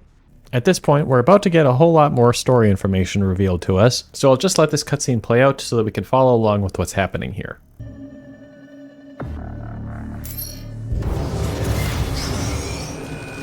Do not be alarmed by the system update. It is a prototype of our interdimensional tether, a means for me to pull you back from hell. I'm sorry for the jolt, but I didn't think you'd allow its installation voluntarily. I'm Dr. Samuel Hayden. I have supplies in my office. This way, please. A quick note we can make about the installation of the tether is that this is probably a software update to activate previously installed hardware that the UAC had been prototyping during their tethering operations, which they would have then later installed in the Praetor suit, perhaps for this very purpose. This at least makes more sense than a hardware installation during this cutscene. Welcome, Dr. Hayden.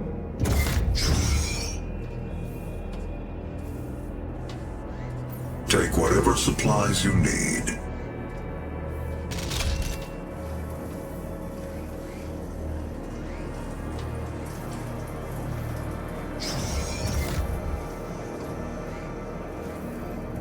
The destruction of the Argent Tower is devastating, but I am committed to helping you close the portal.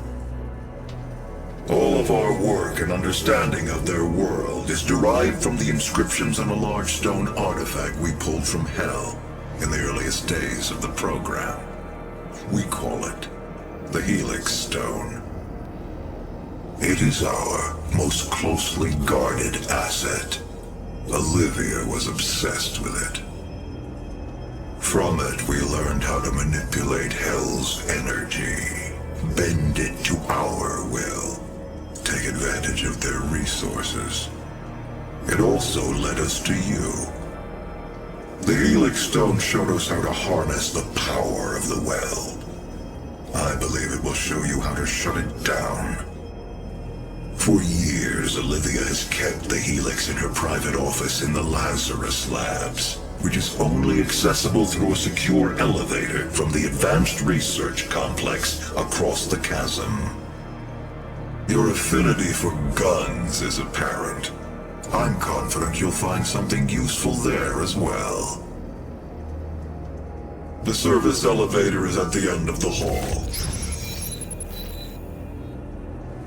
Within Samuel Hayden's office, we can find 3 statues, one of which is of the Praetor suit, and the other 2 of Night Sentinels, which we will get a little bit more information about in this game, but are primarily discussed in Doom Eternal and Doom the Dark Ages. Reading the displays next to each statue indicates that they were excavated from Site 1 and Site 3. The Praetor suit from Site 3 in 2122, and the Night Sentinels from Site 1 in 2124. This is possibly in reference to Doom 3, in which both sites are locations in which the game takes place. However, in that game, both of these sites are located on Mars, not in Hell. This does make sense if we refer to Doom the Dark Ages and Doom Eternal, but if we did want to look at Doom 2016 as a standalone game, we could then suppose that Sites 1 and 3 could perhaps be located in Hell, where it is perhaps more likely that these statues could have originated from. However, the dates given on these 2 statues would put their discovery approximately 20 years prior to the first automated Hell expedition that we have records of in the game. This would then imply that these statues were in fact discovered on Mars.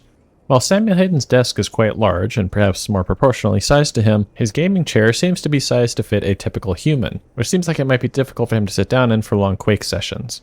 And so, armed with the knowledge of the demonic Rosetta Stone and the promise of more guns, we can proceed on our way to the Advanced Research Complex proper.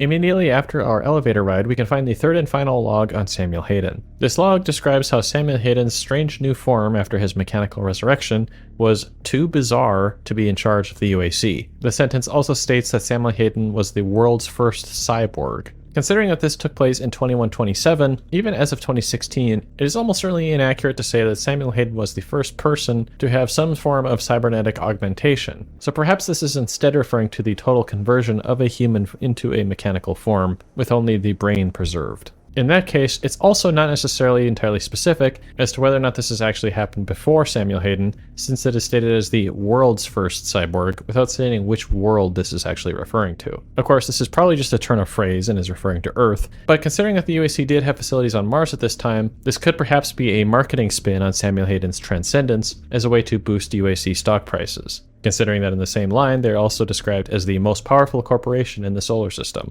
In the same vein, the log concludes with a story describing the pride that would come before the UAC's fall. In the corridors accessing the exterior of this facility, numerous containers carrying various artifacts can be seen. One of these hallways contains several sarcophagi, resembling the one we saw at the beginning of the game in which Doom Guy was trapped. This could perhaps just be an instance of the developers reusing assets, but it seems like it could perhaps have some additional impacts on the Doom lore, so I'll just make a note of this here in case anybody would like to expound on this in the comments or otherwise. Also among these artifacts we can find several arcade machines featuring the cult classic Super Turbo Turkey Puncher 3. This game was previously featured in Doom 3, and the game itself is styled after the original Doom. In order to access the exterior of this part of the facility, there are smaller airlock doors than the ones we've seen previously. These ones have a few more visible details that we can point to, such as a more obvious ventilation system in the ceiling, handrails for steadying oneself on either side of the room, and a double set of rack and pinion drivers for each side of the airlock door. The dual rack and pinion drive system is an interesting one for sure, and there does appear to be sufficient space for the curved portion of the door to slide behind the fixed portion. While the pinion gears themselves might be pinch hazards, they are at least easy to access in the event of an obstruction or failure. And perhaps by removing one of these covers, the gear system could be manually driven to force the airlock door open in an emergency. These small airlock rooms have a more industrial appearance than the slightly cleaner look of the airlocks we've seen so far. The previous airlocks we've seen also feature spacesuit storage versus the small transitional spaces in these current airlocks. This could suggest that this part of the Advanced Research Complex was part of an early construction on the Mars base, or perhaps because more airlock doors are needed in this area, the older and cheaper airlock design could work instead.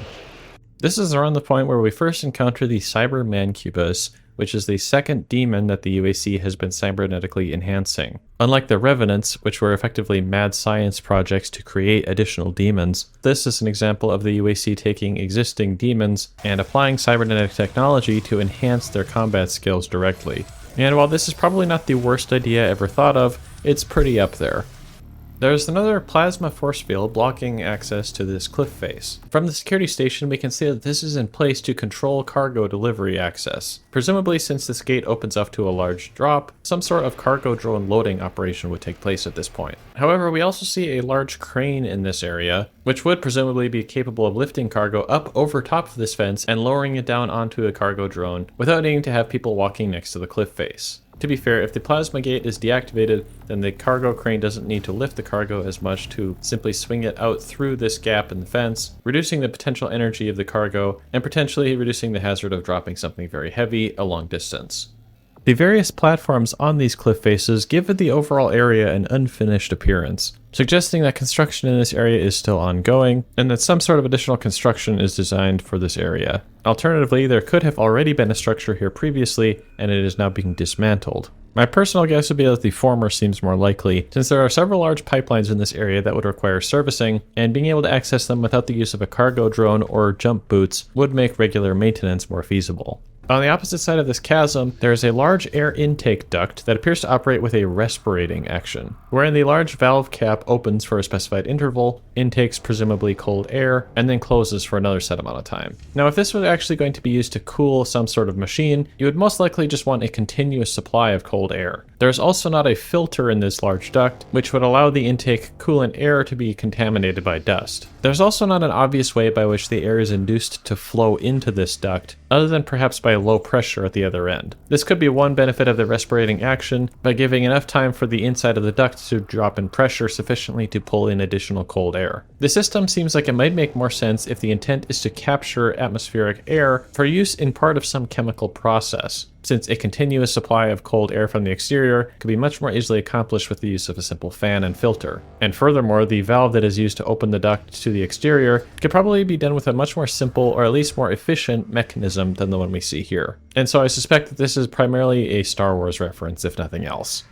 After passing through this intake duct, we can encounter two cooling towers, both of which feature very high-power fans. The blades of these fans do appear to have some form of airfoil cross-section, making them more effective at moving air. However, this entire fan structure is supported only by a single cantilever beam connecting it to the outer wall of the cooling tower channel. We do see that the hatch used to access the fan apparatus itself is automatically controlled by the fan startup switch, and will seal off the fan blades from the workspace above automatically, which is of course a very nice safety feature to have. On a related note though, we do see that these fans are capable of providing sufficient thrust to actually lift Doomguy off his feet and throw him into the ceiling. Now, flow rate of this magnitude is certainly not impossible to achieve, and in fact something similar is done at indoor skydiving facilities. However, in this instance, the lifting effect is actually made more effective, since technically we are not operating in a 1G environment. And while we have seen artificial gravity be implemented previously in this level, we could suppose that these gravity generators are not active in this part of the facility, although this would lead to less effective convective cooling in this area as a result of reduced buoyancy in the air, which might reduce the overall effectiveness of these cooling towers for whatever they're needed for. In any case, there should probably be additional access control to actually get inside these cooling towers, especially since these fans are more than capable of throwing a worker up into the ceiling, which could easily cause severe injury. On this particular machine, we can see a hazard sign warning operators not to deposit human waste in its vicinity. While it is true that we have seen a rather significant lack of common sense among UAC employees, the fact that this sign is here probably means that at some point, some enterprising worker did in fact attempt this here. After crawling through some vents, we eventually find ourselves in one of the UAC's most closely guarded secret facilities, the BFG division. Not content to merely open the gates of hell, the UAC has also devoted its research to harnessing the destructive power of Argent energy, and as we eventually come to find out, offered this power in service to the demons as well. Weaponizing demons for a brighter tomorrow. There are two prototyping labs that we can access in this wing of the BFG division. Both of them house different prototypes of the weapon using different firing configurations. They also both feature a containment device to capture the fired projectile, preventing the lab from being completely destroyed by the firing process, which is nice to see. During the firing process, an additional article is lowered into the primary structure of the prototype gun. This is likely a safety measure to prevent the weapon from being capable of being fired without this additional element in place. Given the presence of the two red and blue tanks on the ceiling, we could perhaps suppose this is an Argent energy power source, or some form of activation mechanism required to produce the final firing effect. On some level, this does bear some resemblance to the concept of maintaining a critical mass to maintain a nuclear fission reaction, but there's probably only so much I can actually get away with saying on that topic. Also within the Prototype 2 lab, we can find a data log presenting the BFG as an icon of the UAC faith, looked upon as validation and justification for their current cause, and venerated as enabling a supposedly more noble form of human sacrifice. Going over to the Prototype Lab 1, we encounter another early version of the BFG, with a different firing pattern than the one we saw in Prototype Lab 2. Unlike the burst fire of the Prototype 2 version, the first prototype fires a single high-power laser pulse. This is somewhat similar to the Unmaker from Doom 64, and by extension, we can say that the pulse-firing prototype of the BFG is at least superficially similar to the Unmaker from Doom Eternal. This latter point is anachronistic, but it's an interesting coincidence nonetheless. Entering the server room for the BFG division, we can see that there are clearly labeled warning signs indicating that the steps here are steep and you should watch out before stepping on them. While this is a nice small win, we also see that there's not a watch your steps indicator on the small flight of stairs leading down to this upper landing. But at this point, we'll take what we can get as far as safety in this place. The presence of the server room also reminds us of a previous log indicating that VEGA is responsible for much of the day-to-day operations of the Advanced Research Complex. This would imply that VEGA would already be operating this facility on its own, and there wouldn't necessarily be a need for a dedicated server room just for the BFG division. While this could be the case, it is also possible that this server room is a local processing center for processing data from the BFG division before it is handed over to VEGA, and by extension a localized control node for VEGA's operations. We could narrow this down to say that this is also just a storage facility for data from the BFG division, which can be accessed and operated on by VEGA as needed. Perhaps a more conspiratorial interpretation of this room could be that VEGA is actually not responsible for operating everything that goes on within the ARC, and the logs suggesting this previously could have merely been propaganda, although we probably don't have enough data to say conclusively whether or not this is the case here. Another small detail worth pointing out here is that the server banks are labeled with numbers starting from 0 and counting upwards. This is a practice employed by some programming languages such as C++. In such languages, items in an array or list are counted by the first item being 0 and the next one being 1. This, combined with some of the console text that we've seen throughout the game, could perhaps give us an indication of which programming languages the UAC is using at the Mars facility, which sounds like something that a dedicated computer scientist would have a better luck at figuring out than me.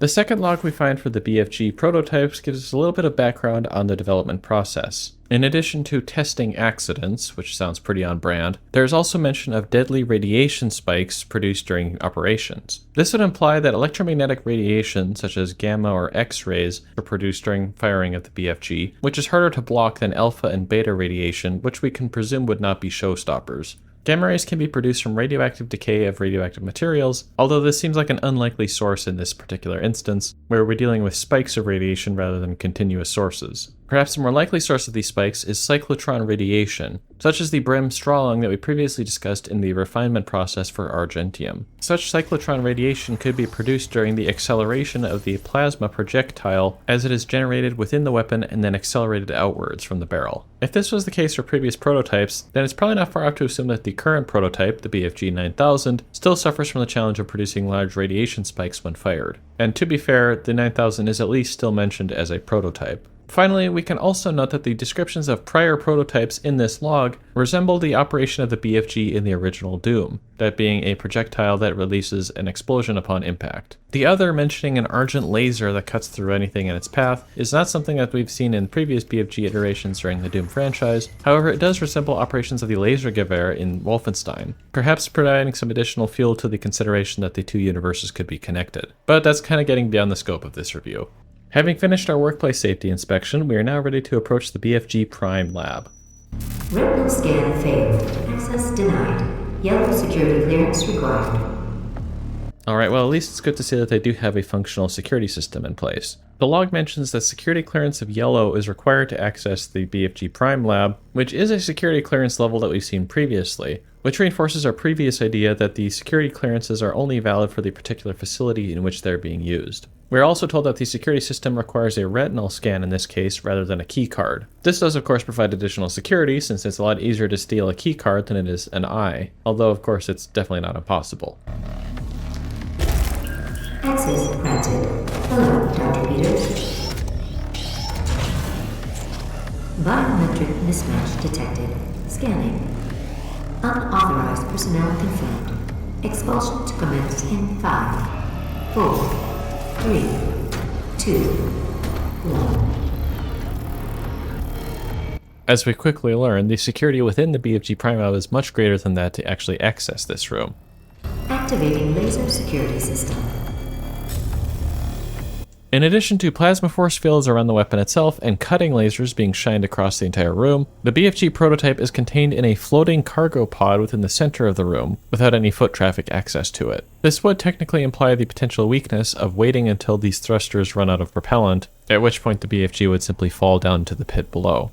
However, we could probably assume that these thrusters are using some form of Argent-powered system that can probably fire using the air within the room a lot longer than a human could survive in this instance. It is interesting to see that the UAC is clearly capable of this level of security processes being implemented in their facilities, and perhaps it is the case that these systems were implemented throughout the rest of the Mars base. However, as we saw early on, most of the security systems were deactivated by Olivia Pierce when the demons were originally released. It seems that the BFG division had its own local backup, possibly for the specific reason to prevent Doomguy from getting his hands on this big frequency gamma emitter.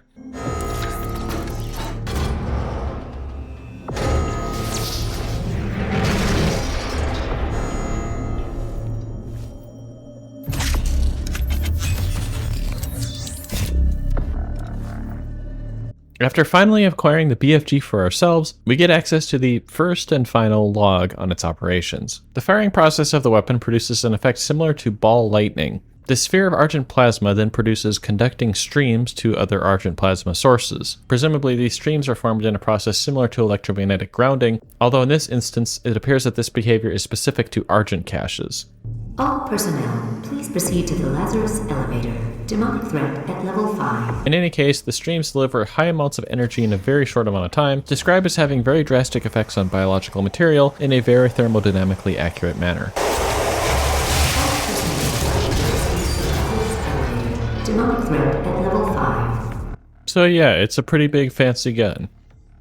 After clearing this room, we encounter an echo recording showing the UAC personnel fleeing to the Lazarus elevator for safety. As we're about to see, this elevator only goes down to the Lazarus facility and not back up to the surface. The safety of this facility could perhaps be greatly improved by allowing surface access to this elevator, but it would also seem quite likely that the evacuation of these personnel was never actually intended to keep them safe, seeing as the facility at the base of this elevator was the one responsible for the chaos we've encountered, which of course means that this is the logical next step in our journey. Alert. Lazarus service elevator now arriving. And so now we're finally able to access the source of all of this. Demonic presence at unsafe levels. Lockdown in effect. Demonic presence eliminated. Lockdown disengaged. And so now we are able to access the source of the demonic invasion, at the deepest pits of the UAC Research Center where the gates of hell were first opened.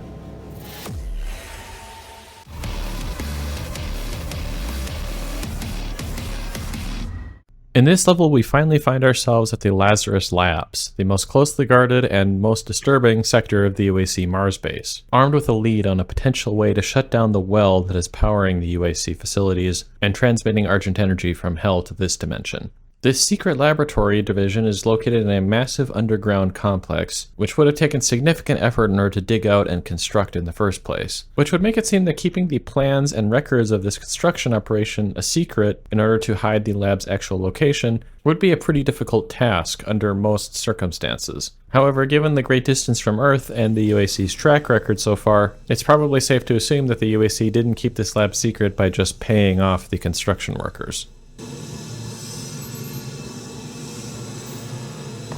You'll find the Helix Stone in Olivia's private archival lab deep within this facility. Few have ever seen the stone. But if you came to us for a reason, you might be able to see something in it we haven't. Now I do just want to make a quick note here that this is probably the goriest level in the game, aside from perhaps one or two that take place in Hell. I did try to cut as much of it as I could for the sake of the YouTube algorithm, but as you may have figured out by now, there's definitely a reason why this level is particularly red, which will become plainly obvious through the course of this level. It is not a mistake that he has come into our possession. The demons prophesied his return. If he awakes, it could jeopardize the entire mission, for he is the only one who can stand against them. The first log that we find in this level is a message from Olivia Pierce to the UAC advocates working in the Lazarus labs. These are the individuals responsible for the depraved satanic rituals undertaken by the UAC to bring about the end of the world, the results of which we have seen throughout the base so far, and particularly so in this level. And these barbaric acts, reminiscent of those of Unit 731, are all done under the guise of the worship of science. Now, partially for the sake of our own mental health, we can note that there is at least one positive thing cited in this log, which states that Lazarus Lab personnel are working round-the-clock shifts with no rest or sleep. Under purely natural conditions at least, this would quickly lead to reduction in performance and eventual burnout, thus slowing down their overall work. Of course, this would definitely not be a good situation for the person experiencing that burnout. So at the very least, if there's anything positive we can take from this, it's that engineering college could be a lot worse. If you're losing faith, do not influence others. Be strong and accept the consequences. The in-game description of the siphon grenade is surprisingly detailed in regards to its method of operation. Essentially, the grenade creates a charged field which attracts particles of Argent plasma out of the cells of any demons caught within its vicinity, and these particles are then funneled to the Praetor suit by means of an additional charge difference, resulting in an increase of energy provided to the Praetor suit. Now, in some level, there is a decent bit of logic to this description, but at the same time, there also appears to be some misuse of technical terms, such as the reference to Argent plasma within demon cells, again possibly confusing the plasmatic membrane of cells with the high-temperature ionized form of matter of the same name. Now, I suppose it is technically possible that the demon cells contain this high-energy plasma, but I'm an engineer, not a biologist, so if you would like to expound on that concept, feel free to do so in the comments. Another challenge with the operation of this grenade would be the charge field that is created by the explosion, which seemingly has no interactions with electromagnetic fields and only affects Argent plasma. This could suggest that there is an additional charge field associated with Argent plasma, different or separate from that of electromagnetism. While this could potentially solve some of our problems, this might also necessitate the presence of an additional fundamental force, or perhaps another carrier particle, which would take us beyond our single allowed miracle exception. There will be an open forum to resolve any questions or concerns on the initiative to weaponize the demons. Report to the chapel at 1400 hours. Please save your work before attending. There is an elevator that has crashed to the bottom of its shaft, which we have to jump down to get to the next level. It's possible that the automap just doesn't show this because the area is inaccessible at this point, but this would be an excellent example of why stairs would be useful to have in these facilities, especially for users who don't have impact compensation or jump boots. There are a number of large crates in this cargo handling room that are partially constructed of stone with various runes visible on them. The cargo handling apparatus that we see in this room also appears to be in place to raise and lower these crates from this lower channel. However, there doesn't appear to be any sort of cargo handling equipment at the base of this channel, and it's difficult to tell if there are actually doors at the base of this channel by which the crates could enter or exit it. If these walls at the ends of the channels are actually doors, then this could perhaps be a form of specimen handling site where demons are herded into these crates for transportation. Alternatively, if this is just a solid channel with no entry or exit, perhaps given the occult construction of these crates and a bit of environmental storytelling, we could suppose that these machines are simply intended to raise and lower the crates into this channel for the purpose of immersing them in some fluid. Volunteers are currently needed for the UAC's exciting new Revenant research program. Expand your potential, experience something new, and go beyond mere mortal limitations. See Jessica in Human Resources to find out if you qualify. A log regarding elite guards that we find in this level indicates that each of their suits are equipped with kill chips, intended to assert control over the otherwise unchallenged authority figures in the UAC facilities. However, the log also mentions that the chip responds to the Lazarus wave that was responsible for the extermination of the base, and if this were the only way this chip could be activated, it seems rather redundant. This log sort of implies that the chips that we've been acquiring from the elite guards is this kill chip, and perhaps the in-universe explanation of how this is used to upgrade the Praetor suit has to do in some way with this Argent receptor technology built into the chips. Olivia activated the hell wave from somewhere inside this facility. I did hope she could rise above their influence. I was wrong. She proved to be weaker than I thought she'd be. Samuel Hayden's dialogue in this level brings up some additional points of consideration for the backstory of this game and how all this happened in the first place. Rest assured, we will cover all of this in the conclusion to this video. For now though, we can note one potential positive in this area in that these safety lights are presumably illuminating the direction towards the escape route. Of course, given our current location, it's probably equally likely that these lights lead directly to the Hell Portal. As usual, when I encounter some apparently random blinking lights on computer consoles in these games I'm reviewing, I like to capture a few seconds of it just to see if any computer science people in the audience can make any sense of it. However, somebody made a good point in one of my previous reviews in that there wouldn't really be any purpose to having these lights here in the first place other than to simply show that the computer is operating, which in most cases wouldn't necessarily require this level of complexity in the light displays.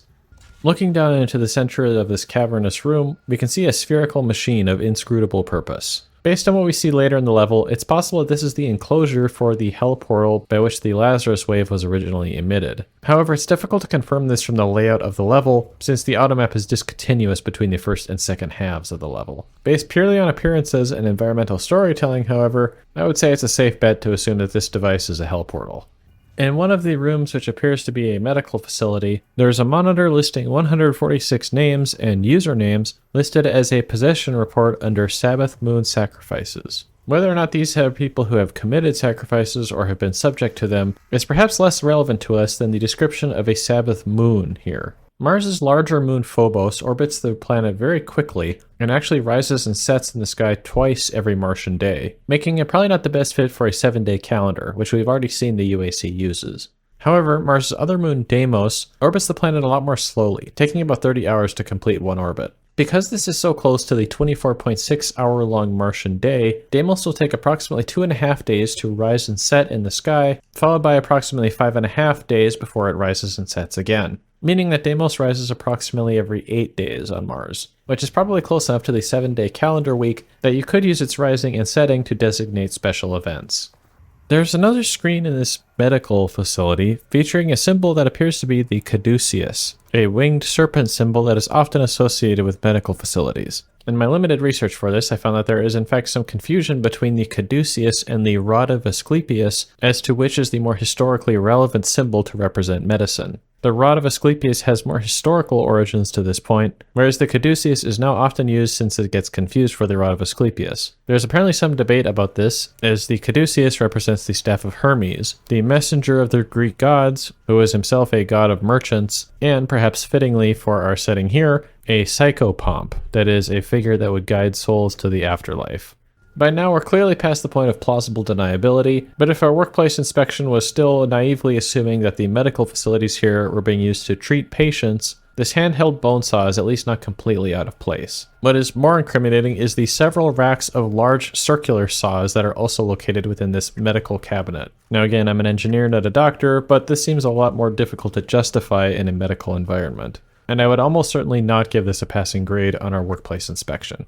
In one of the larger rooms of this facility, we can find several chambers that appear to be housing demons in various stages of biological development. At least one of these appears to be significantly damaged, let's say, and there are a large number of small containers that appear to be housing larval forms of several demons. This primarily indicates that the demons do have a biological component to them and are not purely supernatural, although the effects of various projectile weapons on them has made this pretty evident since the beginning of the game. The glass container housing the larval specimens appears to be an incubator with a heat source in the center, while we could suppose that the larger chambers are intended for suspended animation. The computer displays indicate that they are gene sequencing the various demons, although all the displays use the same graphical asset.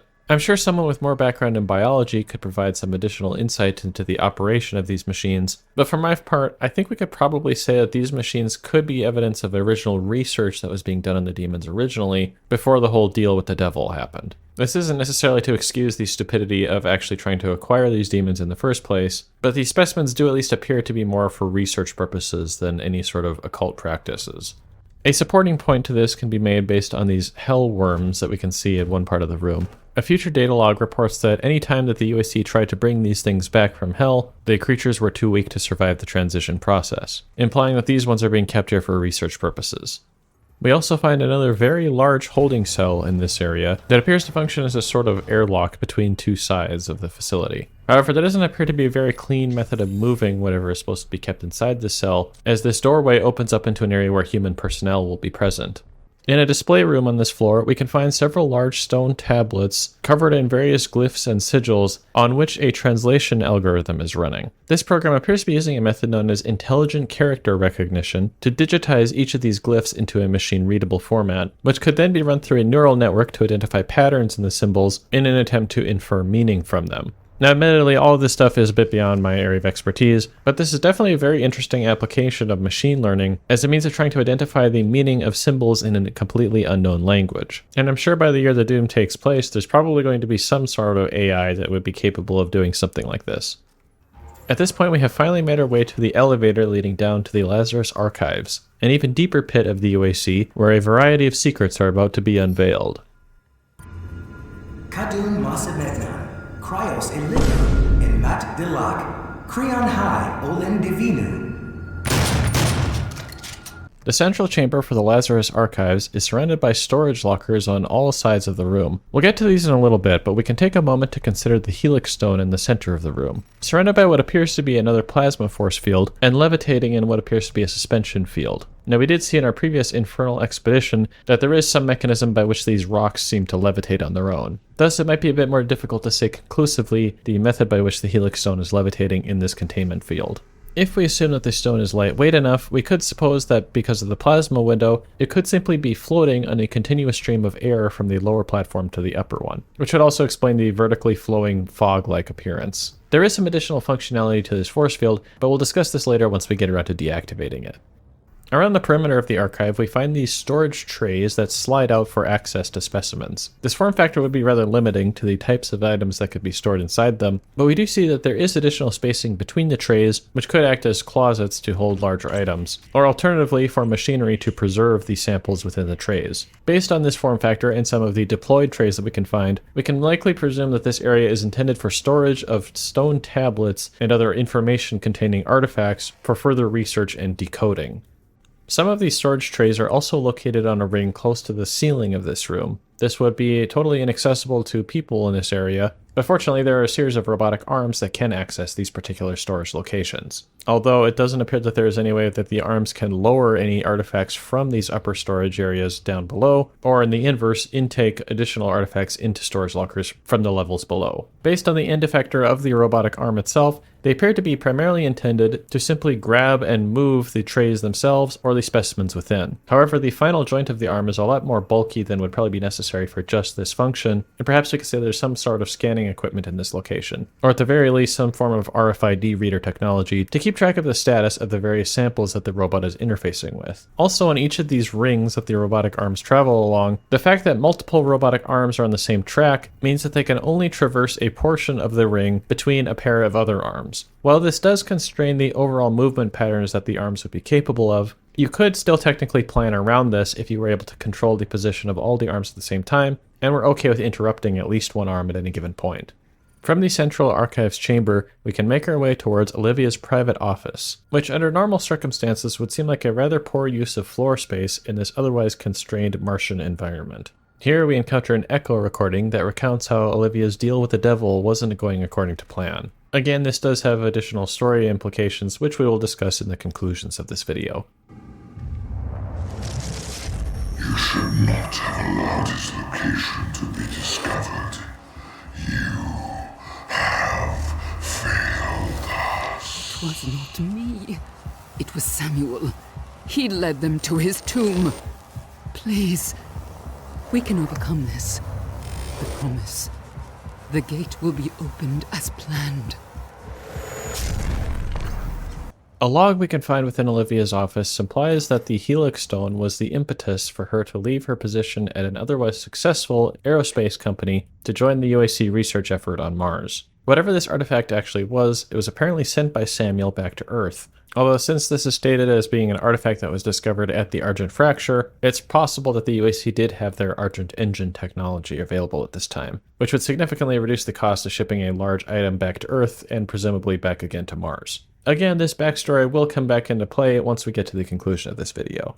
In addition to quite a bit of rather wasted space within the office area, the security on Olivia's computer is fairly lacking, as there is a forced login command that can be operated without any additional security measures in place. It's possible that this has just been enabled due to the emergency status of the facility, which is suggested by the external override on the computer. Although this is still a potential security flaw in the event that the operator was not actually present at this terminal when the external override occurred. Of course, this does turn out to be very fortunate for us, as we're able to gain access to Olivia's private laboratory. At the center of this laboratory, there's a rather unusually large holographic display currently showing Doomguy A-posing to assert dominance next to his sarcophagus. The elevated table kind of implies that the holographic emitter technology is enclosed in this table fixture, although throughout the game we often see holograms that do not appear to have any obvious source of emission nearby. There are also some specimen samples of larval forms of demons that were not found in the previous research lab, as well as several whiteboards containing sequences of arcane symbols and various Doomscroll glyphs. We can also see that one of Olivia's computers has a background process running, that being Doom Demon Destruction. Unless I just messed up my gameplay somehow, it appears that there is not actually a full 25 moves that you have available to you in this game. In any case, I would be curious to see how many people who are watching this video and have watched it for this long would refer to this as a Bejeweled type game, which is what I would know it as, versus Candy Crush, which are the two examples given for this on the wiki. On one of the counters in Olivia's lab, we can find an artifact which is the Soul Cube from Doom 3. Now again, having not played that game myself at this point, I can't say for sure if this is just an Easter egg or if this is actually implying that Doom 3 is actually in the same continuity as Doom 2016. However, from context on the wiki, it does seem that this is more likely to be a replica of the original Soul Cube if the continuity is in fact supposed to be the same.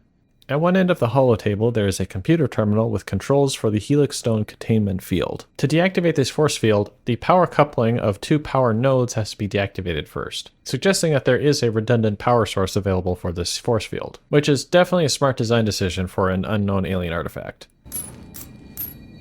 Manual security activated. All terminals now accessible. With the containment field deactivated, we can approach the Helix Stone to see that the display at the base of the containment system allows us to activate the stone. Presumably this would be an activation of some form of testing procedure, such as charging the stone with Argent energy. There is also an alert on the side of the panel indicating that activation of the stone may affect proprioceptors in the vicinity. Proprioceptors are sensory organs within an organism which are used to sense the position of the body at any given point in time. Now, we clearly don't have enough information to say what sorts of effects the stone might produce on proprioceptors in the vicinity, but if the physiological effects of the stone are solely focused on proprioceptors, this would likely manifest as effects to muscles in people nearby, and not necessarily the sort of visions that Doomguy encounters. Of course, the two are not mutually exclusive, but if this warning is included to imply that people nearby may see visions upon activating the Helix Stone, this appears to be the incorrect physiological term for that. Once again though, I'm an engineer, not a doctor.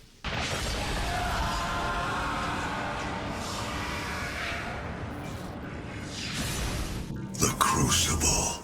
That's what she was looking for. Vega, did you get the location? Yes.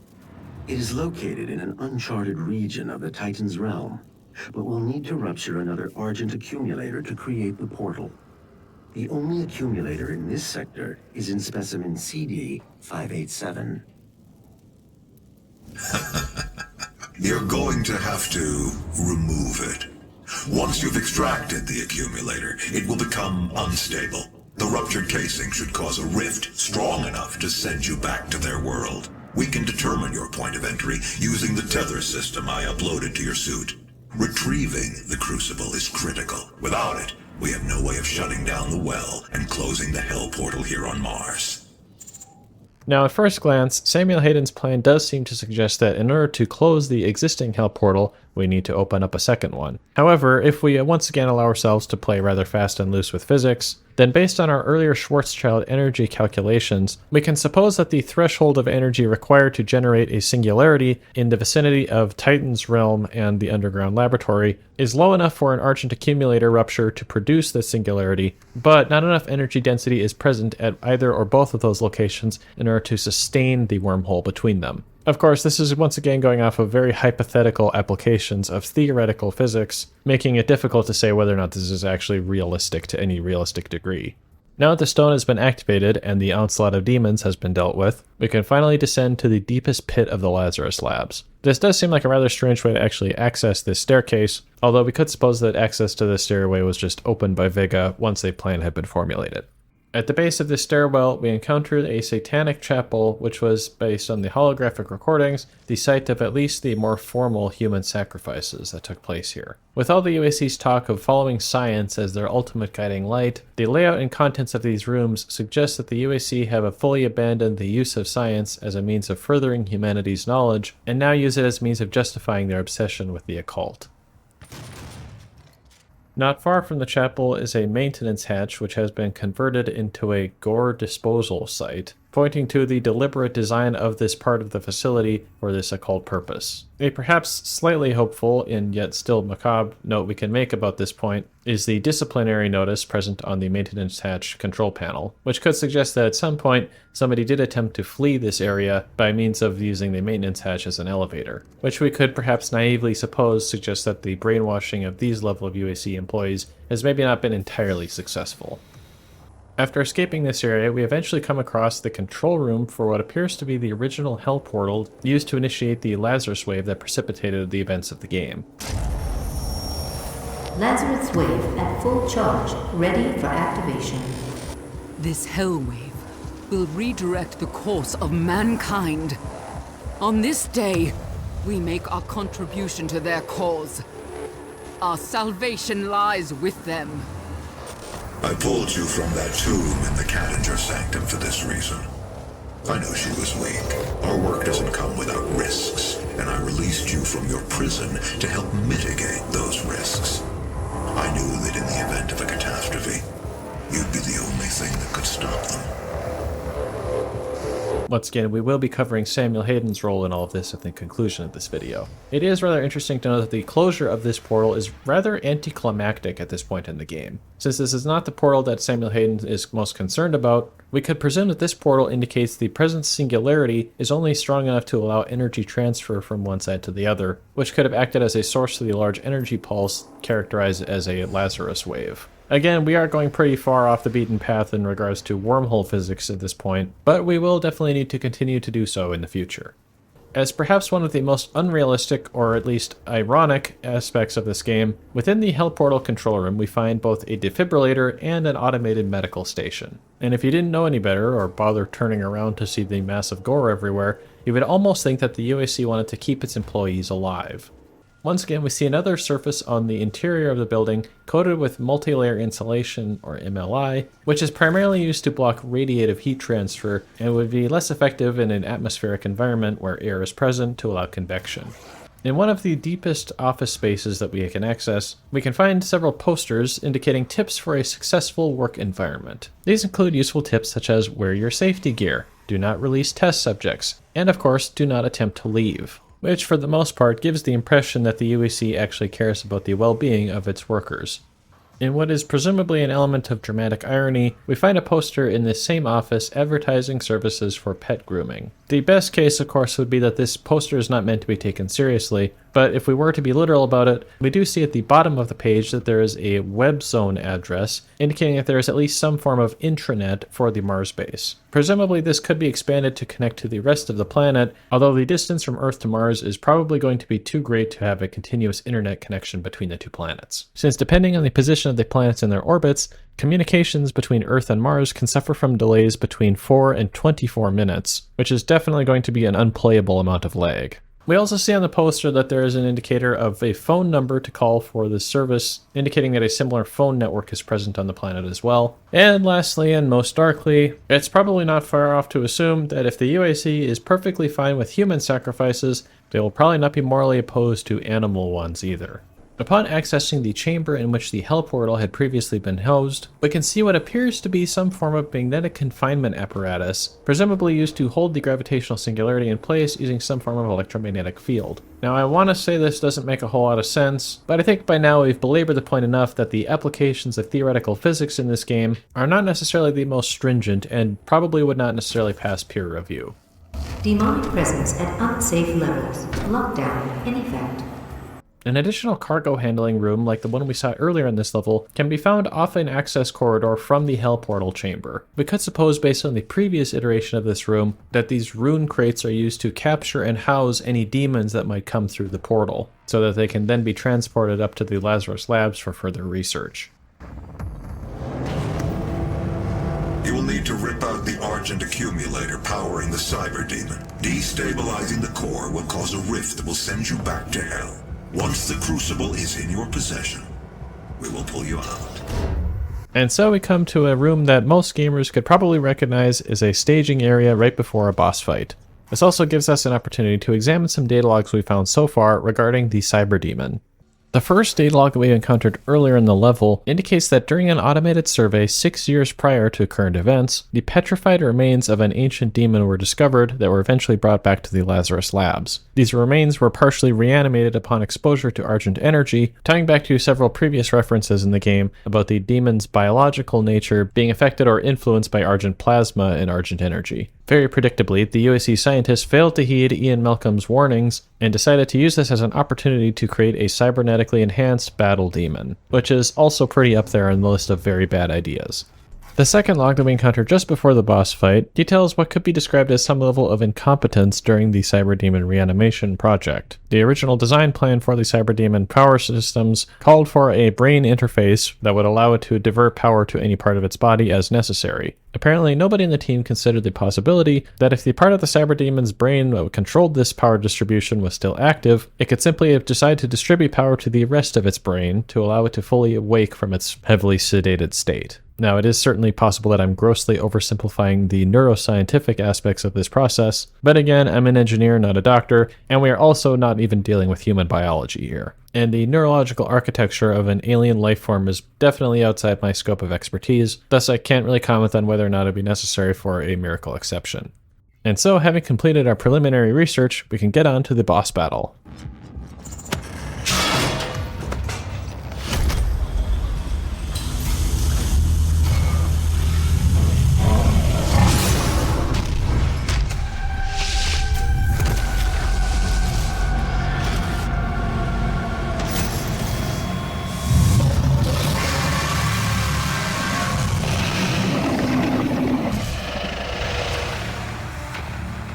We can see that the Cyber Demon has been equipped with a variety of weapon systems, including very large-scale rocket launchers, flamethrowers, and energy beams. It also seems capable of wielding some residual demonic powers as well.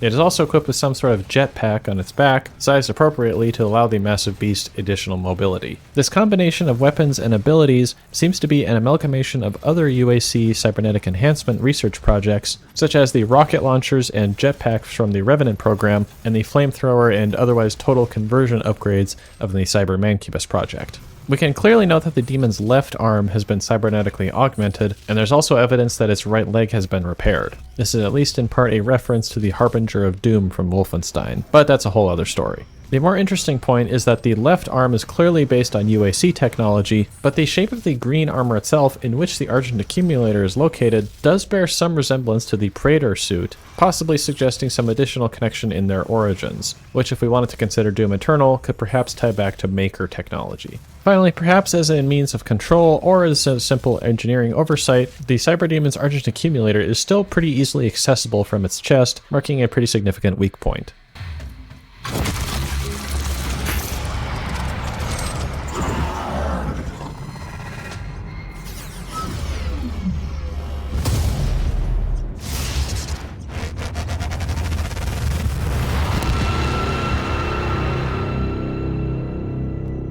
In the final log for the Cyber Demon, we find that the remains were brought back from Hell to the UAC only a year or two prior to the events of the game. This is both an astounding amount of progress in such a short time, suggesting that maybe these arm cannons were already being manufactured at the UAC, and also perhaps suggesting that the completion of the cyber demon was a factor in the decision to initially release the Lazarus wave, as the cybernetically enhanced demon forces had become strong enough at this point to overwhelm the Mars base.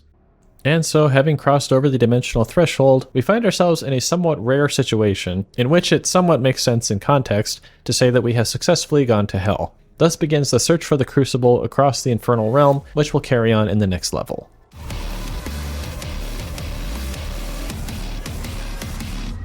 And so in this level, we find ourselves back in the underworld on a mission this time. As with the previous Hell level, and really all the other ones in the game, there's not as much science fiction and engineering that we have to go over, so those segments of this video will be pretty short. There are some interesting logs and additional world building elements that we do come across in these levels though, so we'll at least be able to talk about those. One of the first things we can notice about this environment that we find ourselves in is that there are thick clouds and lightning in the sky. Now, in most cases, this would imply that the atmosphere of whatever planet we find ourselves on is thick enough to support weather patterns, and the presence of lightning could be used to infer some additional characteristics of the atmosphere itself, but considering this otherworldly setting we're in, this can probably only go so far to determine the nature of this place. But if there are any atmospheric scientists watching who would like to expound on this, please feel free to leave a comment. Within the Titan's realm, we find only few instances of UAC gear that has been left behind from the previous manned expedition that was sent here. The automap that we eventually find in this level reports that the second manned expedition, after the ones in Kadingir Sanctum, were set upon an area called the Great Steppe, which is accessible from Titan's realm. Presumably then, this path that the Doomslayer is now walking would also be the path previously used by the UAC. At one point in this level, we find a small altar with a still-beating heart placed upon it. This peculiar set-dressing element seems to me like it's supposed to be a reference to something, and I've only been able to come up with 3 possibilities. One possibility could be that this is in reference to Marok, the son of the betrayer who allowed the conquest of Argent to take place. This is further explored in Doom Eternal and is perhaps implied as a reference here, although presumably this is not the actual heart. Another interesting thing I found during research was that in the Doom Alpha version 0.2, which is primarily just a tech demo, one of the HUD elements states that the player's inventory contains an item called the Heart of Lothar. This item apparently never shows up anywhere else in Doom, meaning it's probably just never implemented. Thus, this beating heart could perhaps be a reference to this, although that would be pretty obscure. And the last idea I had, which is perhaps a bit more surface level, is that this could perhaps be a reference to Indiana Jones and the Temple of Doom. Of course, it's quite possible that this is something else that I'm just totally missing here, so if this rings any bells to you, please feel free to let me know in the comments. During the course of this level, we come across a relief sculpture, which didn't hold much meaning to most people when this game was first released, but now, after playing Doom Eternal and Doom the Dark Ages, holds some additional significance. This relief seemingly depicts a maker of some form, in addition to what is possibly the heart of Argent in the center, which seems to imply that at least some of the expanded story of the Doom reboot series was planned out ahead of the release of Doom 2016. As previously discussed on our previous expedition to Hell, there does seem to be a fair amount of logical consistency present in this dimension, and in this level we see quite a few more mechanisms than we have seen previously, which will be a theme in the next level as well. To some extent then, this implies that the laws of physics in this dimension are at least similar enough to those of our own dimension that such mechanisms can work in a similar fashion. There are of course elements that don't seem to fit well within our understanding of physics, but we can then presume that these still fall within the laws of physics of this current dimension we find ourselves in. Our first encounter with the Spectre provides us with some additional insight into the mad science conducted at the UAC. For some incredibly misguided reason, the UAC scientists attempted to graft a cacodemon eye into a pinky. This somehow resulted in the pinky having psionic abilities, whatever that's supposed to mean in context. This grafted psionic capability was apparently somehow capable of being transmitted to the next generation of pinkies, leading to a new class of demon. How exactly this would happen is totally beyond my area of expertise, and if I had to guess, probably also beyond the range of modern biology. In any case, it's just another example of the UAC making the world a much worse place.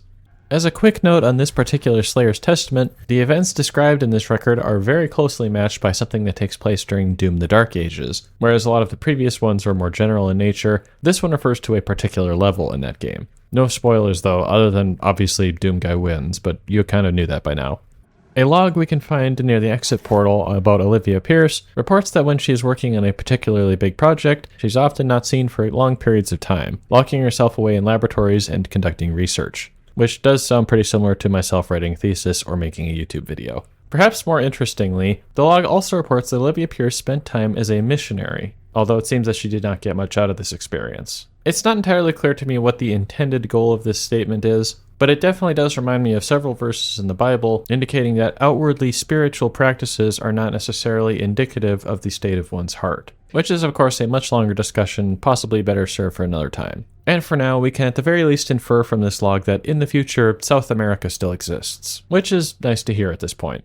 A final log for this area that we can uncover provides a briefing for UAC advocates who are selected for the ostentatiously privileged position of being able to take a pilgrimage to Hell. Considering that we've seen records of only 2 manned expeditions so far, it's possible that this is in reference to the second of these expeditions, since this report references previous advocates' experiences during the transition. To its credit, in a very morbid way, the report is at least somewhat honest. The checklist definitely implies that this is a point of no return, but it is presented as something that is desirable, which clearly is something that the brainwashed disciples of the UAC cult would be all too eager to experience. As previously mentioned, there isn't a whole lot to talk about in these hell levels, so we'll conclude this one and continue on our journey throughout this infernal dimension.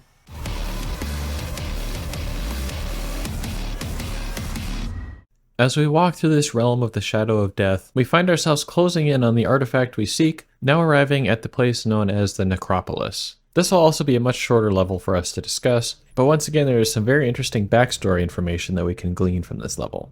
Recalling our earlier discussions on the illogical consistency of this dimension, we immediately encounter a very large infernal machine with a mechanism of gigantic gears directly overhead, turning together towards some unknown purpose above. This is probably the most recognizable and possibly the most advanced mechanism that we encounter during these hell levels. Some additional context is provided for this in the auto map, which we will discuss shortly, although to an extent this is somewhat undermined by some of the things that we encounter in Doom Eternal. Of course, for right now, we're only discussing Doom 2016, and in this game there is still some context provided for what we encounter here.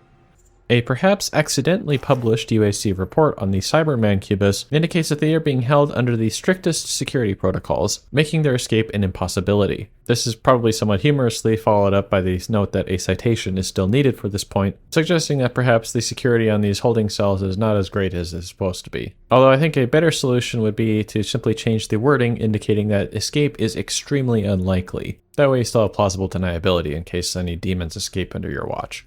We encounter a second still beating heart in this level, and in fact there will be one more that we encounter before the end of the game. Since I came up with 3 possibilities for what these could mean, I'm just going to go with that each of these are a reference to one of the things that I said until I'm told otherwise.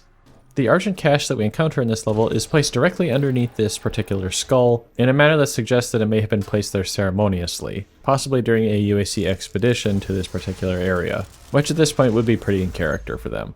The Slayer's Testament that we encounter in this level provides one of the only direct references to how the Doom Marine acquired his Praetor suit. Unfortunately, this is not really explored any further in Doom the Dark Ages or Doom Eternal, unless this is perhaps in reference to the Divinity Machine in the sequel, although this seems like it was discussed in a previous Slayer's Testament and doesn't exactly fit what's being described here. I suppose it's possible we'll get some more info on this on the Doom the Dark Ages DLC, but at this point, as far as I can tell, there's not a whole lot much more information on this as far as where the Praetor suit actually came from.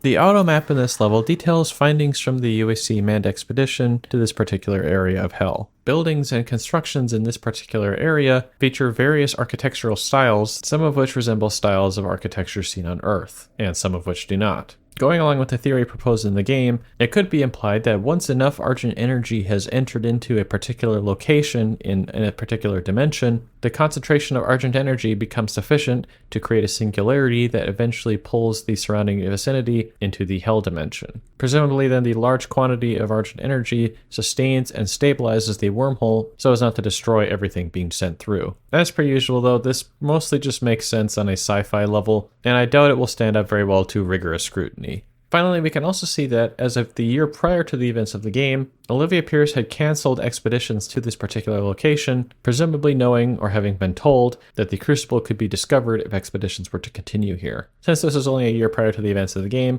we don't really know whether or not other additional expeditions were planned. And perhaps the near discovery of the Crucible was enough to precipitate the release of the Lazarus wave. Fittingly with the backstory presented so far, this level is also the last time we encounter the remains of any UAC personnel or mechanisms within Hell. Upon activating each of the skull doors and turning the crank mechanism inside, the massive gears overhead shift and creak to life, somehow retaining some stored potential energy that is now being released. The overall design of this particular room and the gear mechanisms behind these doors implies that this mechanism is intended to be operated from this location. The only effects we see ourselves, though, is that a door opens below this platform, but there could be additional results of the mechanisms operating above us thanks to the turning of these gears. The second and final of the Slayer's testaments that we find throughout the game describes the way in which the Doomslayer was captured in the Blood Keep, which presumably again we will encounter in the DLC for Doom the Dark Ages. However, there does appear to be some steps missing here between the Doomslayer being lured into this tomb and him ending up asleep in a sarcophagus. So hopefully we eventually get more information on what exactly happened here. After traversing a short path opened by the infernal machines, we find ourselves floating above a bottomless pit, surrounded in the distance by additional floating islands with various architectural constructions upon them, as well as an enormous skeleton of an unknown beast. This probably is a callback to the previous automap log, describing the ruins of previous civilizations that have been absorbed into this dimension, the remains of which are doomed to float within this bottomless pit. We see additional lightning strikes in the clouds far below, and we could perhaps try to infer something from this as far as our position, and possibly wonder whether gravity is pointing up or down in this instance, but at this point it is seeming more and more like a fool's errand to try to understand the nature of the physics of hell. After eventually finding our way to the Tomb of the Crucible, and watching it seemingly ineffectually hiding itself in the floor, we encounter what could also perhaps be described as an advanced mechanism, that being the parasite-operated exoskeletons of the Hell Guards.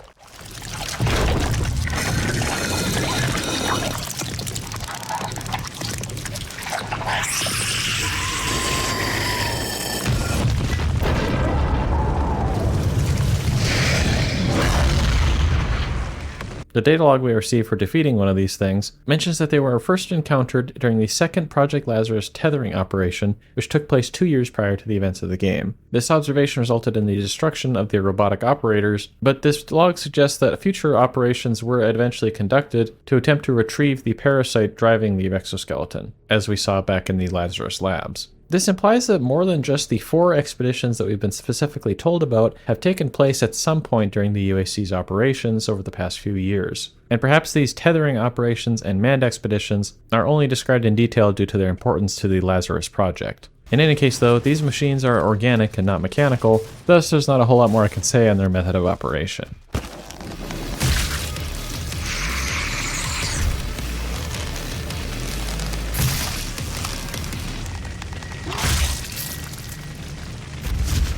With that out of the way, we have finally reclaimed the Crucible from its resting place, and true to his word, we are then pulled back to Mars using the tether system by Samuel Hayden, but not before being greeted and saluted by some otherworldly apparitions. And with their ghostly send-off, we find ourselves concluding this level and returning back to Mars.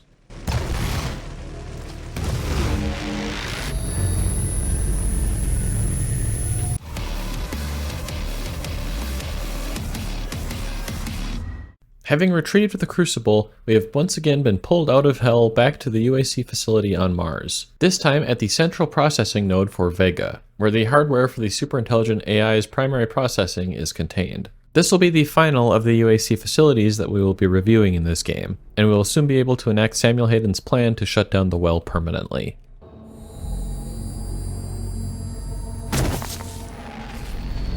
You have the Crucible, and with it the means to contain the power of the well. We have a plan to send you there. VEGA will walk you through the process. Our arrival point on Mars is once again marked by another summoning stone like the one we saw previously. However, the apparatus surrounding the stone is much more refined and organized than the one we used in the previous level. This could suggest that this location was used for initial testing of the tethering operations, and once the mechanism became more well understood, more portable versions of the portal system were implemented. It is also somewhat curious that this more well-structured portal is located at VEGA's central processing, but perhaps this is to allow VEGA to run additional tests and further optimize the research process when it was underway.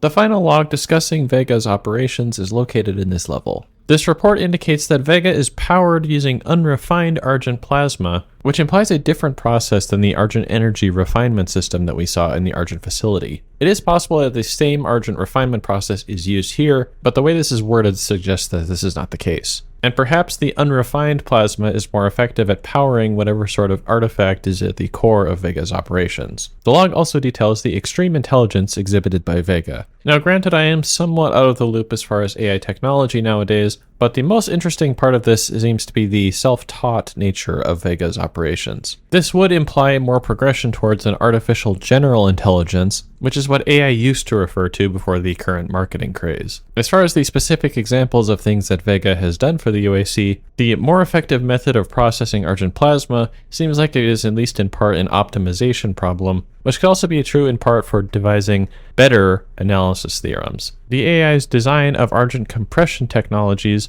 is perhaps more novel and interesting, and perhaps could be tied again to the artifact that is powering VEGA's central operations, in a manner somewhat reminiscent of the marker in Dead Space. Within several hallways along this facility, there are several piping elements behind the walkway railings, coated in a layer of insulation not totally dissimilar in appearance to MLI. From the pipe connections, we could perhaps suppose this is a heat exchanger, and if so, it would make sense that this particular object would benefit from being thermally insulated from its surroundings to the greatest extent possible, which could include additional measures to prevent radiative heat transfer, even if it's not as significant of a heat transfer method as convection. This is rather speculative though, as we don't necessarily know that this is a heat exchanger, what systems it's connecting to, or really anything about the nature of its operation here. This is my primary operating facility. It is where I was created and where my core processing unit is maintained. It takes approximately 2.4 terawatts of power to sustain my operational capabilities, but it has been decided that we can use that power to send you to the source of the portal. I will not survive the procedure and am unable to self-terminate, so I will walk you through the process. Before we discuss the merits of the plan to send Doomguy back to Hell, we can briefly analyze the power consumption numbers provided by VEGA. The given power requirement for VEGA's continued operations is 2.4 terawatts. Now the watt is a unit of measurement used to describe the delivery rate of energy. And so if we wanted to determine the total amount of energy required for VEGA to operate for one Martian day, we would multiply this number by 25 hours to get a total number of watt hours required per Martian day. We're rounding a little bit, but on this order of magnitude it shouldn't make too much difference. This then brings VEGA's total energy consumption to 60 terawatt hours per day, equivalent to 2.16 times 10 to the 17 joules. As a hopefully somewhat useful point of reference, this is about 25% more than the total energy produced from all the natural gas produced in Texas over the course of 1 year. Or perhaps more interestingly, about 18 times the total energy produced by all the oil in Texas in that same year. Keep in mind, this is the energy required for daily operation of VEGA, and so the Argent energy production pipeline must be capable of producing far more energy on a daily basis. This also somewhat puts into perspective just how far ahead Argent energy is from traditional energy production technologies. Even with this massive number though, looking back to our previous Schwarzschild energy calculations, this is still nowhere near enough energy to produce a singularity in space of the size of the Argent accumulator. Furthermore, increasing the diameter of the portal, which we eventually see is the case, would require an even greater amount of energy to be input as well. However, considering the portal is targeting the well, we could fall back on our assumption that the well possesses a significant amount of negative energy as well, once again perhaps lowering the energy threshold for singularity generation. But we are once again putting our thumb on the scale here to make this seem more possible than it probably is. All interior and exterior facility doors have been secured. You will need to begin by finding a way in and disabling the security systems.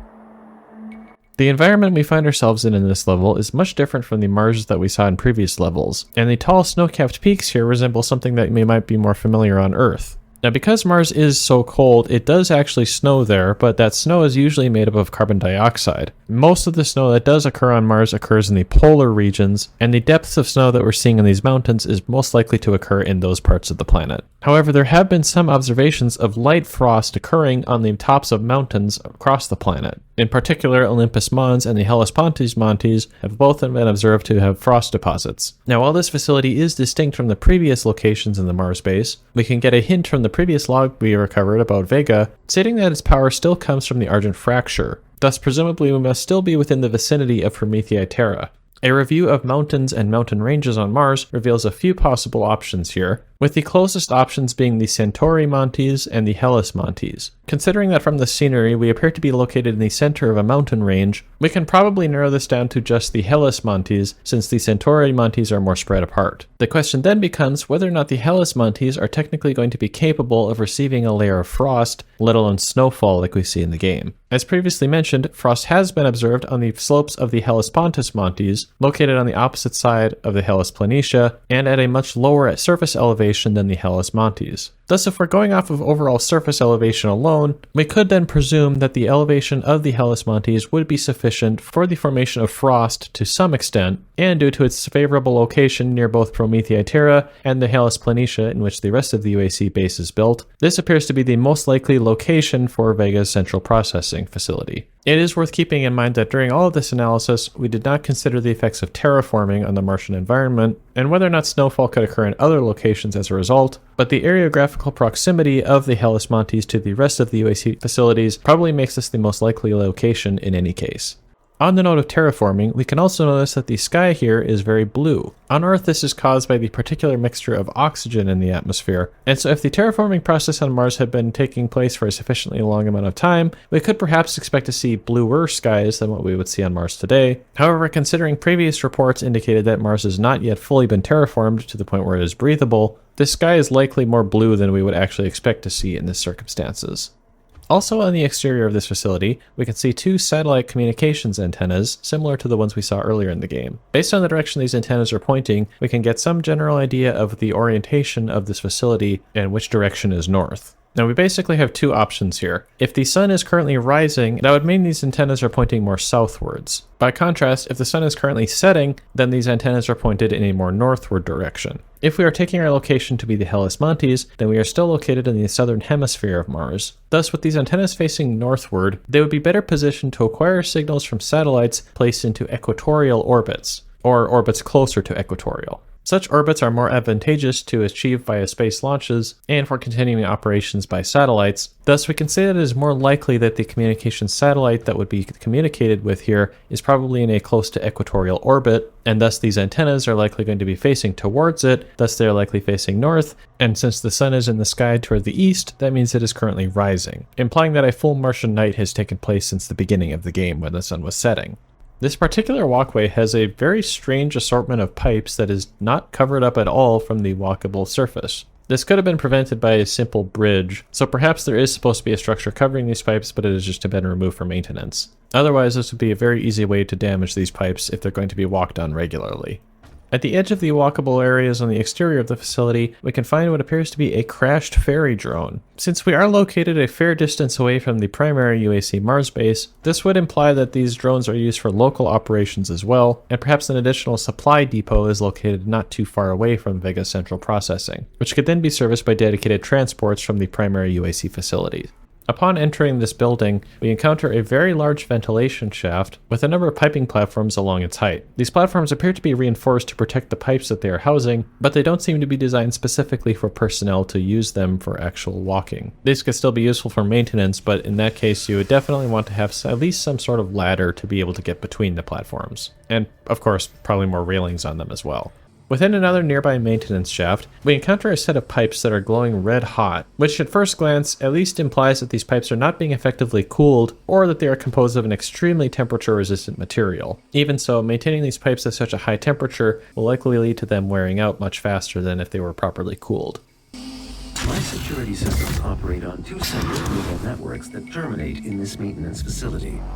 Each termination point is protected by an electrified field, but you should survive the surge.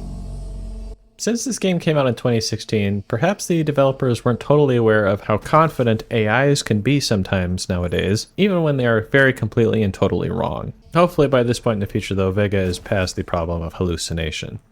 In proportionality with VEGA's massive processing power and associated infrastructure, the dedicated Security Computational Center likewise requires a very large footprint. These security systems are described as operating on neural networks, implying that a degree of machine learning is used for their operation. Essentially, the AI has additional AIs to keep itself safe. This could perhaps be a method of offloading some of the security operations to dedicated processing devices to free up computational resources for more important matters. These large cylindrical towers, presumably computation nodes, have some form of mist coming off of them, implying that they are cryogenically cooled, and this is boil off from the coolant. For continuous operations, you would most likely want to have a closed-loop system here, and so some additional means of capturing this boiled-off fluid will likely be required to allow the system to operate continuously without needing the coolant loop to be refilled. This is a pretty big room, so perhaps there are condensers in this area to collect the evaporated coolant back into a central location, where it can be reintroduced into the coolant loop. Of course, as advanced as this facility and VEGA are, there are still numerous platforms in this room that do not have sufficient railings or any railings at all, leading to yet another demerit on the Space OSHA Workplace Inspection Report. In the upper center of this room, we can see an annular structure that presumably is the primary computational node for the security network. I would be curious to see what any computer engineers have to say about this, as I would suppose that the shape of this node could perhaps allow for more effective coolant flow, or perhaps for closer proximity of large computational systems that need to interface with each other, as well as power distribution hardware. Still, the annular shape is interesting, so I would be interested to see if there's any benefits to constructing a computer this way. The two neural network security safety switches are both electrified with sufficiently high voltages to even stun Doomguy for a moment. This would presumably be quite lethal to any human that attempted to operate these switches while they were still electrified. Thus, VEGA would need to himself deactivate these electrical countermeasures before any human could actually throw the switch, which also kind of suggests he could have done the same for Doomguy if he really wanted to. My vital operating systems are now vulnerable. I recommend destroying my coolant system first. This will accelerate the destabilization process. There is a poster in one of these labs advertising Tharsis Tholus, a volcano that is located on almost the opposite side of the planet to the UAC base. From the logo, we can see that the UAC is the ones who have recently opened Base Station Afla at that location. Unfortunately for Martian mountaineers, the mountain is generally much more rounded than it appears in this poster. Although at this point, any opportunity to leave the UAC Mars base is probably going to be very beneficial for one's overall health and preservation of life. The final log on the revenants can be found in this level as well, providing some additional details on the method by which the beast grows to its great height. Now once again, I'm not a doctor, but it does appear that there is some misuse of medical terms here. The log reports that mutations in Ossian proteins result in rapid growth of the skeleton. This Ossian protein is collagen, which is a construction element of the body instead of a cell. A more accurate statement would likely refer to either osteoblasts, which are the cells that build up bones, or osteoclasts, which recycle old bone tissue. And it could at least be more believable to suppose that either the osteoclasts stop working as effectively and or that the osteoblasts enter overdrive as a result of this mutation. Now that's all medical stuff which I'm not as knowledgeable about, but on a more familiar note, this log also mentions plasmatic isotopes of the Lazarus wave containing the Argent energy that causes these mutations. The term plasmatic isotope presumably refers to a plasma form of an isotope of an element, which is an atomic nucleus with a different number of neutrons. Often these isotopes can be radioactive, which could give way to gamma radiation that could potentially cause mutations, so that part doesn't seem totally out of place. However, the presence of plasmatic isotopes within the Lazarus wave itself implies that the Lazarus wave carries mass and is not purely energetic. Thus, it would be more difficult for the Lazarus wave to travel throughout the entirety of the Mars base, since it could be more easily obstructed by any massive objects in its way. Considering the rest of this log, this could just perhaps be a misapplication of these technical terms. There is a poster board on this particular server rack that appears to be intended for computer vision applications. Simple non-AI based algorithms can use these simple shapes to recognize locations in space, which can be very useful for a variety of computer vision applications. I don't recognize this one personally, but if anybody does, please let me know in the comments.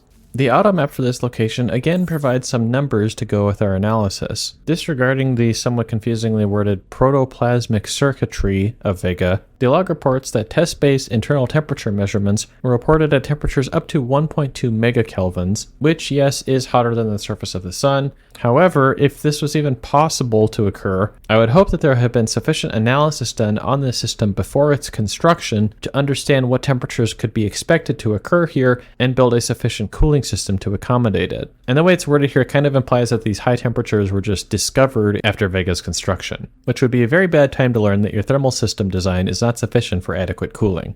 The pipes along the walls of these walkways appear to have expansion loops built into them, which are designed to accommodate some changes in dimensions due to thermal expansion and contraction. And with all the advanced cooling and heating operations going on around here, this definitely seems like something you would want to have built into your piping systems.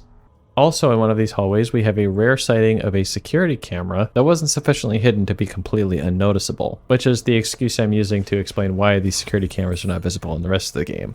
We eventually find our way down into a large tunnel that has been cut out of subterranean ice. Large deposits of water ice have been theorized on Mars, at least in high latitudes and in particular locations such as the Medusae Fossae formation. However, the Hellas Planitia is not expected to have much water ice close to its surface, at least based on existing measurements. Thus, for our current location in the Hellas Montes, this is perhaps less likely to be physically accurate to the real world, but to be completely fair, nobody has actually been to this point underneath the Hellas Montes just yet, and so we may not know the actual underground composition for quite some time. We can also see throughout this tunnel that there are quite large bundles of cables spanning the entire length of the tunnel itself. These cable harnesses of several feet in diameter appear to have glowing cables within them at irregular intervals, suggesting that power distribution is routed through individual cables in groups, and then once those cables begin to heat up from excessive power transfer, the power distribution hardware switches to a different bus, allowing those cables to cool down and then another cable to heat up. As far as I'm aware, this doesn't seem like a really good way to do this, but at this level of power consumption, most cable materials would probably be reaching quite near their limits, although I'd probably defer to an electrical engineer on this topic. You are looking at the only absolute zero cooling system ever constructed. It took years to perfect. Destroy each of the 4 coolant generators. Once they are no longer functional, my primary systems should begin to melt down. Before discussing the thermodynamics of such a thing as an absolute zero cooling system, it is sort of interesting to note how VEGA seems to be giving Doomguy a tour of his inner workings before they are inevitably shut down for the final time. This could perhaps also explain the use of the term cooling generators, and that he is simply describing the machines in a way that is not overly complex.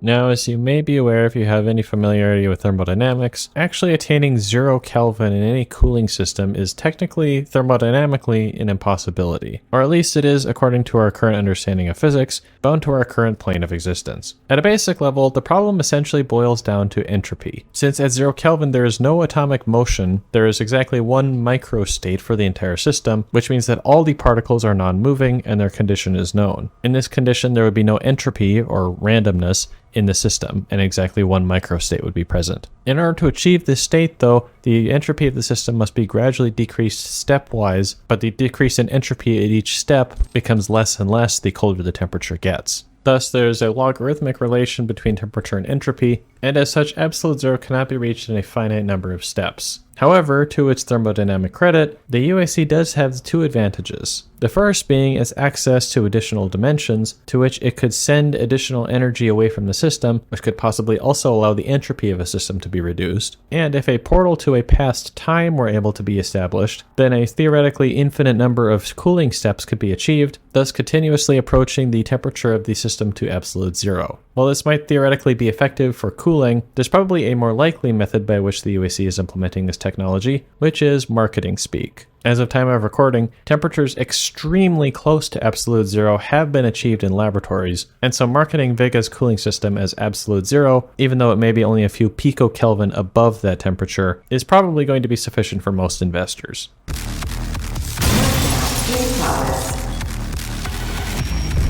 Thank you. You can now move to where my core is located to complete this process. To access the tram tunnel from this cooling center, a drone delivery terminal is used, which is presumably implemented for ferry drones to deliver cargo from other underground facilities to this one. Under most conditions, it seems like it would probably be more effective to simply use the tram, or perhaps the drones themselves are simply launched to and from the tram for more efficient delivery logistics. The train below will take you to the entrance.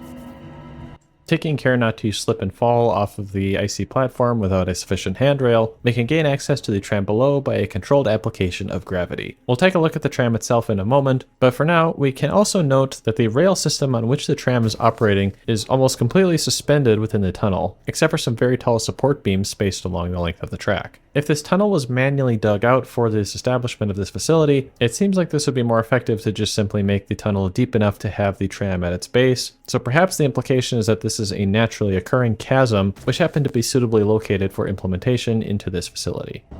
For you to gain access to my core, the demonic threat must be removed from the room ahead. After removing the demonic threat from this room, we can take a brief look around the train station at the base of VEGA's core access. The tram cars do appear to be designed to transport personnel and less so cargo between the two ends of its track. It is also nice to see that there's at least something of a mind to the gap warning at the tram platform. Taking a look at the underside of the train rails, we can see that it appears to be a form of maglev system, or at least operating on a similar principle. There is some visual distortion near the magnets, or what we can assume are the repulsors, which would normally imply a hot surface if we were taking things extremely literally. It could also be possible that this is just the same artificial gravity technology that is used throughout the rest of these facilities, and if that technology is so widespread, then it would make sense for it to be applied here as well. If this tram were to be a maglev system, then it would also seem that these magnets or repulsors are probably spread out too far between each other to provide smooth transportation along the rails. We can also see a cargo crane in this train station that is currently holding a cargo container reminiscent of the ones we saw back at the Foundry. However, the design of the crane appears to have this system on rails, which are only capable of moving along the length of the train and not capable of translating directly over top of it, which would be necessary in order to load cargo onto the tram. I suppose it could be possible that there is some additional mechanism on this gripper here that could allow it to do this sort of motion, but then you're going to be getting into some weird moments and force distributions, and you could probably be better served by simply having the crane move over the tram itself. I am losing memory capabilities. Control of neurological are minimal. Once Vega's core is destroyed, the vacuum of energy will pull you back through to hell. We have your destination set to the well's location. Now use the crucible to power it down, and the portal here on Mars will be closed permanently. They will not allow access to the well without a fight. But I'm sure that's what you're looking for, isn't it? Presumably for a computational system as advanced as VEGA, the amount of resources required for human-like speech synthesis are probably quite minimal compared to his other duties. Nevertheless, it seems we have sufficiently destabilized VEGA's core to cause him to begin losing functionality. Samuel Hayden's line regarding a vacuum of energy is likely in reference to the establishment of a gravitational singularity in which the negative energy present on the hell side of the portal is sufficient to cause energy to flow from the positive side on Mars. The term vacuum is maybe not the most accurate to describe this process, but it could also be that a different mechanism is at work here that I'm just not considering completely. It is also interesting to note that Samuel Hayden describes the portal destination as being set, implying that there is some level of control over the locations in both spaces where the wormhole will be formed, which can be achieved by a control system in one of the two spaces. This would be logically consistent with the previous discussions of the Lazarus manned expeditions, but does seem a bit incongruous with the concept of a direct portal from one point in space to another, resulting from a gravitational singularity caused by excessive energy density. And since we're so close to the end now, I will say that since we have been playing fast and loose with physics here, it is certainly possible that there is some other physical mechanism by which these portals are being formed that I haven't been capturing. But in any case, I've been doing the best with what I got, which is an engineering background more so than pure physics. As we confront the brain of VEGA himself, somebody has conveniently left a datapad in this location, containing a log entry to UAC advocates describing VEGA's intelligence. This log is oddly philosophical, possibly intended to prevent the formation of a Church of the Machine God, since clearly Mars isn't big enough for two cults, but it also seemingly reflects the nihilism present in the UAC upper management, which again is quite on brand for UAC internal workings, as we've seen throughout this entire game. As we deactivate the final security measures preventing VEGA's destruction, we can see that there are some sort of doom scroll sigils present on both of these nodes, reminding us that VEGA's operation is itself inherently dependent on Argent energy, and the massive power required for his operation would likely not have been possible without the discovery of the Argent fracture. This itself also introduces some philosophical considerations, which we will address in the conclusion to this video, but for now we have one more dimensional jump to make, and one more battle to fight in the next level. Process is complete. Thank you, Vega.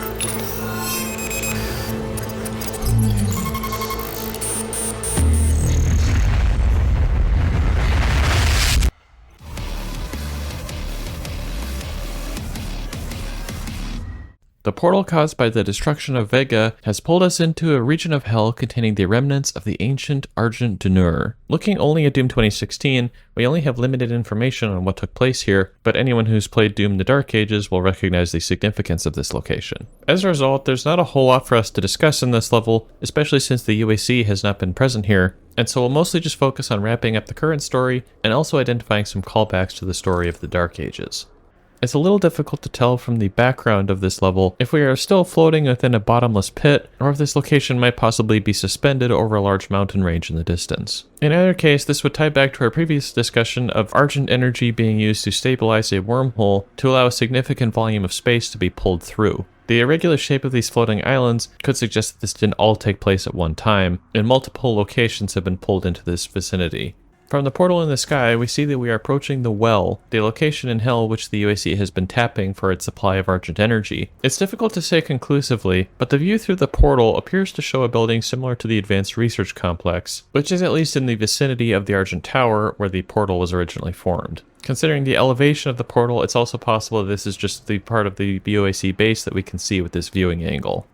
The auto map we find in this level provides some additional information on what the UAC understands of this place, which is mostly secondhand knowledge obtained from records and artifacts retrieved by the UAC expeditions. The events described by these records seem to be taking place in the Doom of the Dark Ages DLC, or at the very least after the events of the main story of that game. It is also noted that this is the location from which the Argent plasma appears on Mars through the Argent fracture, while the Argent Tower was previously shown to be connected to this location as well. We could say that this means that the Argent fracture is simply a small leaking point from which the well energy is escaping to Mars, and that this fracture is only a small percentage of the total energy that is contained in the well, which was eventually accessed by the Argent Tower when the full dimensional rift between the two locations was torn open. Along with the auto map, we also have access to a log left by Olivia to her followers as a farewell to the true believers in the cause and a final reveal of the true nature of her plan. This brings up some interesting philosophical points that we will discuss in the conclusions to this video, but for now we do see that up till the very end, Olivia was committed to the destruction of humanity and had fully rejected the spiritual practices of her past life. And all the promises she had made to the UAC followers of a new heaven and a new earth brought about by their dedication to science was nothing more than manipulation designed to secure their destruction and assure her own ascension.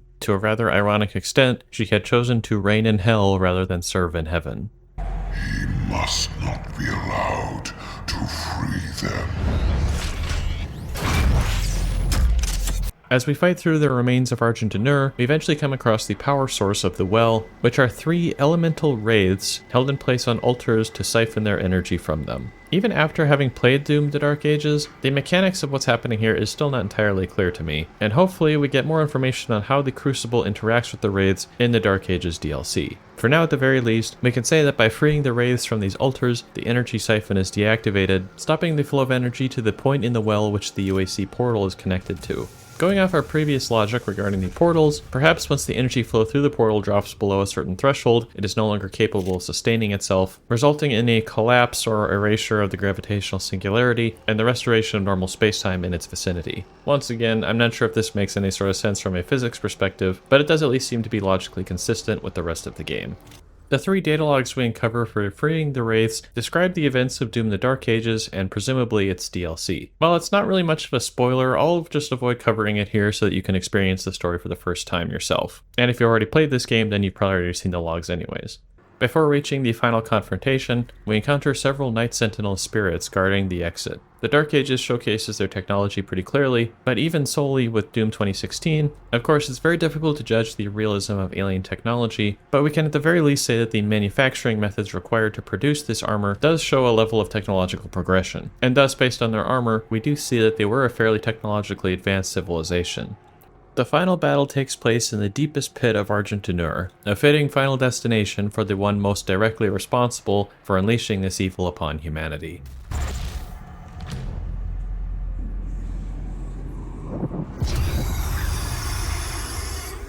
They promised me so much.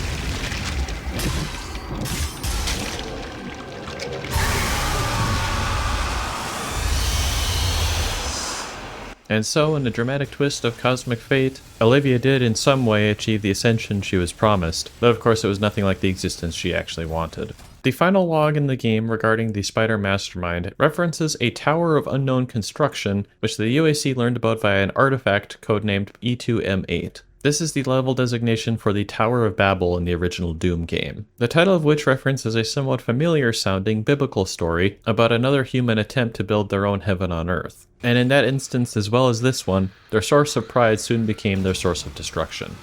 With the final end of Olivia Pierce and the closure of the portal above, our work here is done, so we are pulled back to Mars by Samuel Hayden in order to complete the game. And after our safe return, we have plenty of things to discuss in the conclusion section of this video.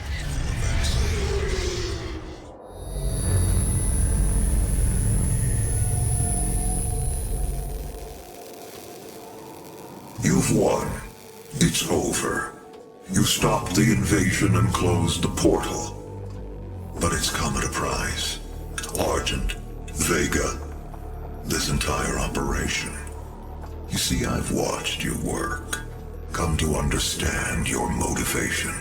You think the only way is to kill them all, leave nothing behind.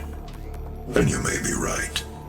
But we can't just shut it all down. Without Argent energy, it will be worse. I don't expect you to agree. But with this, we can continue our work.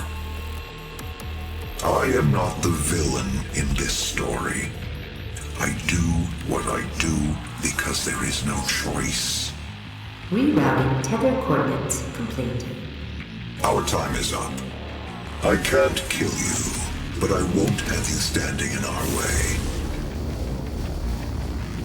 Until we see each other again.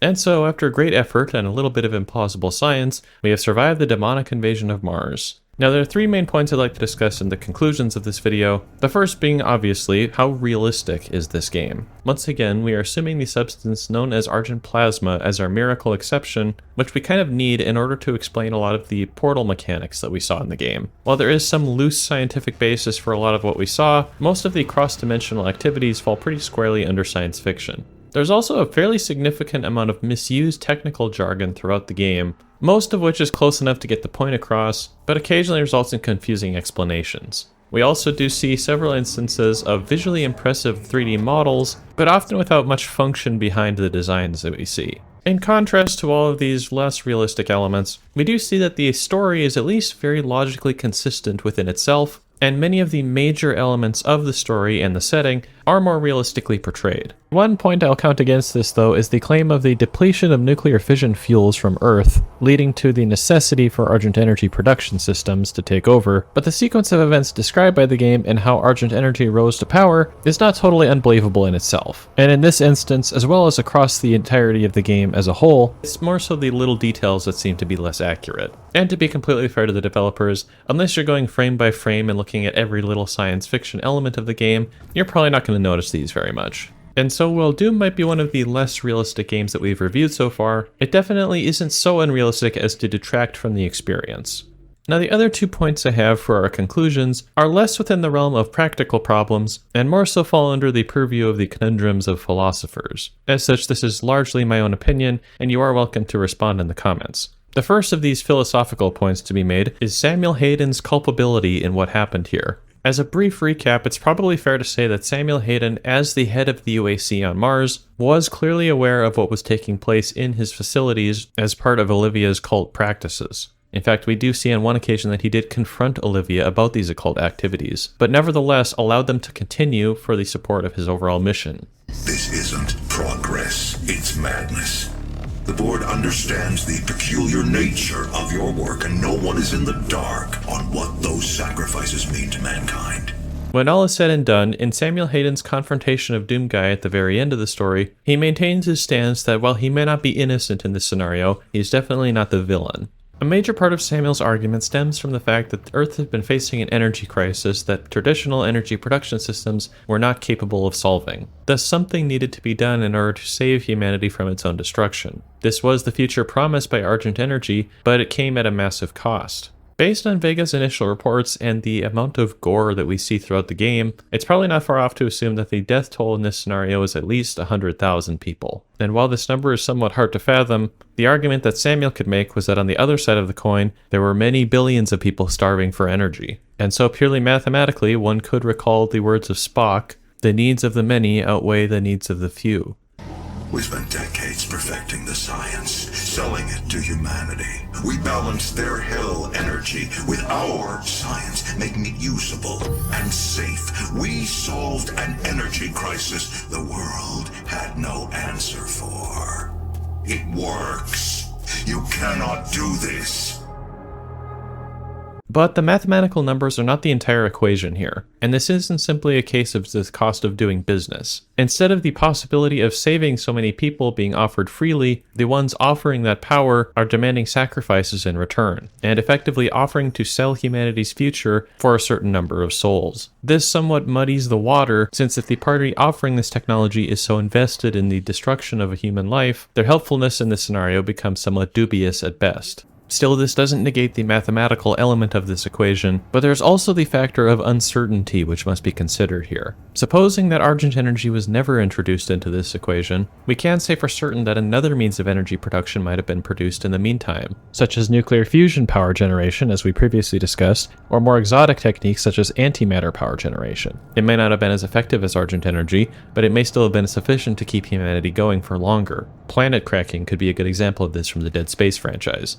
And in that scenario, there still remains the possibility that the situation could be improved. This is the contrast to the situation set up by the UAC, in which, for the people who have been sacrificed, that possibility has been taken away from them. Without Argent Energy, they may have died anyways, but their future was not certain. And here, as a human sacrifice, that future and the potential to change it has been stolen from them.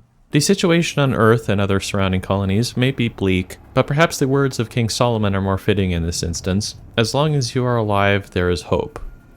There is a particularly good analogy for this presented in an episode of The Twilight Zone, set during the late stages of the American Civil War. A group of Confederate soldiers comes across a wizard who has paralyzed a small contingent of Union forces. The wizard offers to share his powers with the Confederates as a means of turning the tide of the war in the South's favor. He trades with them a scroll containing the secrets of this power, which the Confederate soldiers happily accept. As they are about to use the scroll's powers, though, they realize that the first line of the scroll requires them to renounce the name of God in order to use these powers of the devil. And in a sudden realization, they see that while they may not be able to win the war without the help of these demonic powers, the cost of using them was much higher than the value of the reward, which was a price that they were ultimately not willing to pay.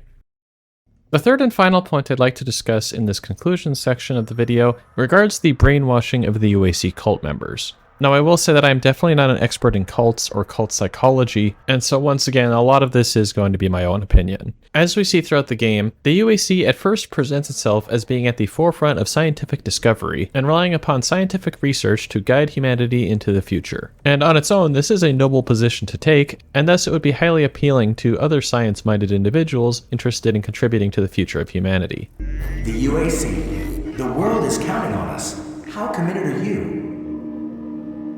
The initial problems seem to arise when the UAC moves beyond this familiar sense of the importance of scientific research and the scientific method into a position of ascribing to science the power to determine absolute truth, and essentially falls into the trap of assuming the infallibility of science. Now, we do eventually find out that to an extent, both of these angles are simply used as brainwashing techniques, but it is still worth investigating them here to come to the final conclusion regarding the formation of the UAC cult. Now, the second of these 2 points is perhaps the easier one to digest, and is essentially based on a misunderstanding of the scientific method. If you want to put this shortly, it appears the term for this is scientism, although I don't know I can say that conclusively. Looking back through history, we can see multiple examples of scientific theories that were once strongly held, but have been replaced in the presence of more modern knowledge. Some of my favorite examples for this are the luminiferous ether, caloric theory, and the progression of atomic theory, all the way from Democritus to modern quantum theory. This is perhaps the lesser of the two fallacies, since it really comes down to a misunderstanding of the role of the scientific method in understanding reality. To put it simply, scientific theories are based on observations, and observations and experiments are the ultimate guiding principle of the scientific method. For example, at one point in history, Mars was considered a very warm and lush planet with canals dug into its surface, perhaps by a species of intelligent life forms. This theory was gradually overturned by improved astronomical observations and was decisively put to rest by the arrival of Mariner 4. The overall point to be made here is that it is important to understand that science is simply providing us the best possible explanation for whatever we can observe at this point in time. And while in some cases it may do so with great accuracy, existing theories may require modification if observations are made that do not fit with existing theoretical frameworks. Going back a few pages here, we can look at the next problem introduced by the UAC cult, which is effectively a conflation of science and spirituality. By definition, science is concerned with the understanding of the natural world, and by definition, supernature is not included in this scope, which for the purpose of this discussion we can say would fall under the discipline of religion. This boundary is sometimes blurred, however, when the heavy burden is laid upon science of explaining the whole totality of reality. The inverse also sometimes arises when religion is given the insurmountable task of explaining everything in science. And essentially, in both of these situations, science and religion are both expected to be experts in areas outside their field of study, and assigning to either one the responsibility of the other will by definition be insufficient for explaining the other's discipline. To gradually bring us back around to Doom, we saw the UAC assign roles of religion to science due to their overestimation of its infallibility, as we discussed in the previous point. And to varying degrees of accuracy, you could say that the UAC placed their faith in science. This then led to a perceptible breakdown in the occultist understanding of spiritual things, such as the sanctity of human life. Welcome to the UAC Advanced Research Complex, where we understand the sanctity of science and the science of sanctity. Now obviously this is an extreme example of this conflation, and obviously disregard for spirituality doesn't always lead to these extreme consequences. And really the overall point I'm trying to make here is that science and spirituality both have roles to play in our ongoing quest for greater understanding. Now the final point of conclusion in these philosophical ramblings comes down to the role of the UAC cult. Not the members themselves, more so the idea of the cult. The Mars-based workers, astronauts even, all started out with noble intentions and were eventually brainwashed into the point of participating in human sacrifices. Now, somewhere along that line, there has to be a point where somebody realizes that perhaps things are going too far. But in this case, there seems to also have been a point where the prescribed way of thinking overrules this concern. And beyond this point, everyone believed their actions were justified by scientific progress. And so it is the central point of this thesis of mine that this exchange of personal reasoning for a prescribed belief is ultimately responsible for the events of the story in Doom 2016. Rather than think to themselves that things were perhaps going too far, members of the UAC, or at least some of the higher-up members, decided to follow along what was being preached without regard for what was being practiced, and essentially allow themselves to be told what to believe. Now there of course could be exceptions, since perhaps not everybody was able to leave the planet so easily, but at least at the higher levels of leadership, the capacity for reason that all of us possess was put aside for the ease of following someone else's ideas instead. And in the story of Doom 2016, this had very drastic consequences. This then at long last brings us to our actual ultimate concluding point. With extremely few exceptions, all of us are given the capacity to reason things out for ourselves. We could even say that this is perhaps one of the defining features of being human, and oftentimes, for numerous reasons, we have a tendency to lay this reasoning aside to blindly follow an idea prescribed for us by someone else. And so I would say, both as a space engineer and as a Christian myself, that the most important thing we can take from this story is the importance of thinking for yourself. Not blindly following what other people tell you to think, but using your own reasoning to decide what makes sense to you. You have the power of reason, give yourself some credit and make sure to use it. Now the last thing I'd like to say in this video before we go is a very heartfelt thank you. If you've watched this far, then you've clearly put a lot of time into this video, and I'm also guessing that if you've managed to get here, you've probably seen a few of my other videos as well. I'm very grateful for everybody who's been watching, liking, commenting, and discussing what we've been talking about in these videos, and it's very humbling to know that so many people are listening to me and are interested in what I have to say. As a little behind the scenes info here, this video took way longer than I originally planned, both because there was more to talk about than expected, but also because of some big life events over the last few months. So I am interested in doing more science fiction reviews, but I think I'm also going to reevaluate my approach so that I can do these reviews at a rate of more than 2 per year. I also have some other projects I'm working on that I might want to share as well. So if any of that sounds interesting to you, please feel free to subscribe and let me know if there are any sorts of reviews or other types of videos that you would like to see from me in the future. But this video has been going on long enough, so I'll just say one last time, thank you very much for watching.